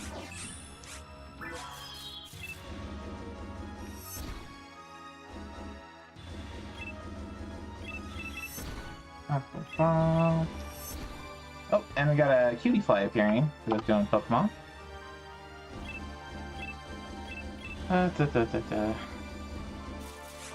Trash. Oh, hello. I'm guessing this is the other side of that bridge that was down. Yep. Alright, so I guess we go... back there? Oh, leave me alone! Alright, right, we didn't go up. We didn't go up. Oh, and we didn't look inside there. Oh, no, never mind. Ugh. Okay. We should be getting close to the,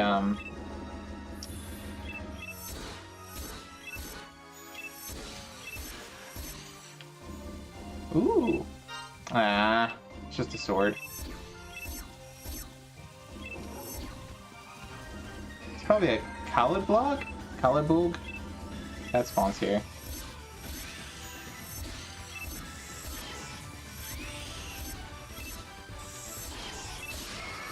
Ugh. I hate how those things can become invulnerable when they do that. The thing where they lift up. It's pretty annoying. Pretty annoying. Alright, we got 4 spots left. Got 2 special weapons. Ew. Just clogging up my inventory right now. That's not cool. Okay. Hello.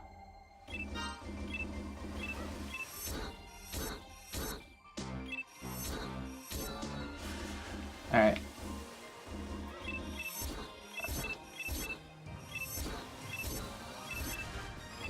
Ba-ba-ba.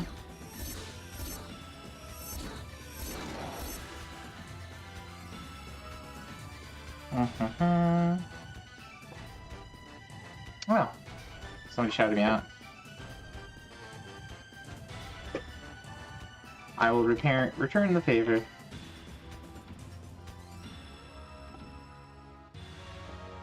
And we'll throw Pulse a shout out too. Because why not? Knocker shouted me out over Impulses, so... Knocker, I'll just get a shout out over here.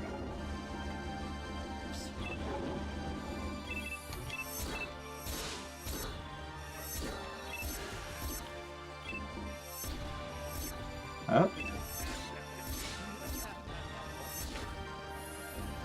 Oh, hello. Okay, let's get out of there for a second. And let's grab... Actually, this is fine. This is fine.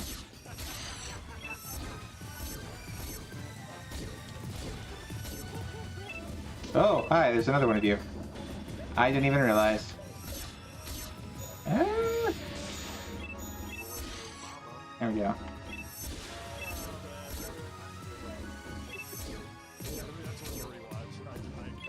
Probably one more hit. There we go.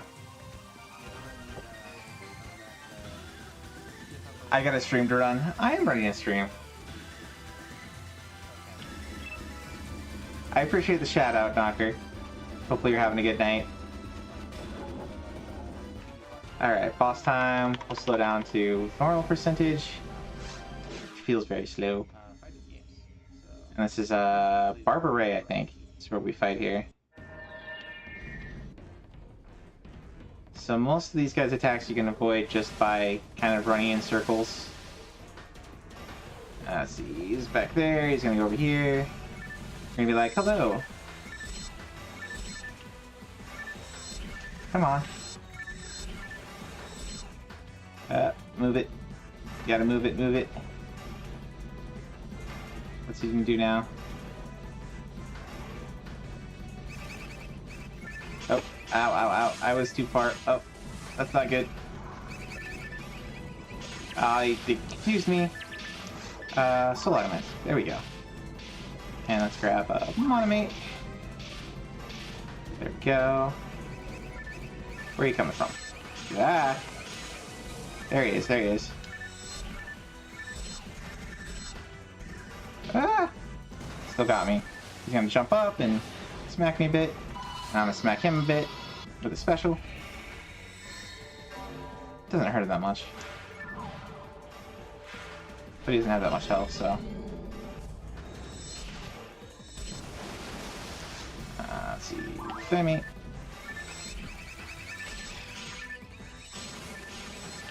Ah! Still got me.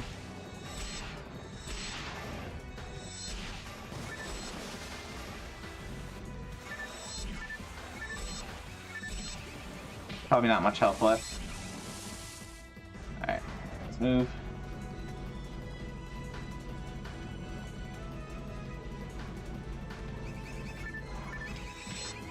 Ah, okay.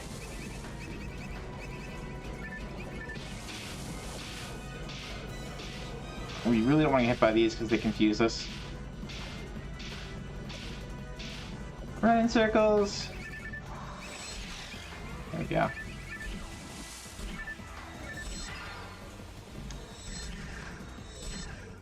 Oh, ow. Can jump.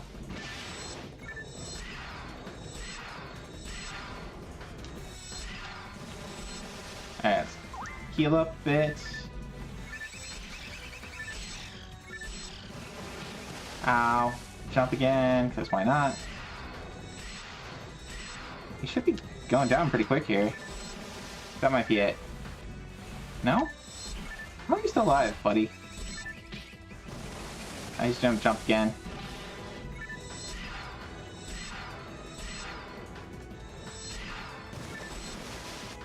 There he goes.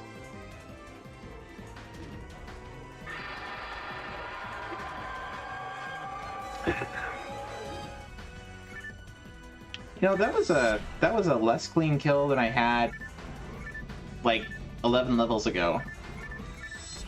It's kind of sad.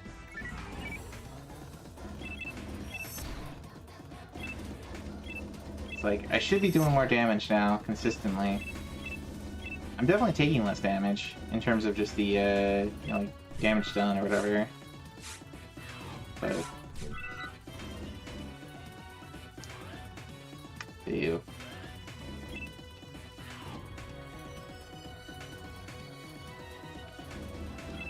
Also kind of sad that there's nothing good that dropped. Grr.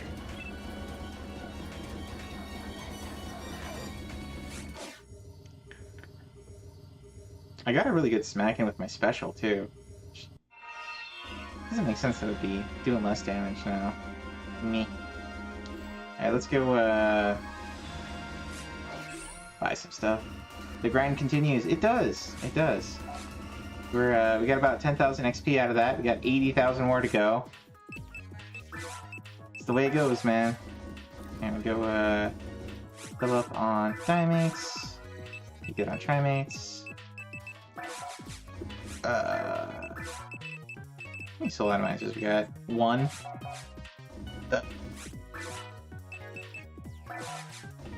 I was hoping we get more soul atomizers as we go. I got a Disc of Liberator.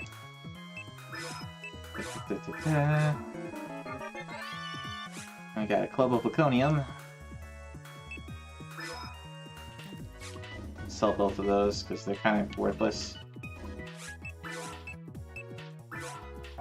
Really what we're looking for with a lot of weapons, not that I really want to use either of these, but aside from just you know, base attack power and such, we're looking for extra percentage against different enemies. So like you got native, beast, machine, dark here, and basically all the enemies you come across are going to have some, you know, they're going to fit in one of those categories, and your weapons do extra damage to them according to, you know, their percentages here. So like this Disc of Liberator I'm selling does 10% extra against native. I already have a weapon that does 65%. So that's kind of like meh. 5% are kind of meh. Trade for any Disca with a 40% hit. Ooh. Do I have a 40% hit? Got 2. And it's 10 and 20. Altered Beast and Dark. And 25 and 10 Native and Machine. So neither of those have plus hit, unfortunately. And the Brave Man is kind of worthless. And I come across some things that have extra hit on them.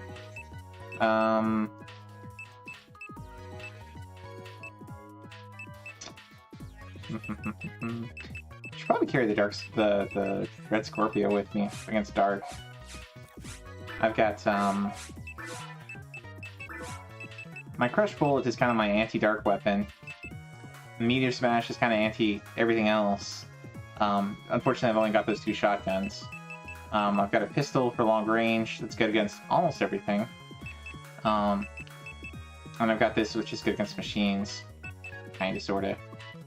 And I guess they're both 15. So it's about even. But this one does lightning damage.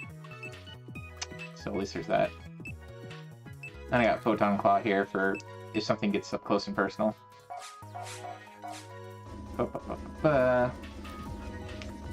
Alright, so we got a level, we got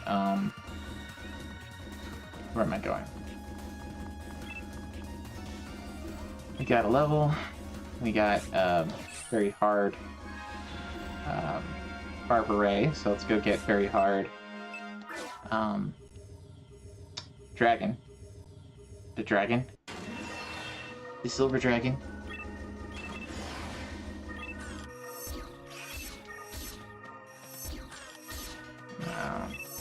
Oh, come on, gun. It's not the way I pointed at all.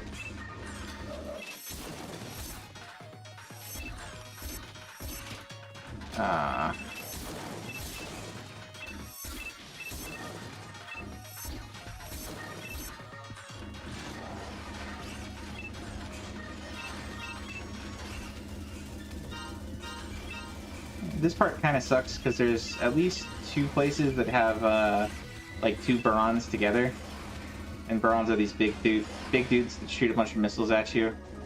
That you can kind of run up to them and get the missiles to hit into them, but it's not always simple. What is here? Oh, it's one of those guys. Strangely enough, you can hit these guys with your regular hits in Spaceship. I don't really get it.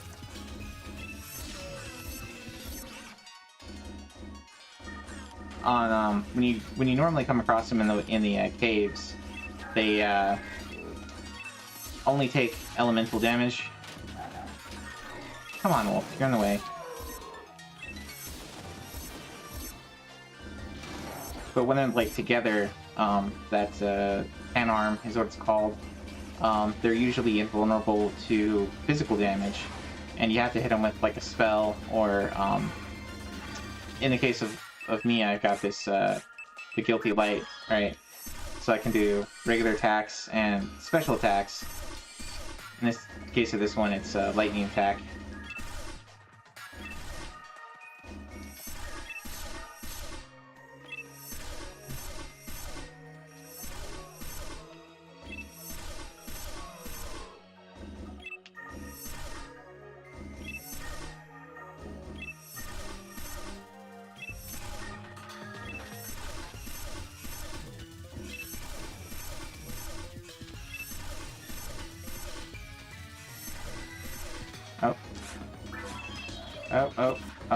Slowed. I got slowed. Ugh, escape. There we go. Great, I pushed him into the doorway. I don't know why they do that sometimes. It's like, that's not even... I'm shooting them from the back. They should be going the other way, you know? Anyway.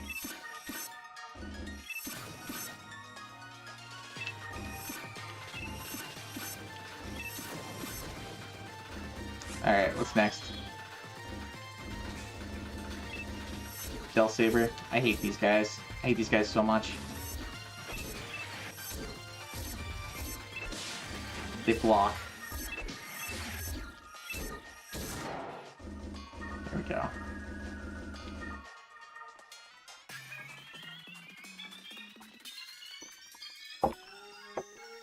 We got a Pokemon spawn. Heal faster! Heal faster! There we go. Alright. There we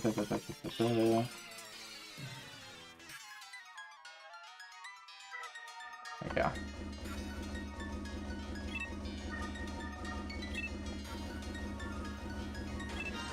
Alright, there's probably a button back here somewhere.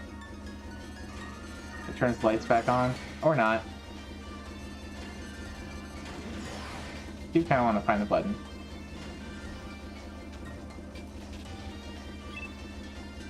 Maybe it's back here. Here it is.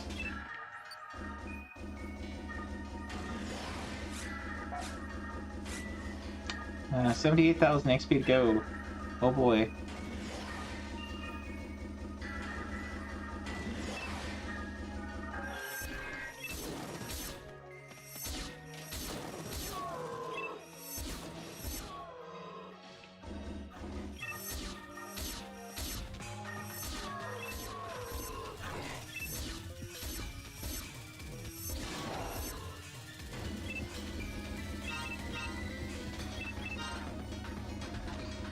Oh, we're still missing a button or something.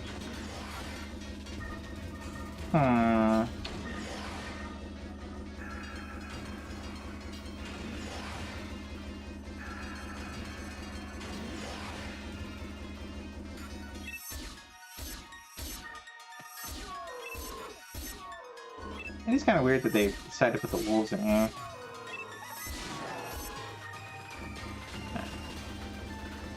The other really annoying thing about episode 2 is you get these rooms that are chock full of poison gas. And even though I'm immune to poison, I can't get poison, I'm still hurt by poison gas. Yeah, bit of an oversight. Ugh, and of course, I hate these. I hate these so much.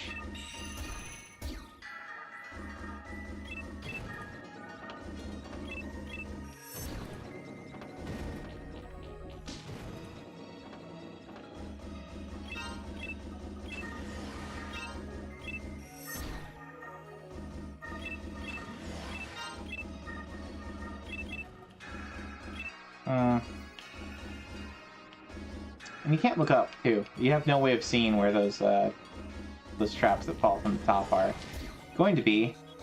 They usually do come in pairs like that, though, so if you see one, you kind of know where the others are.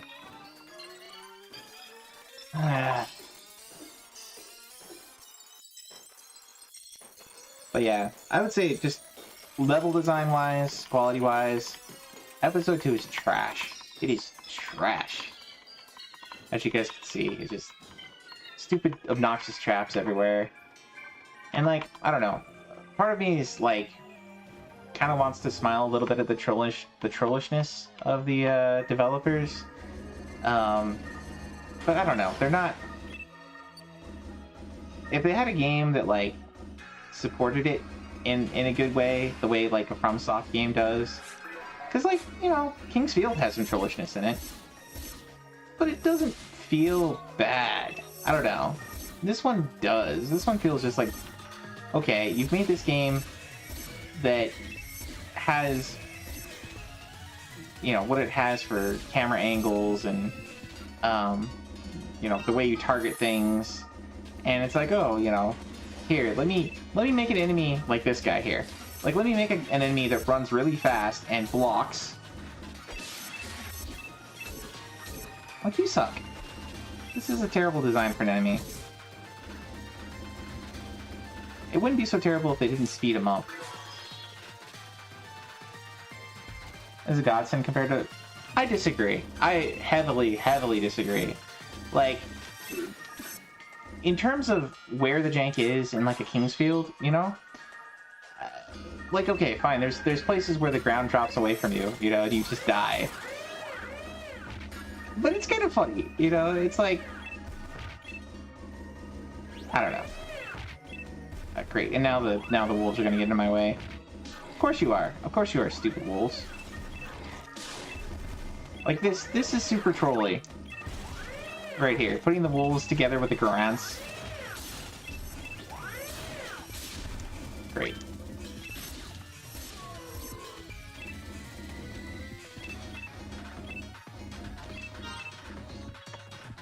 Heavily disagree with you on this one. This is a bit of everything and it's not that bad. Just spin around and it'll kill itself. And the wolves are getting in your way, though. You do not just see that.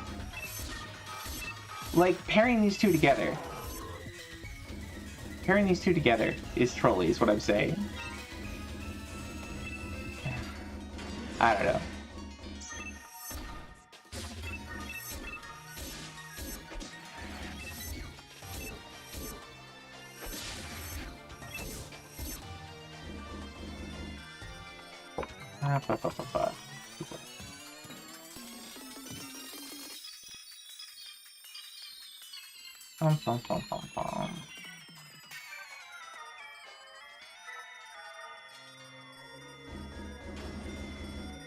Alright.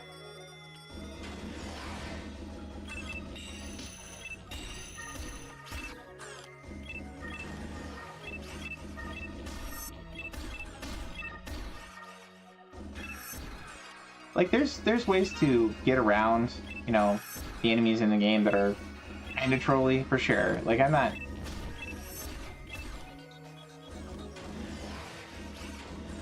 It's not, like, impossibly hard or anything like that. But it's just, like, ugh. It's just annoying instead of fun.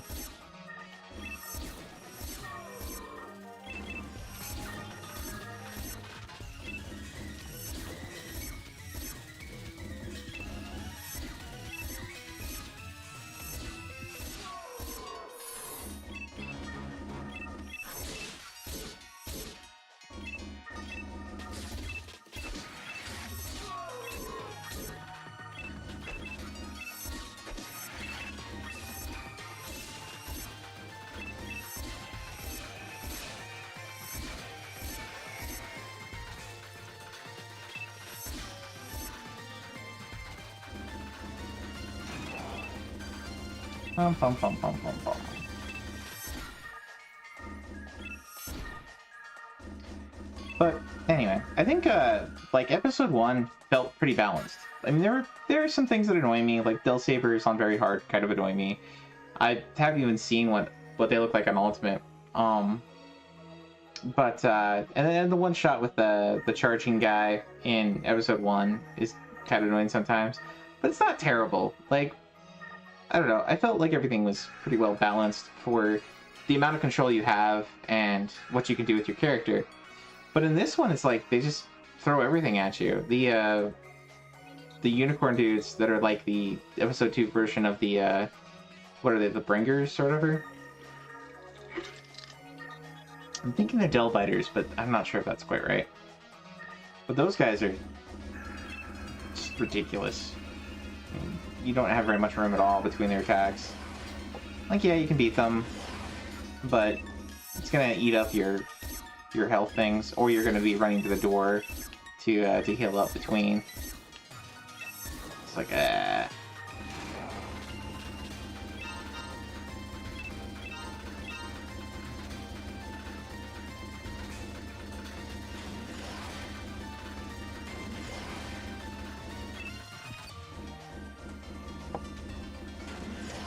Oh. Hi there.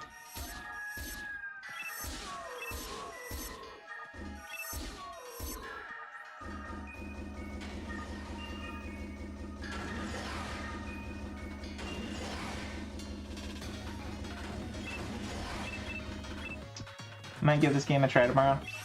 I mean, it's a fun game. It's a fun game. And episode 1, like I said, episode 1 is pretty good.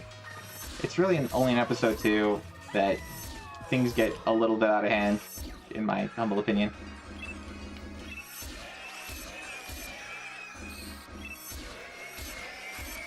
And you know what? When you play it with friends, it's like whatever. It's not... Like, having multiple players makes up for any of the obnoxious jankiness. To the degree that there is some. And it's definitely intended to be played with multiple people, you know? It's kind of a crying shame that the set is all the single player stuff.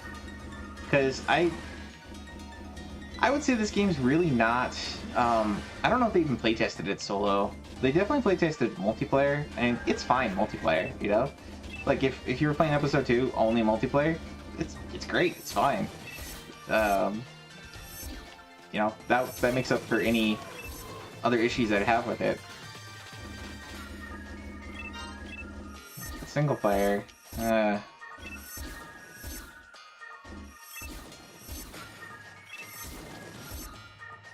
anyway.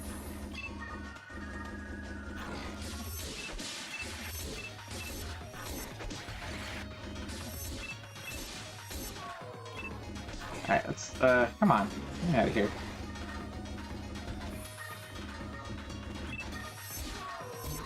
Alright, puppy. Down with you. You played it so much solo. Well, I think also you were playing, a Force, so your playstyle isn't the kiting. Like, everything that's really annoying me is entirely because of my playstyle, too. So it's kind of my own fault. The game is definitely like, we expect you to be healing. We expect you to have a heal spell, you know? And if you're playing with a Hunter or a Force that has a healing spell, well, that changes the game significantly.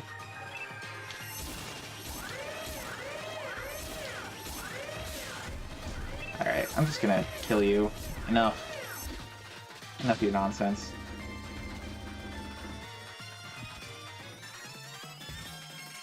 Even with Uniwhirl, I had a great balance. Yeah.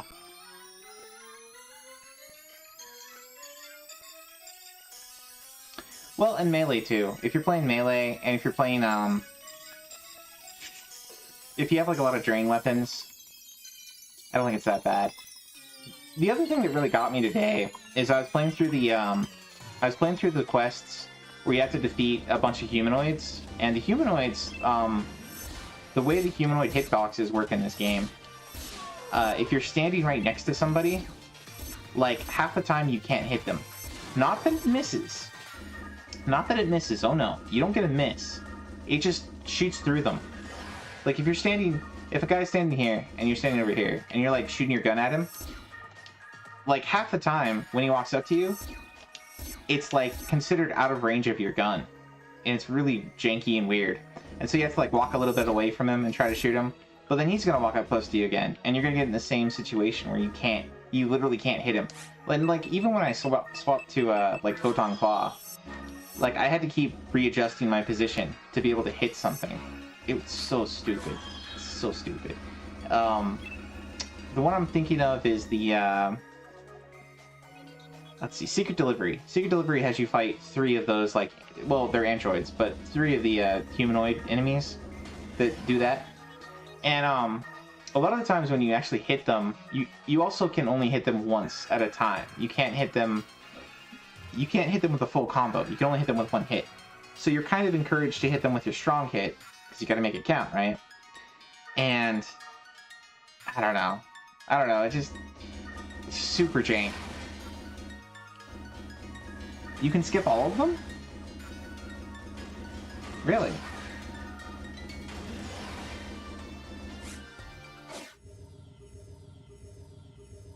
But then, don't they unlock doors? Huh.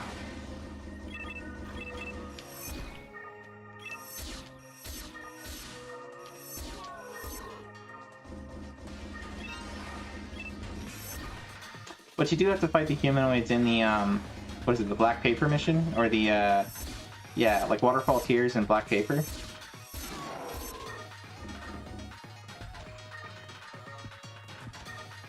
Does that get to the progression you need?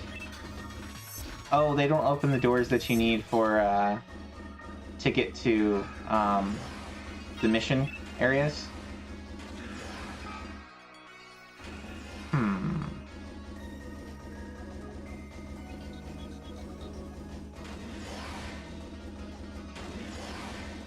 Oh, wait. That's where we came from.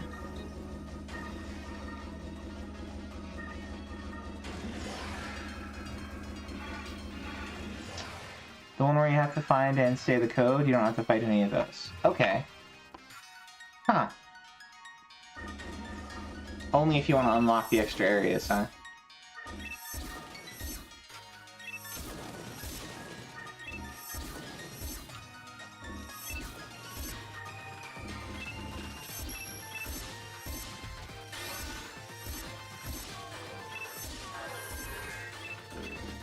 Okay.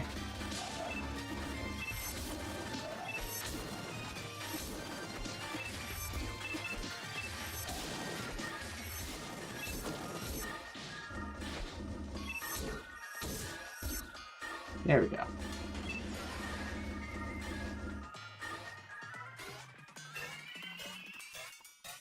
Dun, dun, dun, dun, dun.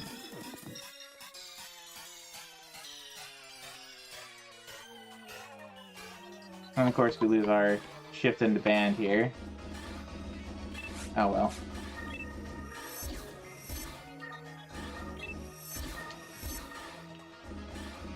Bum, bum, bum.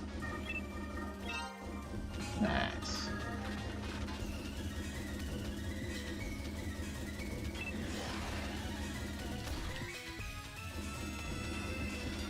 Bum, bum, bum.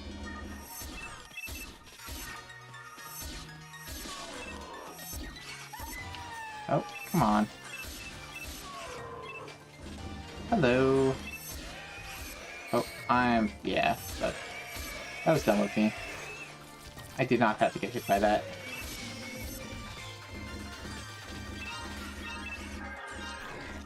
Nice. We need those.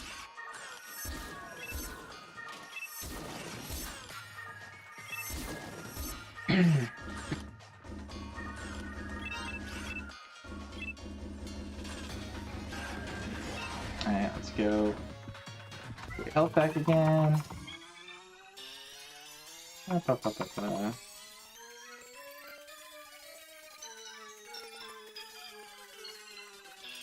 should see if there's a button to push to like set your speed up really high and then really low again.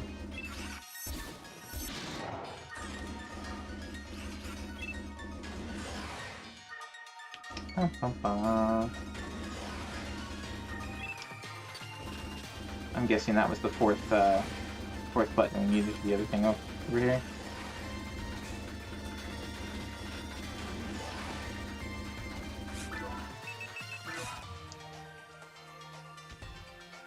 That was that one down there. Oh, hi.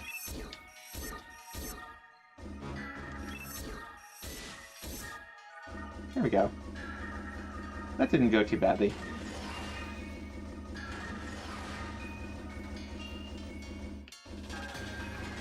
Oh, great.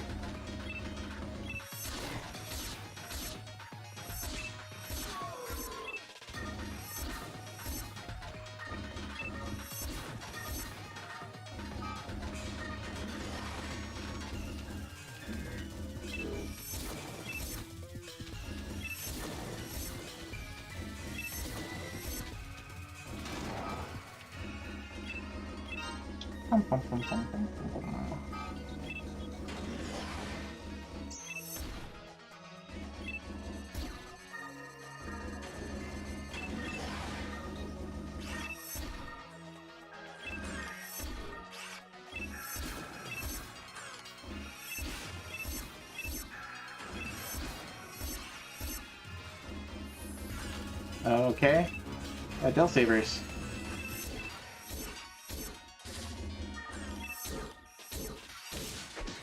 Alright, one of them's down.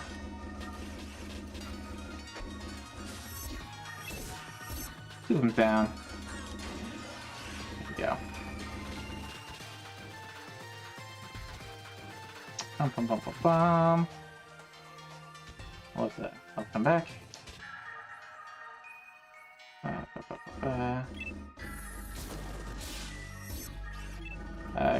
Okay. Chaos Sorcerer is in there too. Great. Alright. This is just really poorly placed. Alright, we'll get this guy down.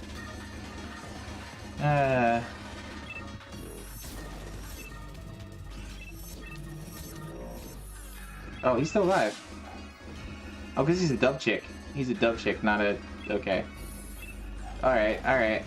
So we gotta go, like, over here.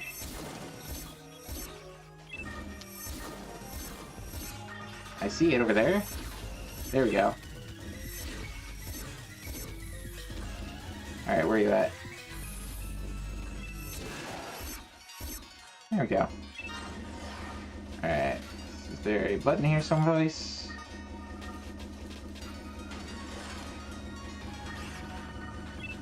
I don't hate the dark rooms. I think the dark rooms are kind of a fun idea.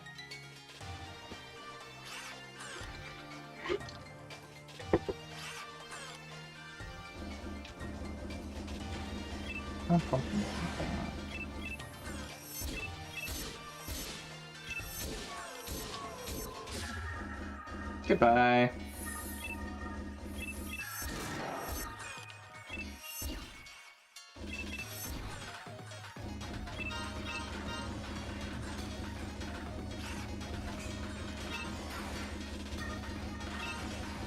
Alright.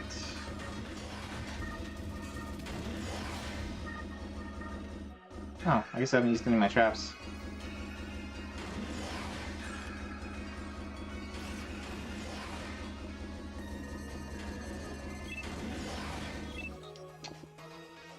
Bum, bum, bum, bum, bum. Oh.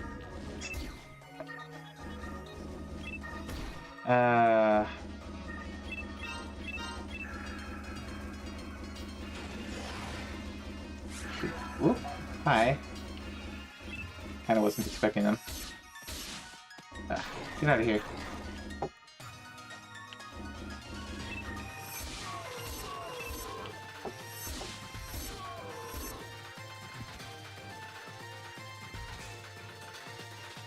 Bum, bum, bum, bum, bum. Oh, okay, another one of you guys.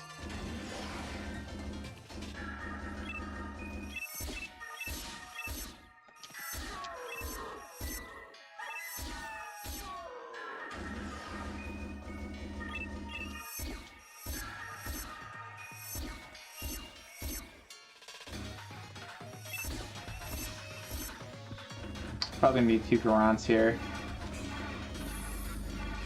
Oh, no? I don't mind these guys.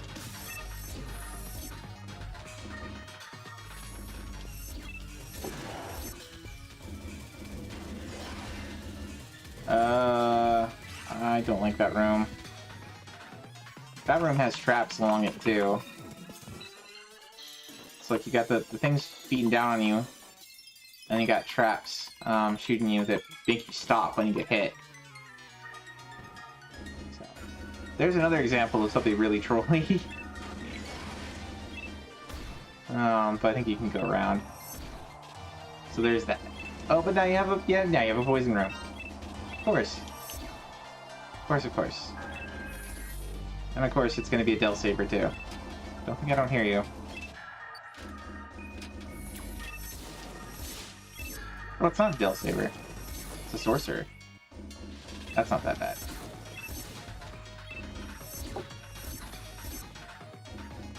Bum, bum, bum.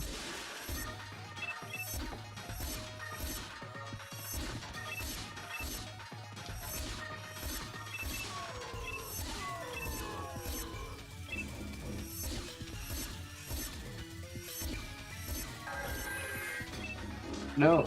Now we got Del Sabers.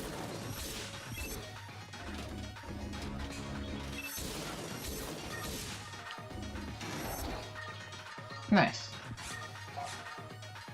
Pretty big chunk of XP there, too. Alright, that wasn't too bad.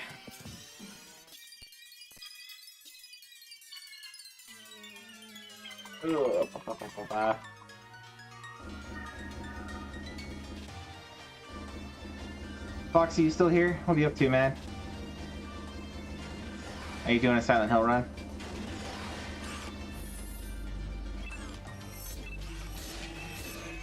Don't move.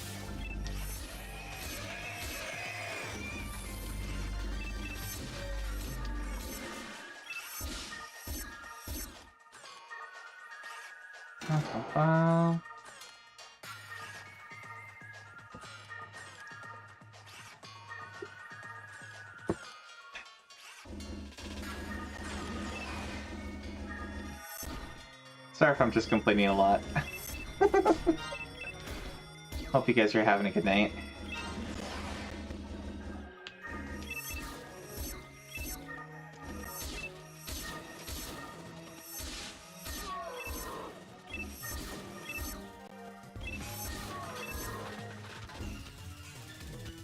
Alright, what's next?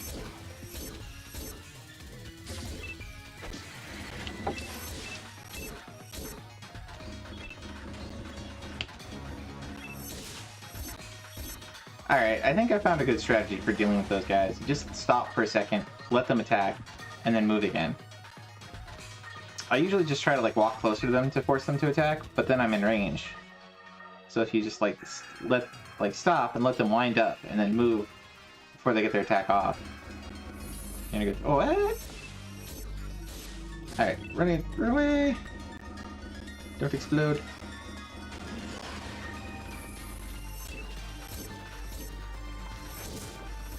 There we go. Where are you going?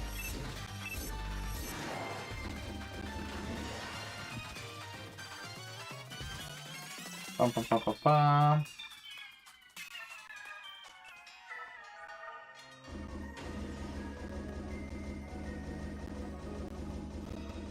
Let's go straight first. Oh, the boss. Oh, that's that. Let's just look over here real quick. Hello. Oh. Okay. Alright, so we're on to the Grey Dragon. I actually kind of like this guy. He's got some interesting patterns. He's also not really damageless-able. I feel like that's, RA has kind of spoiled me, in a way. In as much as, oh, come on. What? What? Oh, shoot. I hit the wrong button. I want to heal. There we go.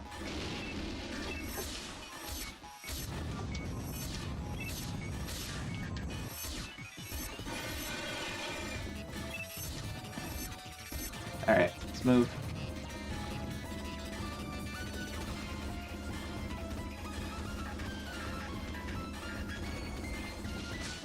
Okay. Okay.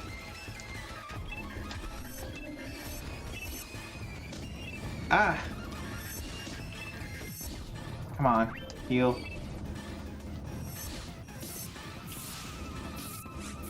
Yeah. Come on. There we go. Ah. Got him.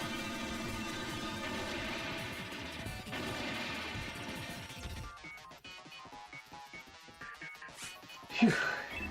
Yeah, that was not that terrible. I used a lot more Dimates and Trimates than I wanted to. But yeah, I was gonna say, RA kind of has me expecting to, like, try and do bosses damageless, and, like, if I come across bosses that you really can't do damageless, aren't really designed that way, I I kind of get to being a little bit resentful. Yes.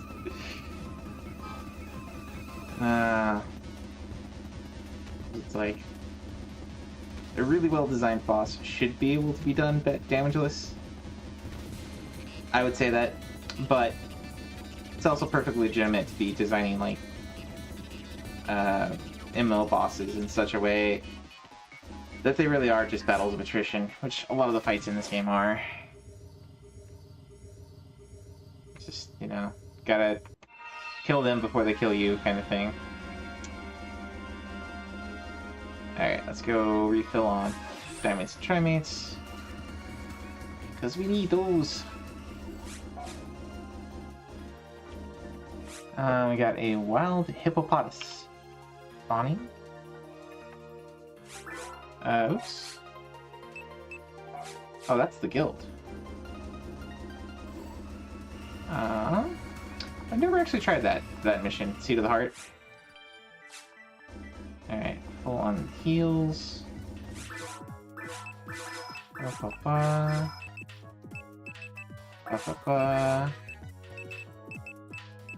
We did get an extra escape doll. That's good. We used escape doll.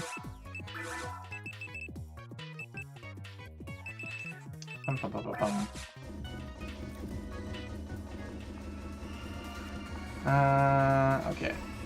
So we did get a level. We did get lots of EXP. Let's go ahead and quit out to save, and we'll come back and we'll do Control Center, Gal Griffin, and then we'll try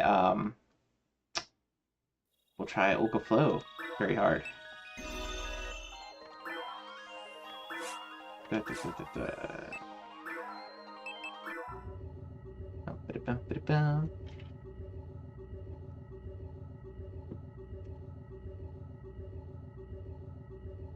it'll be that's a 50-pointer. That's pretty nice.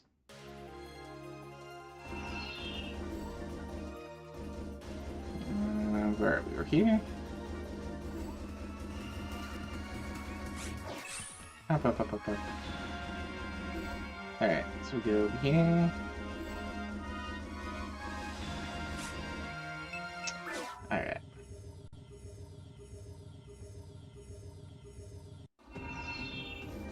Alright.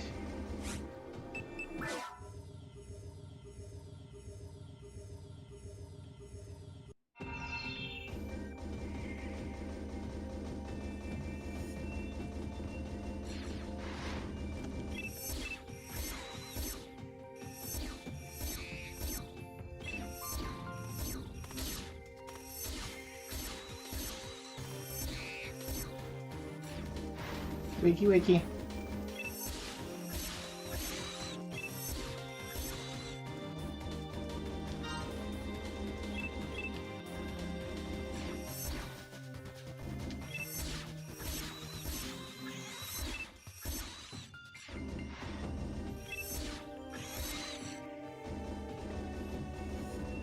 Not sure what these guys remind me of. Maybe like kind of like Killer Tomatoes, if you guys have ever seen that movie. Attack of the Killer Tomatoes.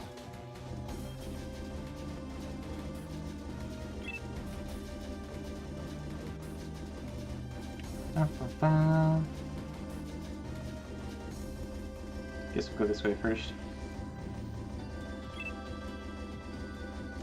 Ah, it's just oh, I did not need the protect barrier.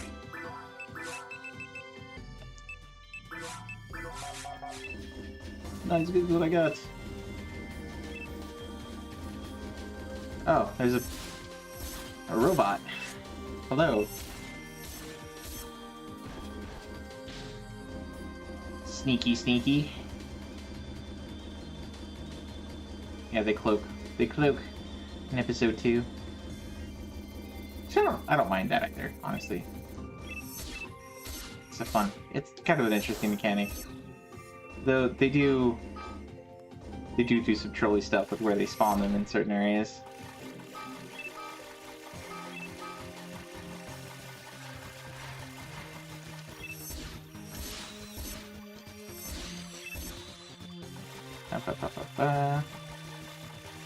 Hello there.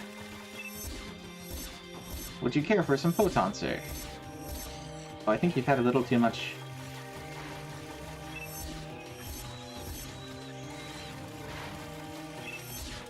Oh, there's another one over there. I didn't even realize.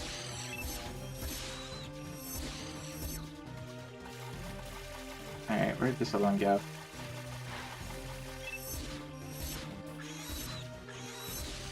Ah.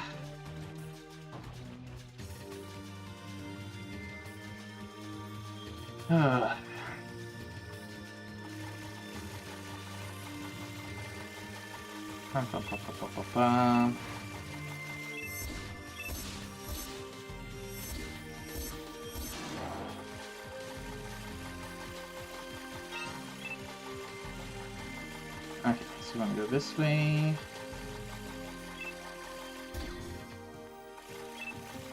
Go. Oh, can't go that way.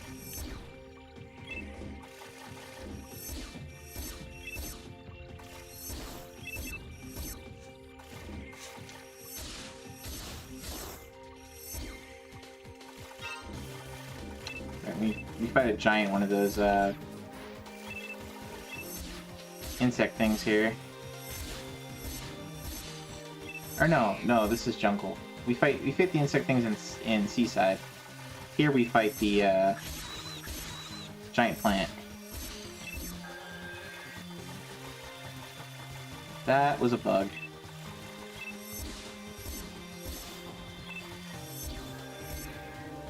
Those are more bugs, I think.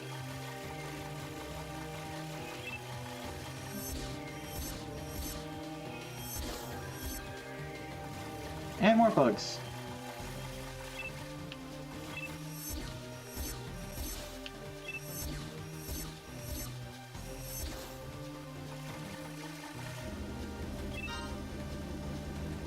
Oh, okay.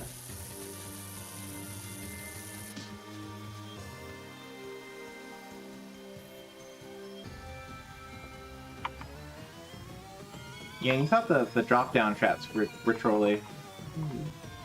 Here we've got the ones that come up and electrify from the bottom.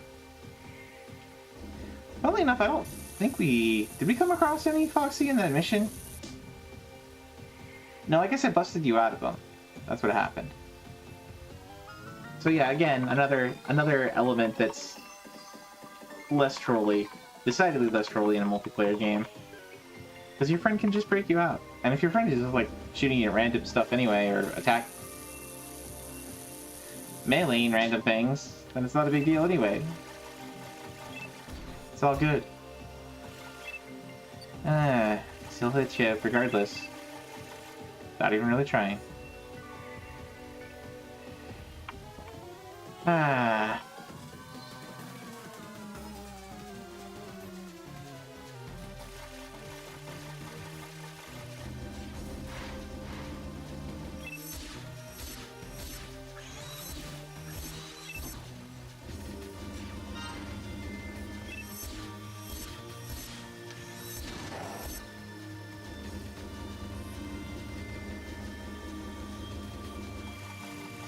Alright, so we've been over here.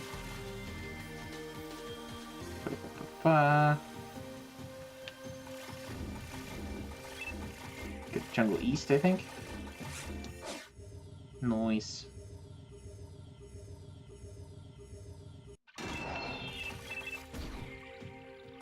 Alright, here we got a welcoming committee again.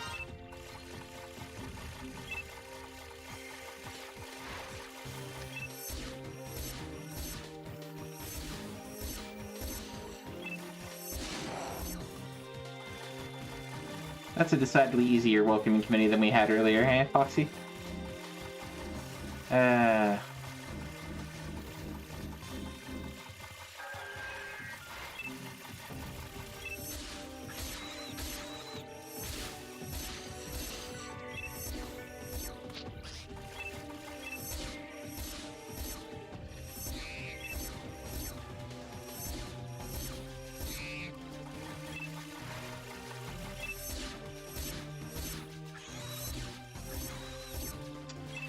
Okay, guy, come on. And what's next?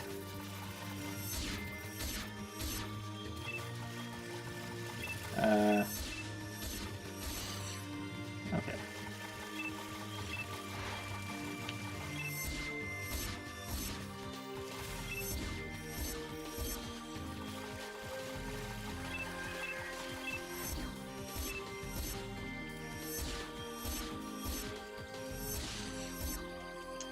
Fun.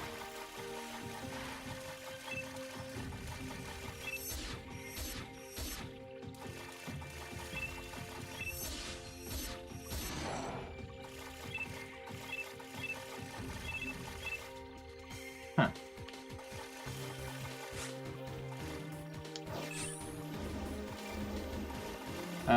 Okay. Here. Oh, hi. Okay. I hate that.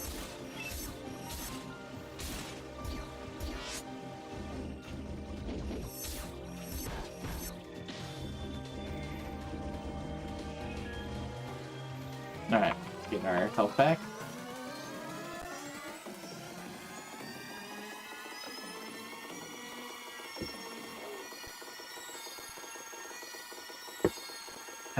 Bum, bum, bum, bum, bum.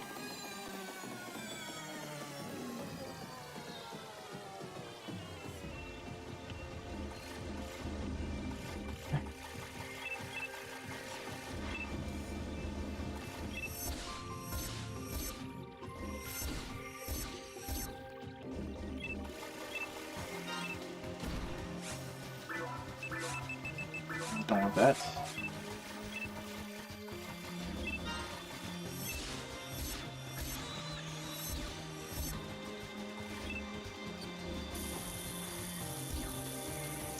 Nice game. Nice game.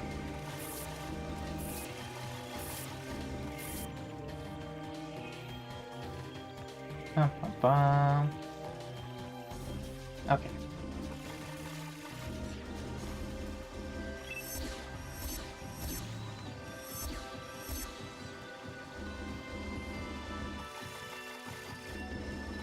Oh.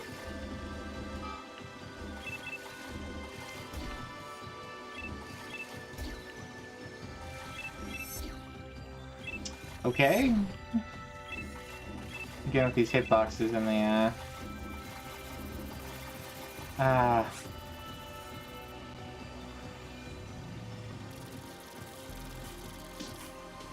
Oh, what? What's hit me now?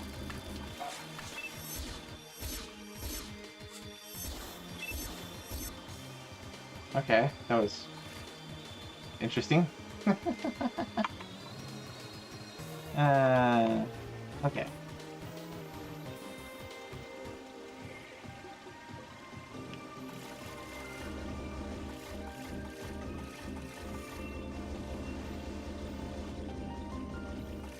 Here's this part.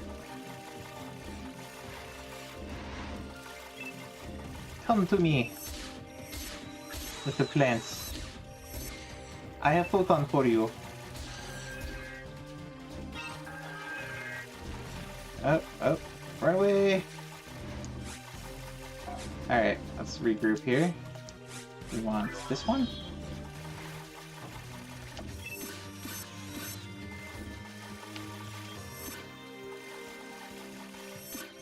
Come on, game. Gotta move. Move.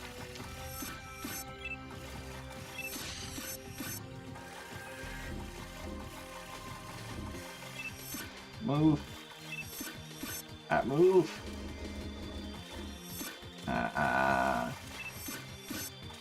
That's not good. Oh boy, that's not good.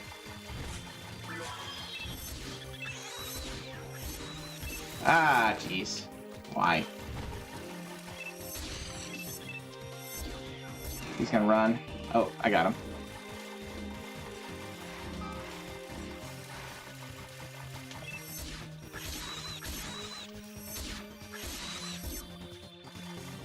There we go. Oh, of course. More guys. Why not? More EXP.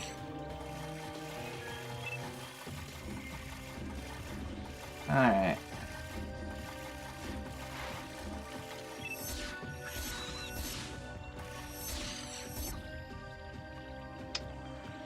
Okay.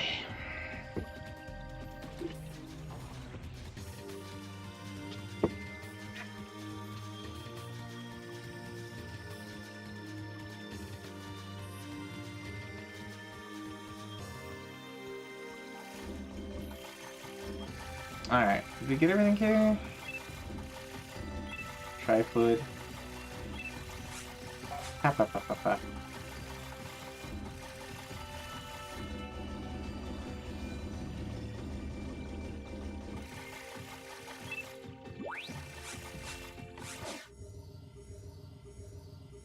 Okay, so we have the jungle area cleared. For a while, the Larvesta appears. What's doing? This is a Pokemon. Got mountain area. This is the one I've been farming for the Gibbles.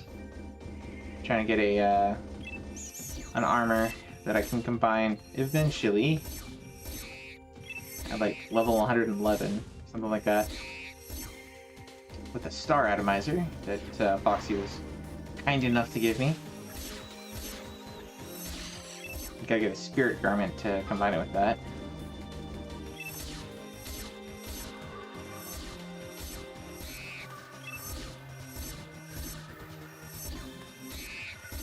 Gotta be a little bit careful with these monkeys because the big ones can frost you and freeze you in place.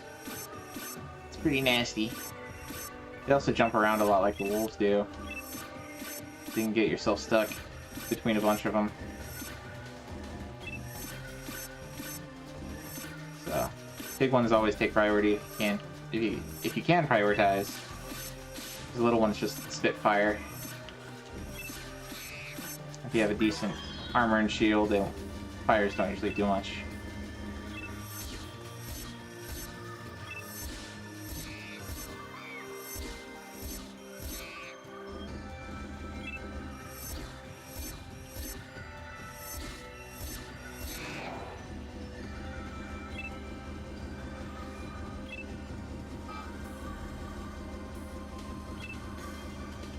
There's usually a one of the invisible guys up here.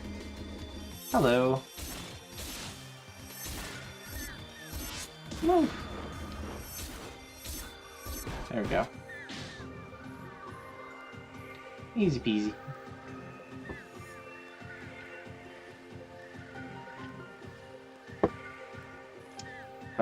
Bum.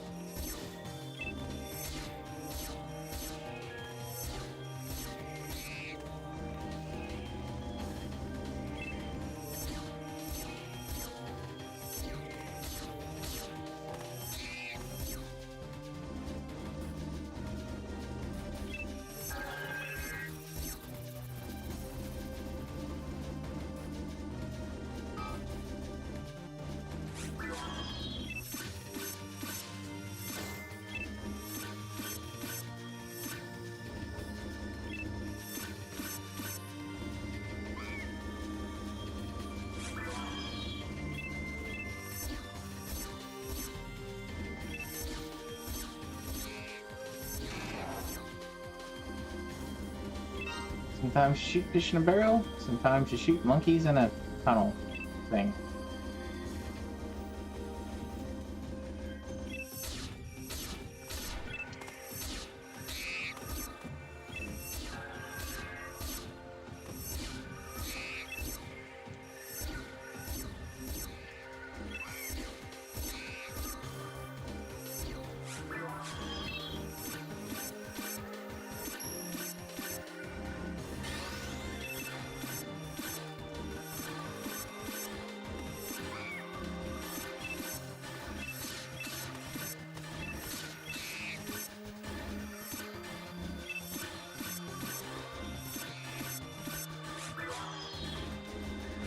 Okay.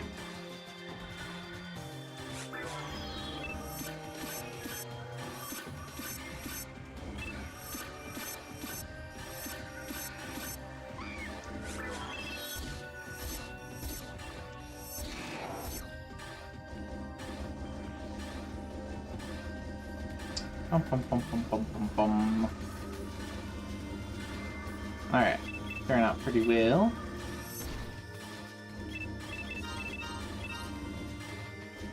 Over there. Should be coming across the Gibbles pretty soon here.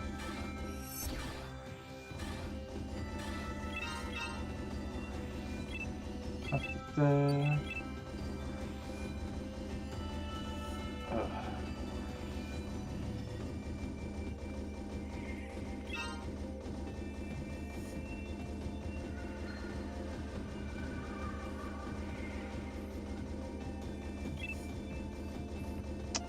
what time is it? Sorry, I'll go 11:50. Maybe I should have had dinner before I started the stream. Getting kind of hungry. It's midnight. It's a bad time to be hungry. I think we'll just finish out Gal Griffin today, and do Okofo some other day. Alright, move, move, move. 1, 2, 3, and move. Wait for the shake. And 1, 2, 3. Move, move, move, move, move. I didn't wait for the shake. That's okay. 1, 2, 3. That was not what I wanted to hit. 1, 2, 3. 1, 2, 3. There we go. Did he drop a red? That's the question. No! Sad face. The Gibbles only dropped Meseta. For shame. For shame. Alright. Ah. Come on. Alright. We're gonna get a bunch of, spawns, I think?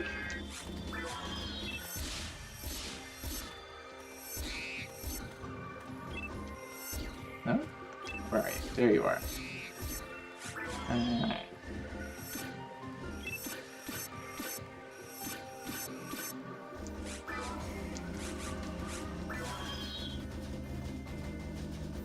Usually there's some more spawns. Yep, there we are.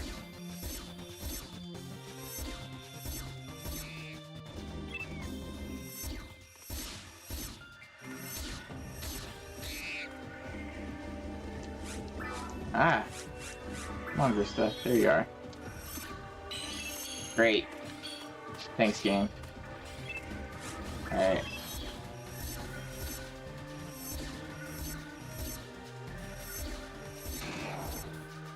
There we go.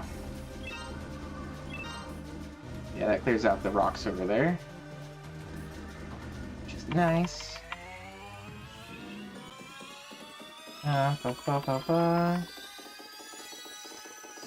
I probably could have used my my special on this guy. Come to think of it. Oh well.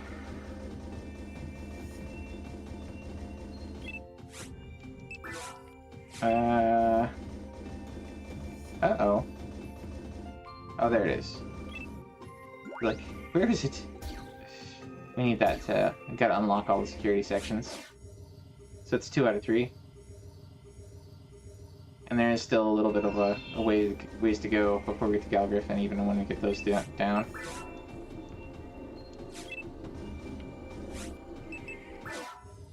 Go.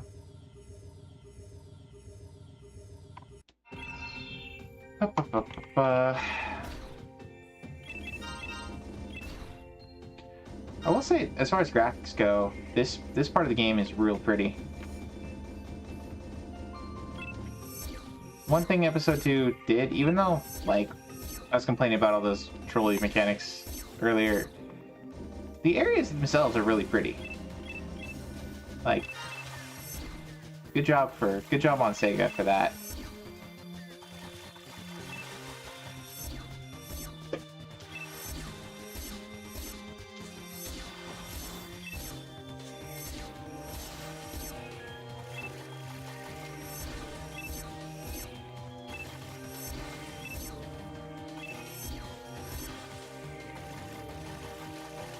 It is maybe a little bit unfortunate that a lot of these are just more or less replacing the types of creatures that we've already seen. So like these guys are kind of like the robots from Mines, and the insects are kind of like the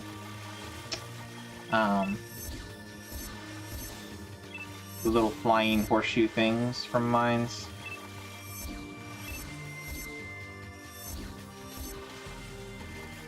And of course you still have Sinnohs here. You just have different Sinnohs.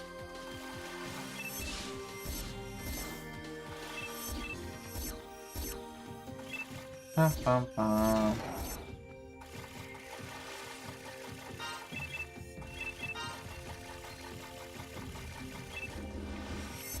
It's not really dig or anything. It's just... it is what it is.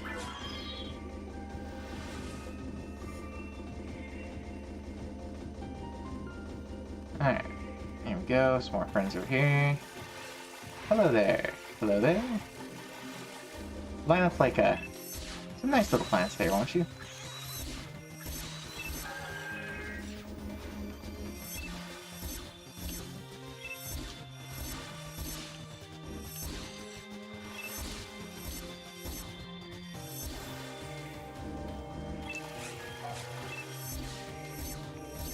Ooh, crit.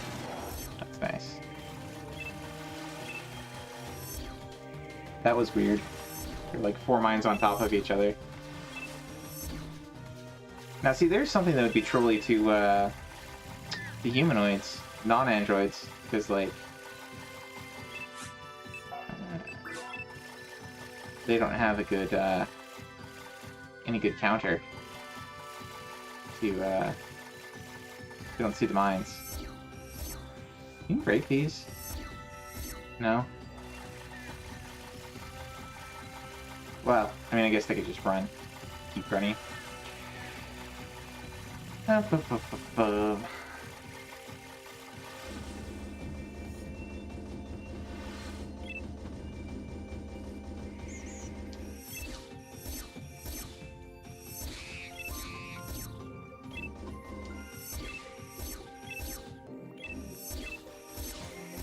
Come on.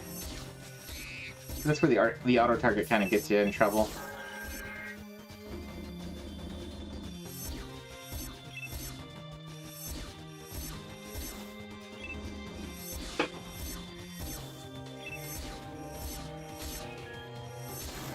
Because I was trying to point towards the monkey, and it targeted and flipped me, so I didn't hit the monkey. And that guy could have frosted me, so that could have been bad. Just like, oof. Oh, hello there. Let's move away a little bit. Where'd he go? I guess because he's just in the passage only.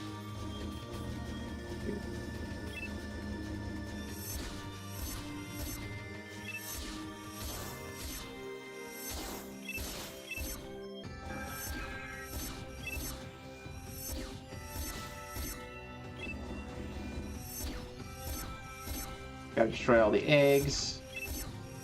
And then you'll get the attention of the Mama Jama here.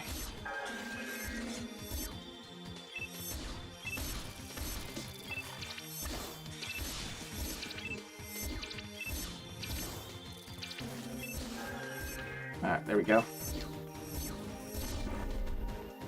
Okay.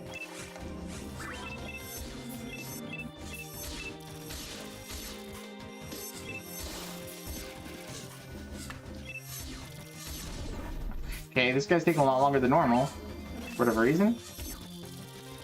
Where is he? There. There we go. Alright.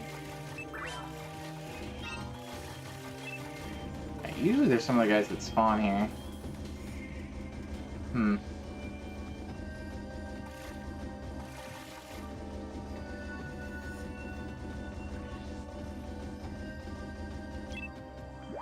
Well, there we go.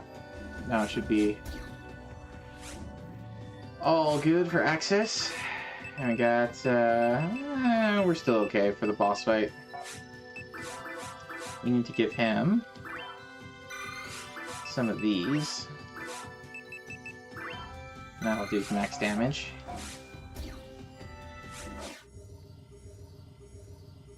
So we're gonna do the boss, and then I think we're gonna raid somebody.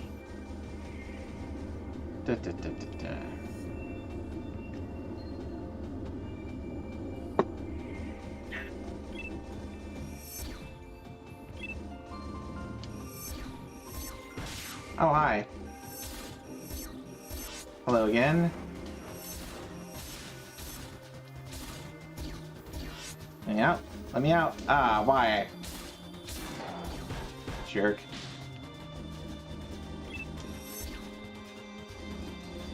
Usually there's more here. I don't know. I don't trust this area. Back out here, over here, for a sec.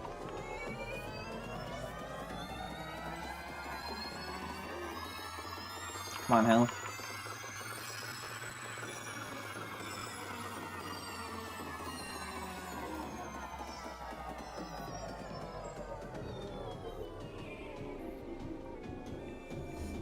Oh, you know one thing I did change? So, between the Barbara Ray and the last time I fought it, one of the things I changed was that, hi, bye. There we go. I swapped out one of my god arms for a god body. That's what I did. So I probably was missing a lot more. It's unfortunate. Oh well. Eh, will. Great.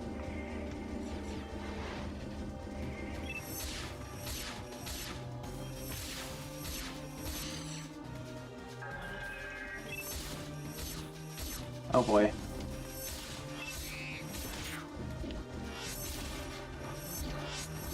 Ah! Ah!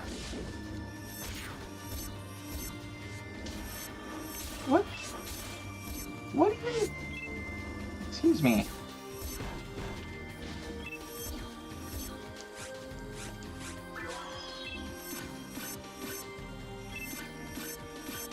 There we go.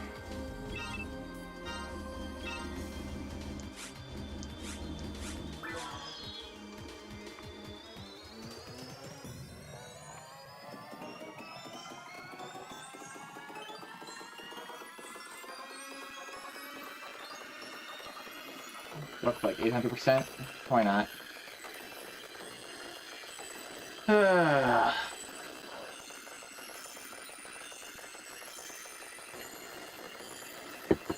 Trying to conserve my Dimates and Trimates for the boss.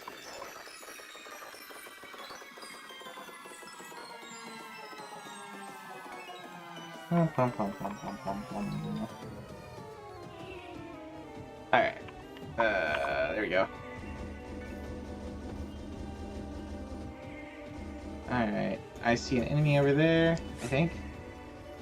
Maybe not.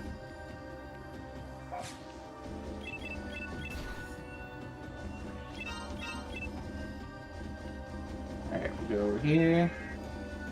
And over here. Okay, guys, come on.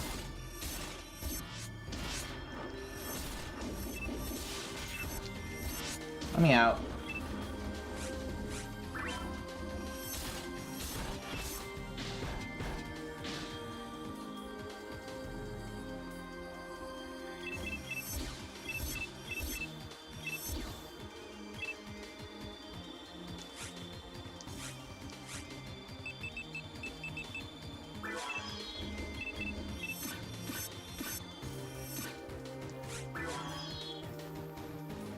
Oh, what are we gonna get next? Still locked. Oh, I didn't even realize I was standing standing right next to that. That could have been bad.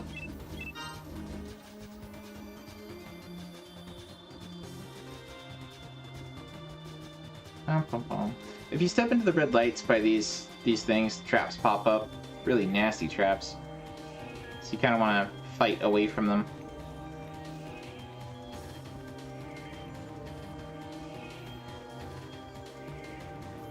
Alright. Where are you at?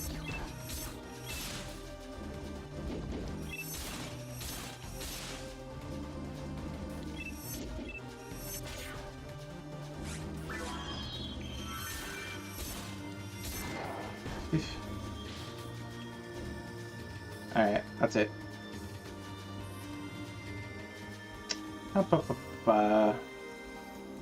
We're gonna fight more of those in the next little area too. Be nice to get some arms. We can, as Red Rhea, we can get the arms. Okay. Jump on me, why don't you? Another one of these guys, come on.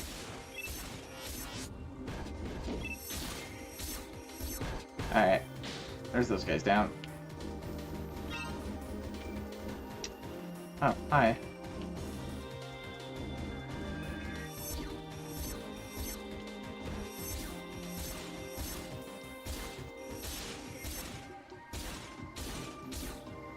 Jeez.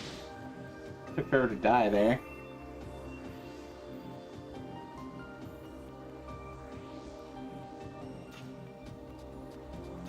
Bum, bum, bum.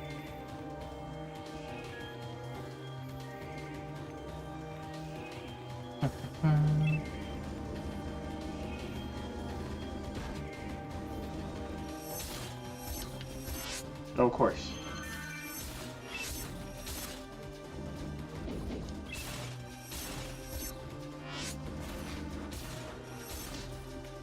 What? Why did you go back there?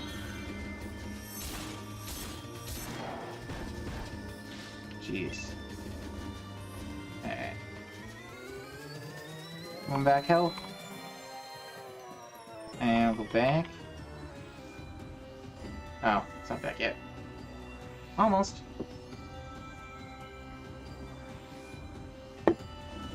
Alright, here we go.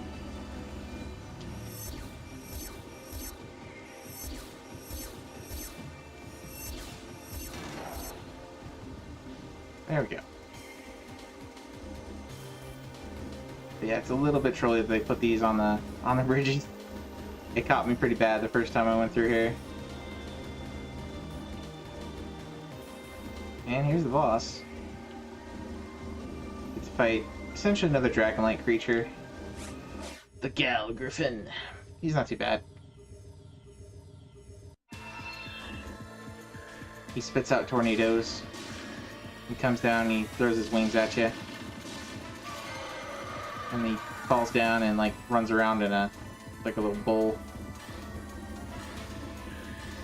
Run away! Oh good, he didn't hit me there. Now he's gonna spit his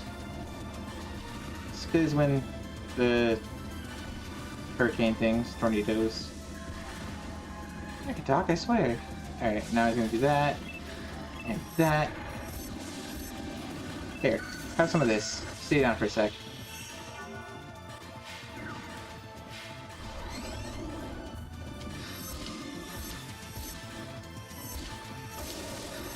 Ah, come on.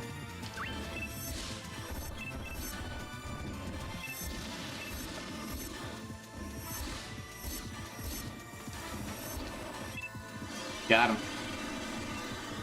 The other nice thing about the shot is that you're hitting him in so many different locations at once.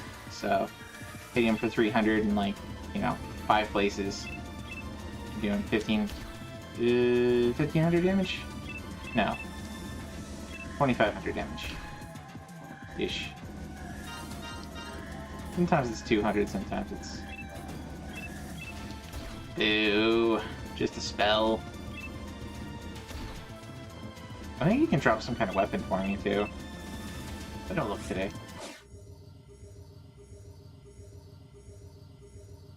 Alright, we are at 5.5 hours in.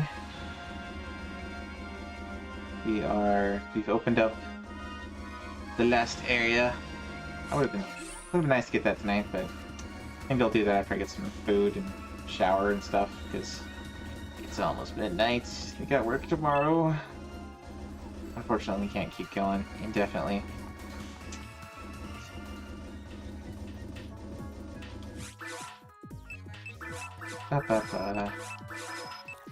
But we got more XP. And we showed off episode 2. Got that on stream. But I think I might have had episode 2 before.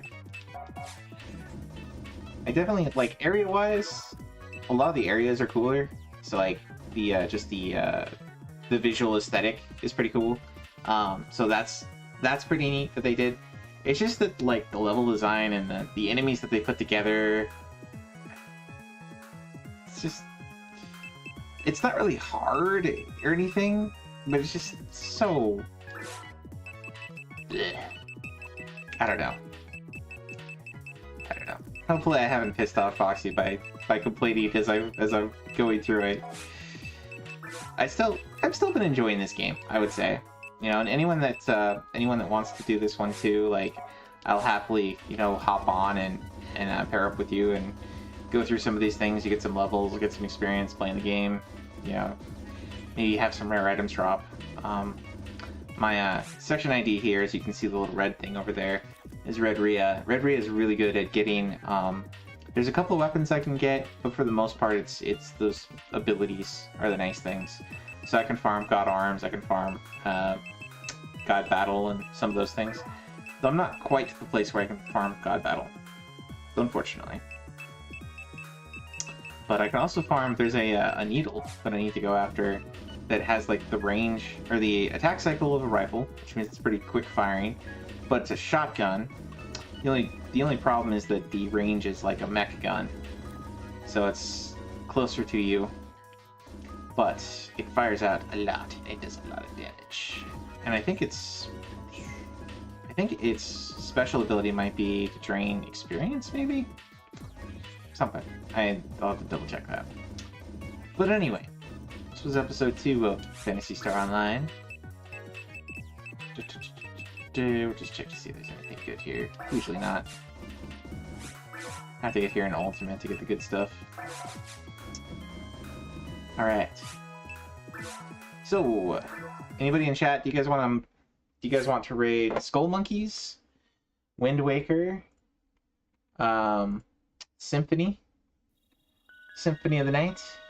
What else we got here? I think Rockstar Lexi might have popped on. Oh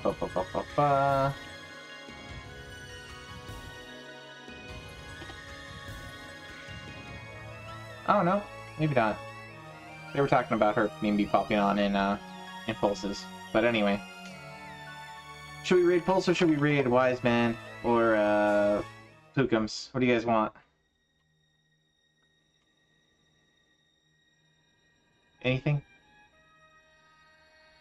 Bueller? Alright, we'll raid Wise Man. There's nobody saying anything.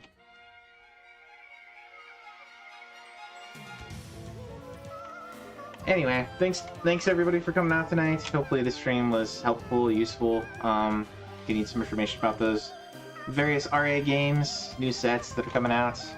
I really appreciate Yoshi stopping by, Eradicated Zombie. Haven't seen you guys before, or haven't seen you guys on this channel before too much. So I appreciate that. And yeah, it was good talking with everybody. Cosmic, Foxy, Wolfie. You guys have a wonderful night. Yeah, thanks everyone for coming out. Have a good one.